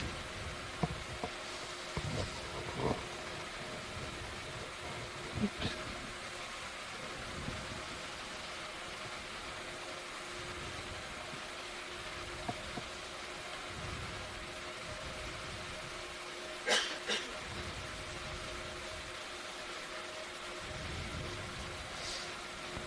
Okay, come on out. And we'll swing left and address the coral in that direction. What was that growing on the top right of that? So we're currently at a depth of Did you see it? The 715 white? meters. What's that? The white.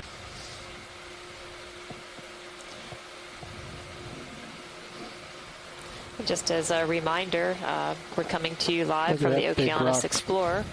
And today we are Found a exploring cave. Heezen Canyon. Careful, Heezen that Canyon cave, is it's the about to become a easternmost slab. canyon within U.S. waters. This Paragorgia looks like it also has a shark egg case Should on lay, it right put the by the lasers shrimp. across Oh that yeah, crack. there is a shark head case when you look at it from this view.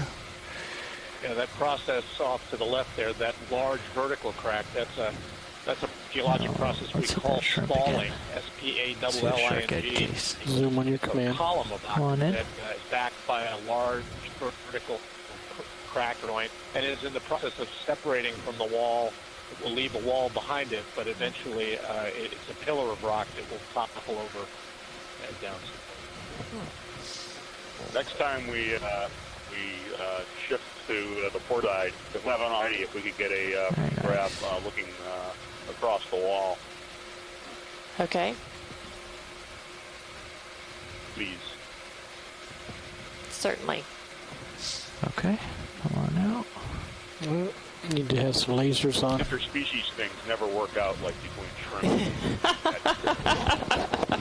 I was waiting for that one. Do you know what kind of That's right.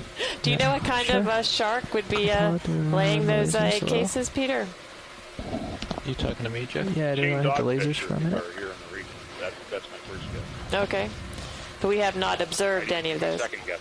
Okay. It's right across the crack. They are on, but they don't appear to be. Oh, there they are. Gives you a perspective of the geological feature that Jamie was describing, that split on the rock. We'll zoom you back out. Okay. You see a larger colonies of Paragorgia, both swap the video pink engineers and out? the white forms. That's probably a good time to do the same for the pilot chair. When do you guys want to sit? This little ledge extends, and then we can figure out how far we want to go. Yeah. Standing by.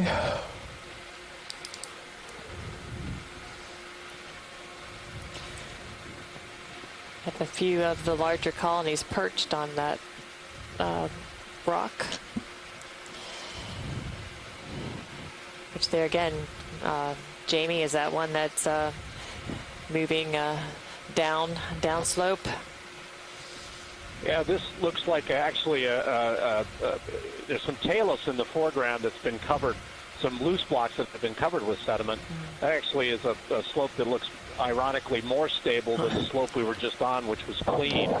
Do you see sediment covering a slope like this? Chances are it's a more tranquil environment simply because the sedimentation rates are low. To see a clean surface in these environments, it's usually a less stable environment, even when there is no talus. Oh, okay. Is that an octopus pilot? It looks like it. So we can start with. I don't know if I've ever seen the jelly shining like that. Jelly? Yeah, let's go in.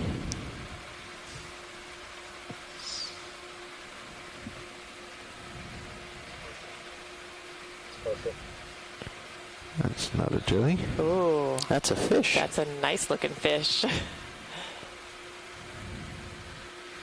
Do we need to video?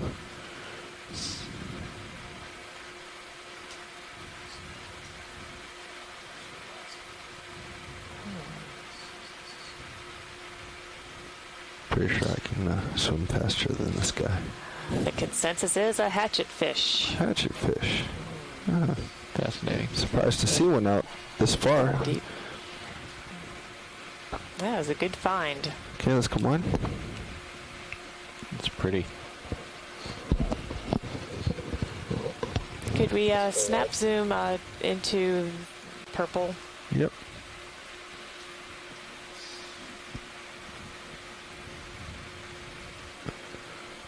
Video, go ahead.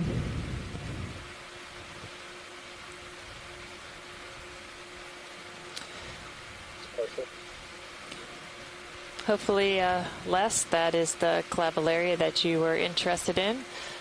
We see it here with Anthothela and a variety of sponges. I'm sorry, Nav. I wasn't. Did we put in another move or not? I'm sorry, I wasn't paying attention. Quite a bit I haven't put in another move yet, no. Okay. That's another good, 15? I'd say about another 10 or 15, yeah. Okay. Which one? 15? 10? Sure, 15. And The opposite of whatever heading I have right now. Which is... All right, and let's come on. That's good, pilot. Thank I'm you. at about 200, so 35. 35, okay. 30, actually. Thank you. I'd say about 25. 25. Roger, 25. Oops. There's your shinies, Josh, in the top left corner of my screen. Yeah.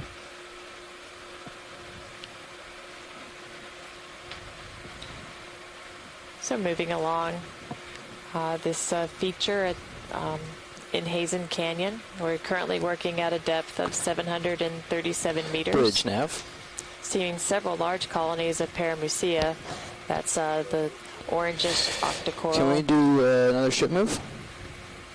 Seeing Can we do 15 meters at a bearing of 025? At a speed Clavillaria, of which is 2/10 knot? stoloniferous coral, as well as some of the That's usual correct, thank you. suspects we've been seeing throughout the day, the Acanthogorgia, the Anthothela.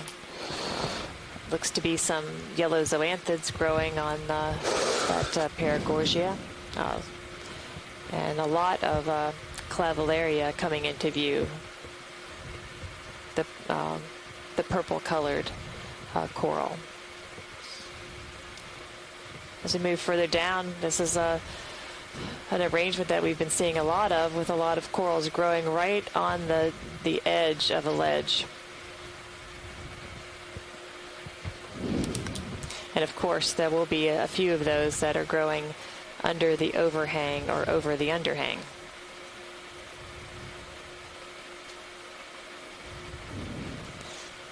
Glad we've all adopted the hand.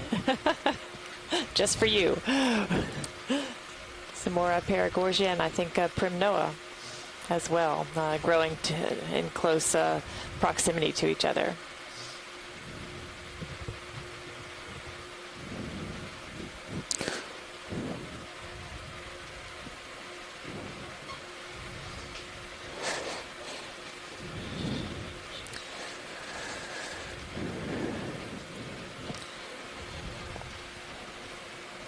If you could take a snap zoom, please, of the face of that wall. It looks like we might have some more Lophelia. All right, go ahead, partial. Over to the left. Yeah. Yep. Well, to the right. Oh, to the right. Yes. Past the bubble gum. Past the bubble gum. This white bundle. Yes. Gotcha. Thank you. So yes, another clump of Let's Lophelia come on, then, pertusa. Leo. Looks like it had several shrimp associated with it. Yep. You get time if you want to get in close. Plenty of time.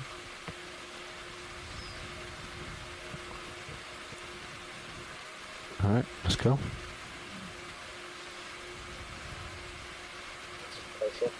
Go all the way.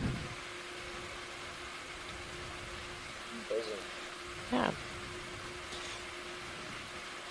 Several shrimp hanging out on this Lophelia. Yep. We got fish in Sirius. In other areas where I've worked examining Lophelia pertusa, shrimp have not been Bunch of fish. Just going a little wider, frame it. as frequent an associate as they are in these canyons here. If you could just pan a little to the left, pilot. Take a look at the base of the Paragorgia. You got it.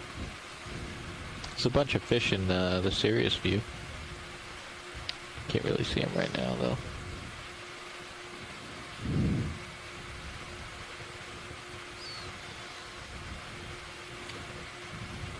That's a good view of how the base spreads out. Rianne, does it spread as it grows? Go ahead, Bridge. Thank you. It does. As it gets bigger, the base gets bigger as well. This one has a very rough edge, too. Very often you see them very, very circular, and this one's very different. I think there's an urchin tucked inside there, too. Yes, I see that. Eating small recruits. The urchins have been seen to feed on these Paragorgia. If So they've that's been it for the knocked ship over or move? dying at all. Yeah, if they're hanging out there waiting Perfect. for food. That could be. Yes, we've seen urchins on a couple of other kinds of corals, and certainly leaving bare spots as they move along the branches.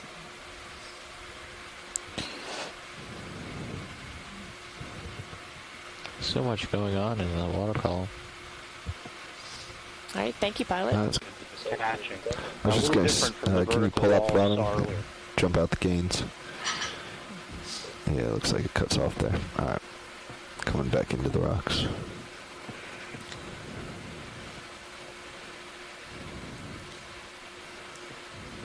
So we continue to move deeper and move down this rock feature. We're now at 748 meters. And again, seeing quite a diversity and abundance of organisms right along the edges of these rock ledges.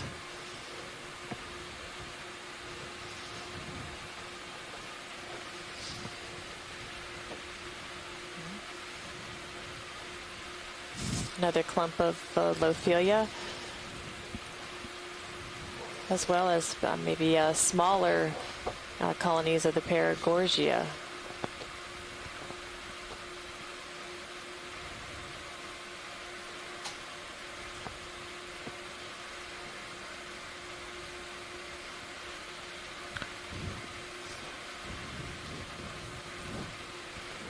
Again, watch lead. If you see something, we can get closer.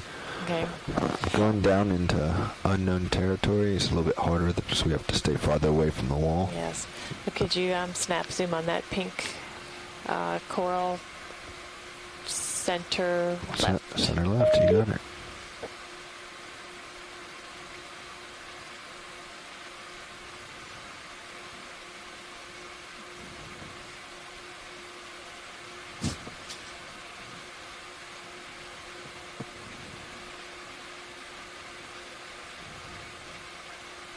Alright, video, let's go.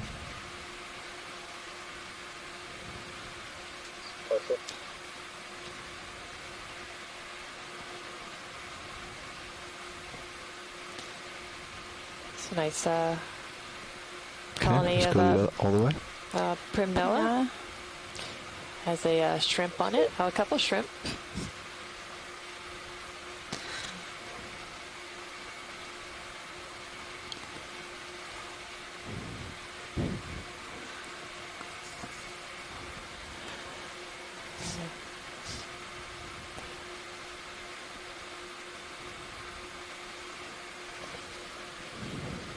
Okay, that's great. Thank you, pilot.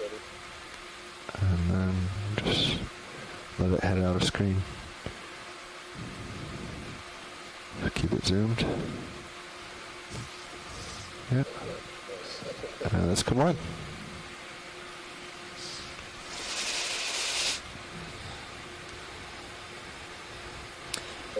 Good for you, Science? Could you just go up on top of that ledge to... The snap video? Yes. So... Yeah. I haven't seen this one in a little while. Acanella. So Nav, we can probably go another 10 we saw meters. that at the beginning. At the beginning, yeah. Okay. It's a once he's done here. Type of bamboo coral. At about... Well, good thing we checked. The same. Happy with that, Science? Yes, thank you, All pilot. right, let's continue. The same bearing.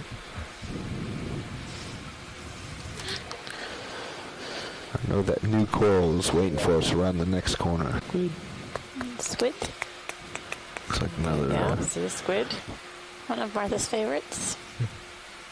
Video snaps Bobtail in there. Is that another one that's...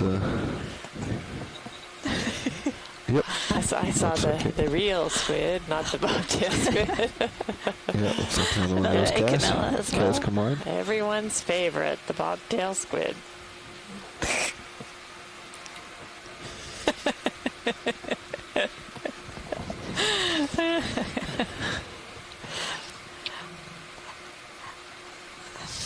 Look at all this stuff.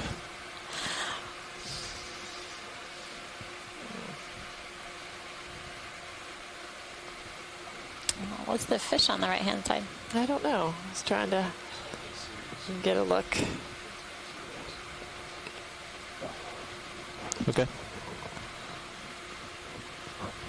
It's quite serious kind of transmit to the water column.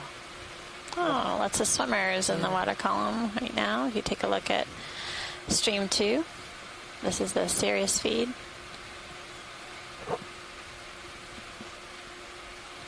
Can you come back up to me, Josh? Yep, that's where I'm going.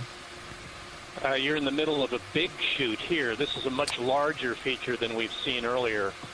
Spalling blocks on both sides. This is a very large downslope feature, probably a host to much bigger flows than we saw the chutes of earlier today.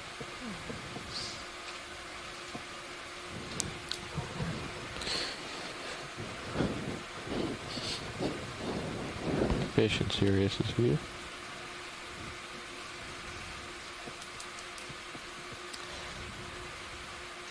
We certainly have moved into an area where we have many more Paramusia than Paragorgia. And as soon as I say that, then a Paragorgia appears. Ding, ding. My goodness. Go ahead, Rudy.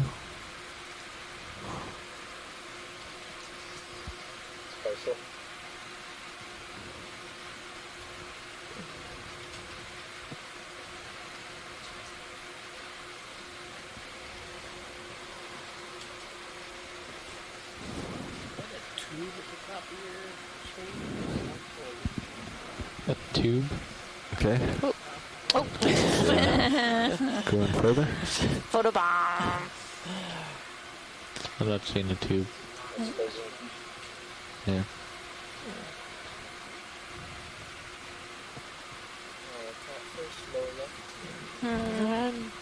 I'm not sure. I'm not sure what these are. I don't think it's so a bamboo. Nope. They're Video, definitely come on. stretched out from the rock face. They don't appear to be bamboo. Come all the way out, please. Here I don't comes know. My Roland. first guess would be a type of hydroid, but I'm not sure. Oh, yeah, but Hold on. not sure what that is either. We'll see if we can get you a closer look. Patty, let's start to go in. Bobby Pilot. Go all the way, please.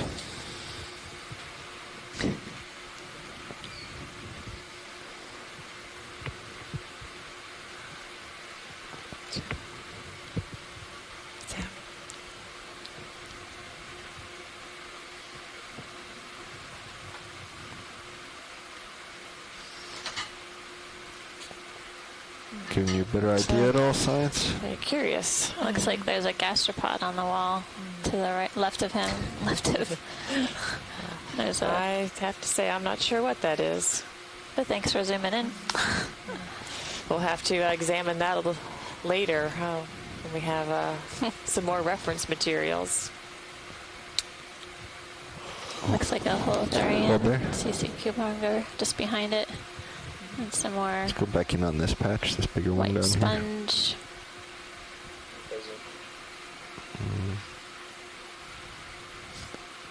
Maybe get you two video samples of these.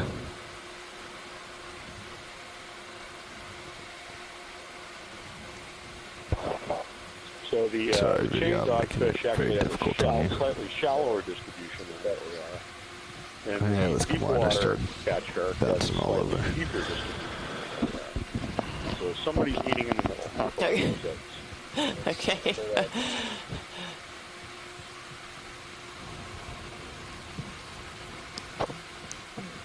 You wanted to look at the Pilot. sponge, that's right. Let me see. Let's take a look at the sponge.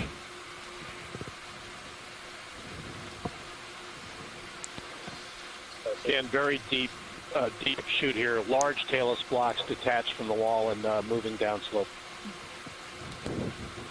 Is that a small Parameristia next to it? Mm-hmm. And is that Acanella to the right? No. And somebody behind. And, let's start shifting Maybe another focus pin- along no, this no. trench. Mm-hmm.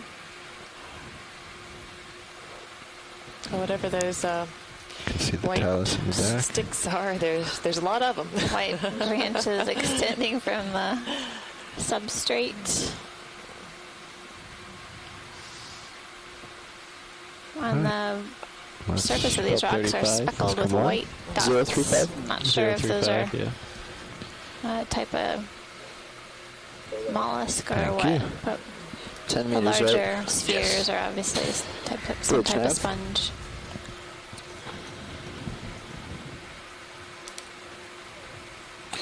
Hi, can I order a ship move, please?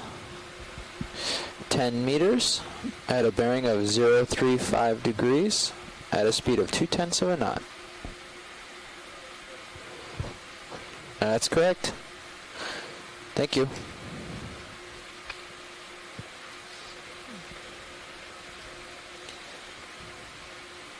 So again, we get a different perspective of this rock feature and see things in bands, basically, coming around the edges and at the very tips of these exposed ledges. Looks like a nice colony of Primnoa. And several small colonies of the Okeanos. That's right. All in one block. Yeah, and again, the unevenness in the relief on this wall is probably due to small changes in the nature of the geology making up the bedding planes that you're looking at.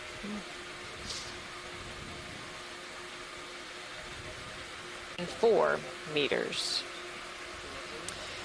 So we're coming to you live from Heezen Canyon today, and we've been exploring along the southwest wall. Did you get something in his mouth?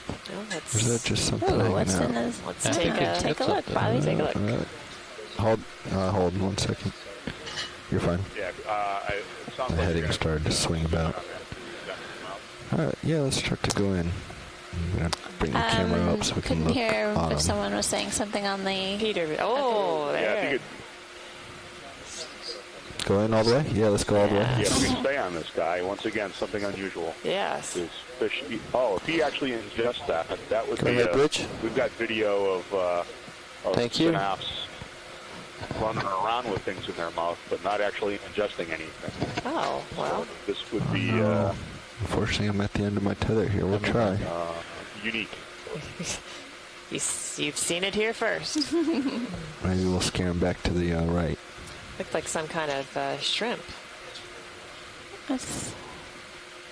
Are you guys full zoom? We're full zoom and, well... At the end of your line. Now you're making it difficult on me. That's fine. That's fine. We'll do it. You got a little ledge below you. You still got plenty of space. Come on. Yeah, let's catch him again. Just gonna land here.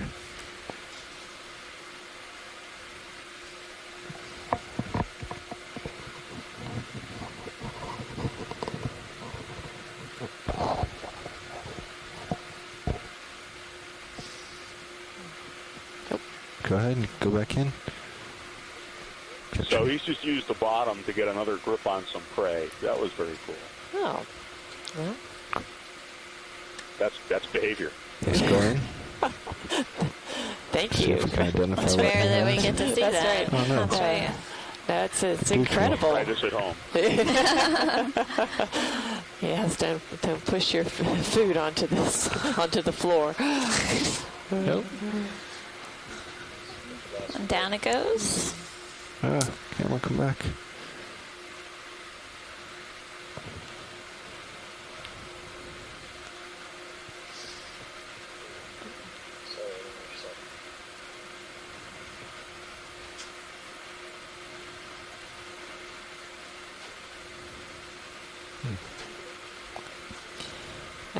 So I'm wondering if That certainly I is think we can lose him. one advantage of being able to do work like this is you get to see behaviors of these different organisms in the habitats where they What is live. this white thing behind my dust cloud? A good picture there of joints in the rock widening towards the base. That's a sedimented bench above, and then another sedimented bench below. That has seen better days. Yeah. maybe that's what he was eating. Something's been gnawing on that, I think. Any desire to see that closer, science, or is a fish carcass good enough? I think that's I think that's fine. a carcass is good All right, enough. let's come on. Just making sure. Thanks, Bobby. All right. Oh no, he's got a friend. That's what that is. Or the rocks, the rock crack. Thought that was his tail. Hake, Matched maybe? so well. Let's go in video. Yeah, it's like a long fin hake. Hake, not hake. All right, let's come back wide. What's going on with this tail? No, we can go back in. Oh, he's got a little bite too. Someone was feeding around here. Wow. That's commodities. Interesting. Ouch. This is the tough danger. neighborhood. This is the dangerous part of the feature. The rocks will fall on you. You might get bit. Dangerous part of the world. It's cold. Swimming without a helmet. Yeah. Yeah, I was kind of going to stay on this side a little bit. We want to 4 keep going down. colonies, 4 I need clusters another of 5 meters, I think. Ophelia pertusa, based on what I can tell, and then I'll start coming back around. 035? No, it's whatever the opposite of my heading is right now. So you've got a highly complex slope here. 045? You've got some caverns. You've got a very complex, a little more than massive, large 55 tailless block.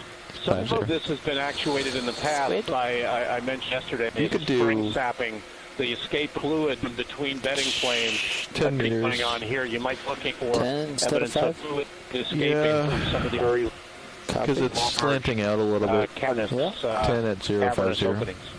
Roger. This Several looks like it's going colonies to of be an interesting Paramucea.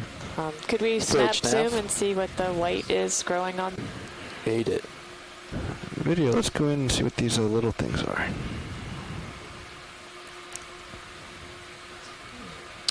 Let's go all the way. Small anemones.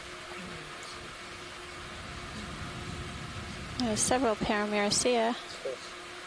Yeah, I know I'm quite a ways out from this. They look like there was a better one to image to my right. Or sorry, to my left. There's a small Acanella just behind the Paramucea. Oh, that one's got a stem going Right. through it. Or something. Oh no, it's just facing the other way. You can see the anemones are clamped onto the Yeah. coral. It's like Come on, video. small Acanella there. And looks like maybe some zoanthids growing. Oh, that colony right there has Paramucea with zoanthids and maybe some Anthothela as well.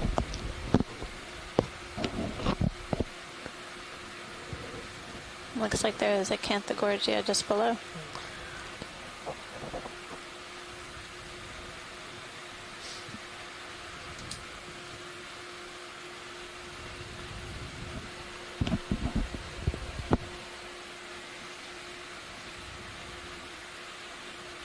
This one looks different to me. Is it same as we've been seeing? The one on the left? Yeah, this big one on the left. It's more of a planar. Let's take a zoom, please. Yeah. Good example of a shoot there and how that chute erodes into the wall. Let me set you up for this one a little bit nicer video. Example of that is in the background All right, behind video. the coral colony. Let's go. Oh, yeah. Yeah, we can go full and grab focus. So you're right, Pilot. We've seen 2 different morphologies for Paramucea. This more planar, almost fan-like structure, where the others have more bushy branches. I think the polyps on this are retracted, so it also appears a little different. A little different.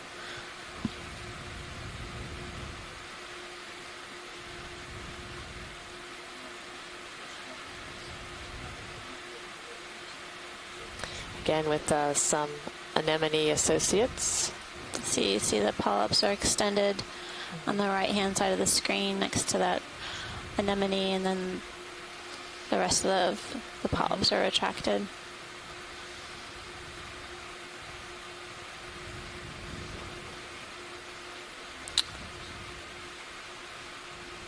There's some barnacles.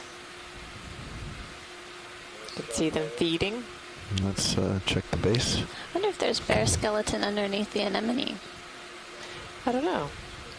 I mean, clearly the barnacles are on a bare part of the skeleton of the Paramucea, but obviously you can't see underneath the anemone. Right. So, or if they require it to right basically be dead before they colonize it.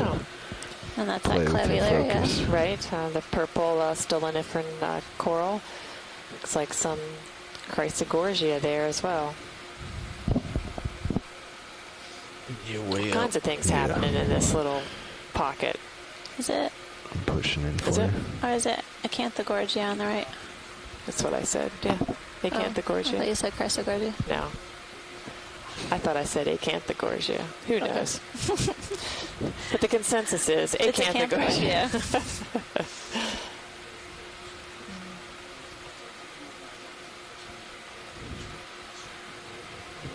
Are you happy with this video? All right, let's move on then. Thank you, Look at Pilot. the sonar. It's a pretty cool looking.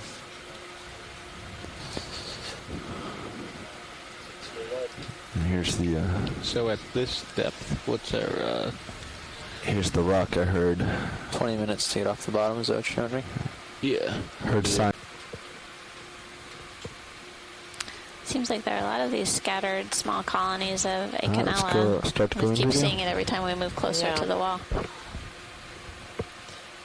And then this coral looks like it's seen better days. I'll Keep say. going. Looks like hydroids have started growing on the bare skeleton.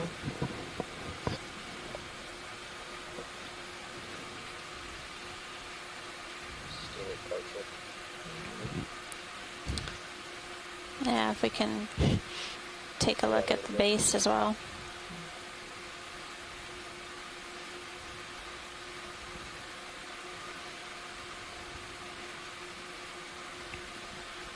There's quite a bit more current along this face.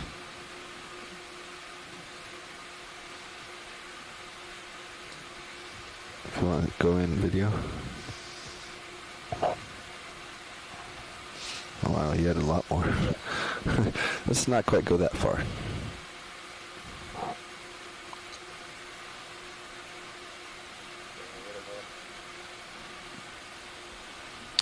So the center of the polyps appear very pink, bright in color, and I think we've seen this before in one of our canyon excursions.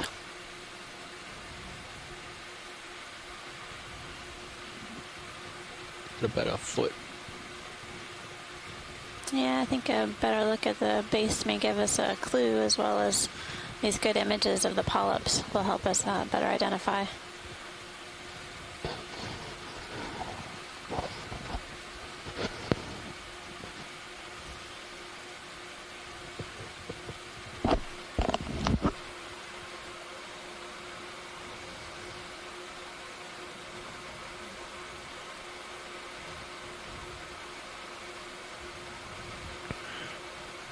Looking for a base somewhere around here. And then A lot of hydroids. There's a crinoid.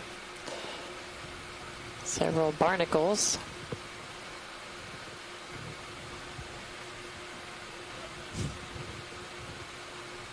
There's a base in here eventually.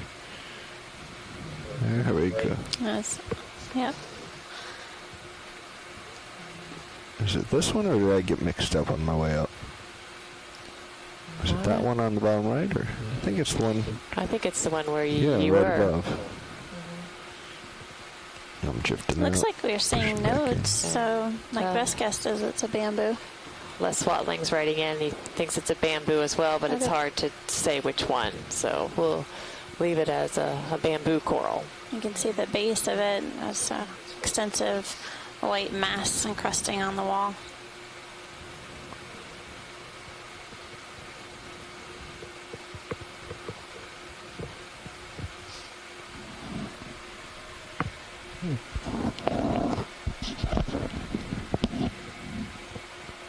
Yeah, there it goes. Yeah, that's it, I think. All right. Thank you, Pilot.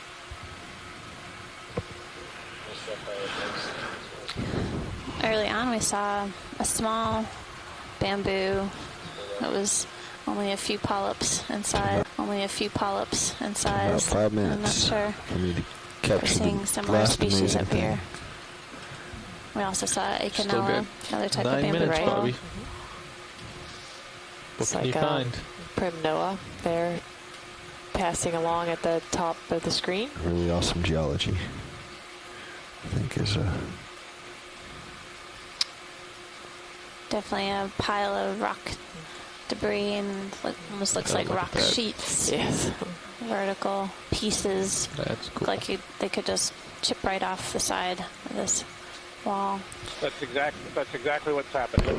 Those are near vertical cracks in the rock, and that's exactly what's going on. They're spilling off in sheets. Still getting quite a few corals growing along these exposed ledges. Looks like maybe a bracingid sea star to the right of the pink coral in the middle, coming out this way. Yeah. Still several of the paramucea, I think some primnoa, and maybe a few paragorgia when we first came around this feature.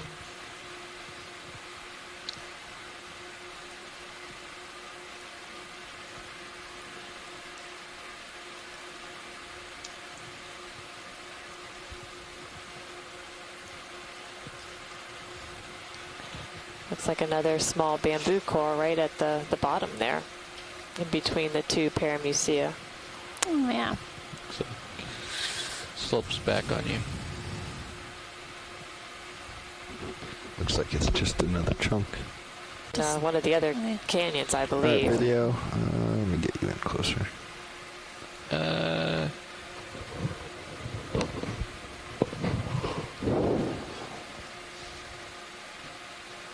You're very close.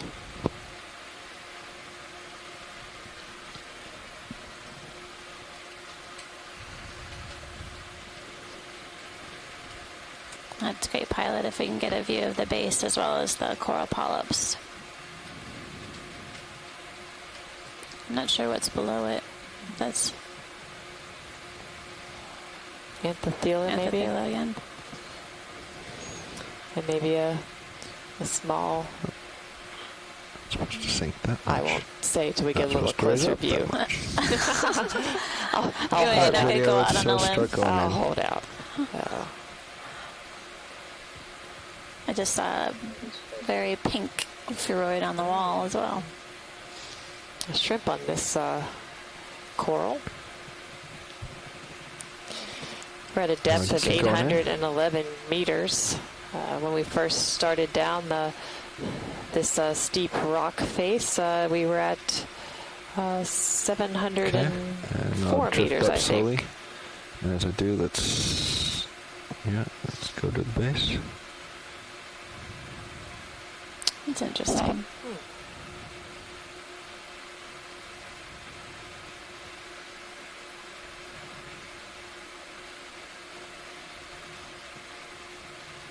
Back to the polyps.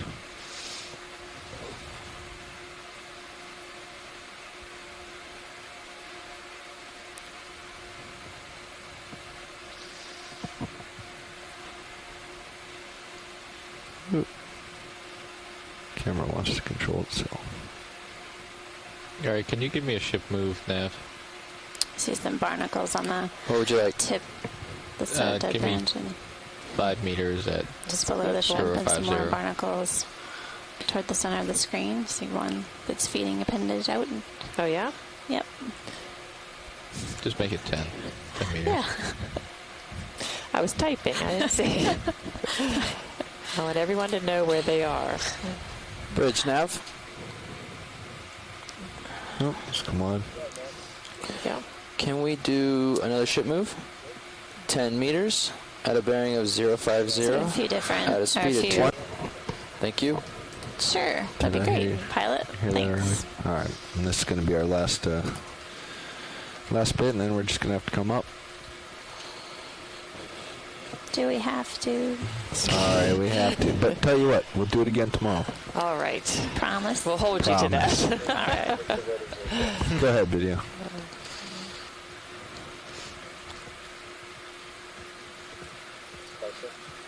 Let's go all the way.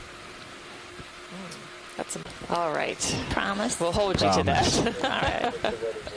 Go ahead, video.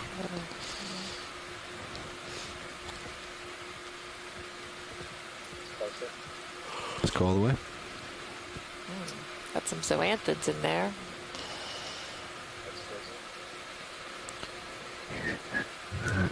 too much. Anthophylla. And there's some brittle star lights, I think. Yes, and yes. there's a brittle star on the wall behind it.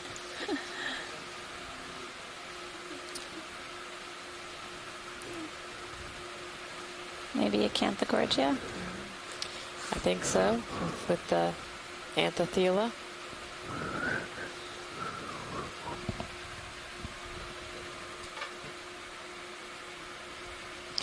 So we've seen a lot of different species of corals today.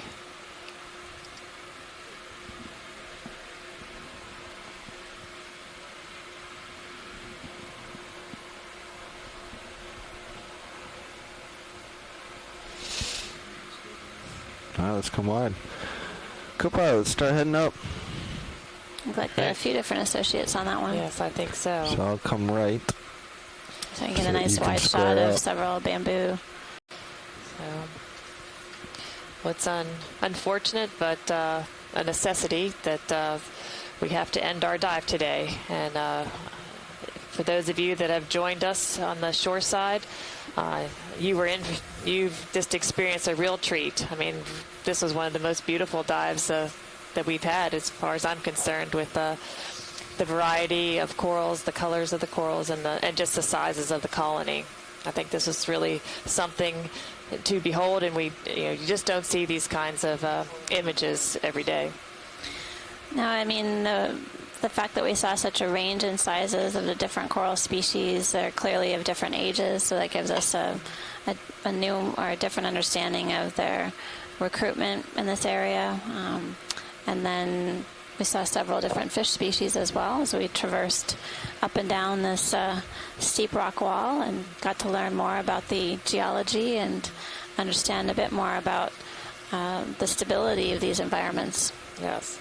So yeah, there was really something for everyone, I think, because we had some magnificent geology as well as all the biology and just the diversity of organisms. So all around, this was a great successful dive, just as all of them have been. But we were certainly happy to bring that to you and have you experience it with us, seeing it in real time. So thank you all very much for spending your day with us. Thanks to our shoreside scientists for all of their support and assistance throughout the day. We appreciate your insights, thoughts, questions, and we also appreciate everyone here out on the Okeanos. We couldn't do it without you. Thanks again. So this is Martha Nazinski along with Amanda Demopoulos, and we hope that you'll join us again tomorrow, where we'll be diving in a inner canyon area. Yep. We're going to progressively make our way back west and dive until we return home.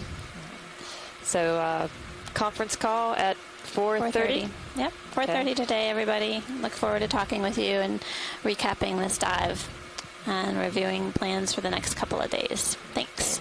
Very good. So we'll see you tomorrow.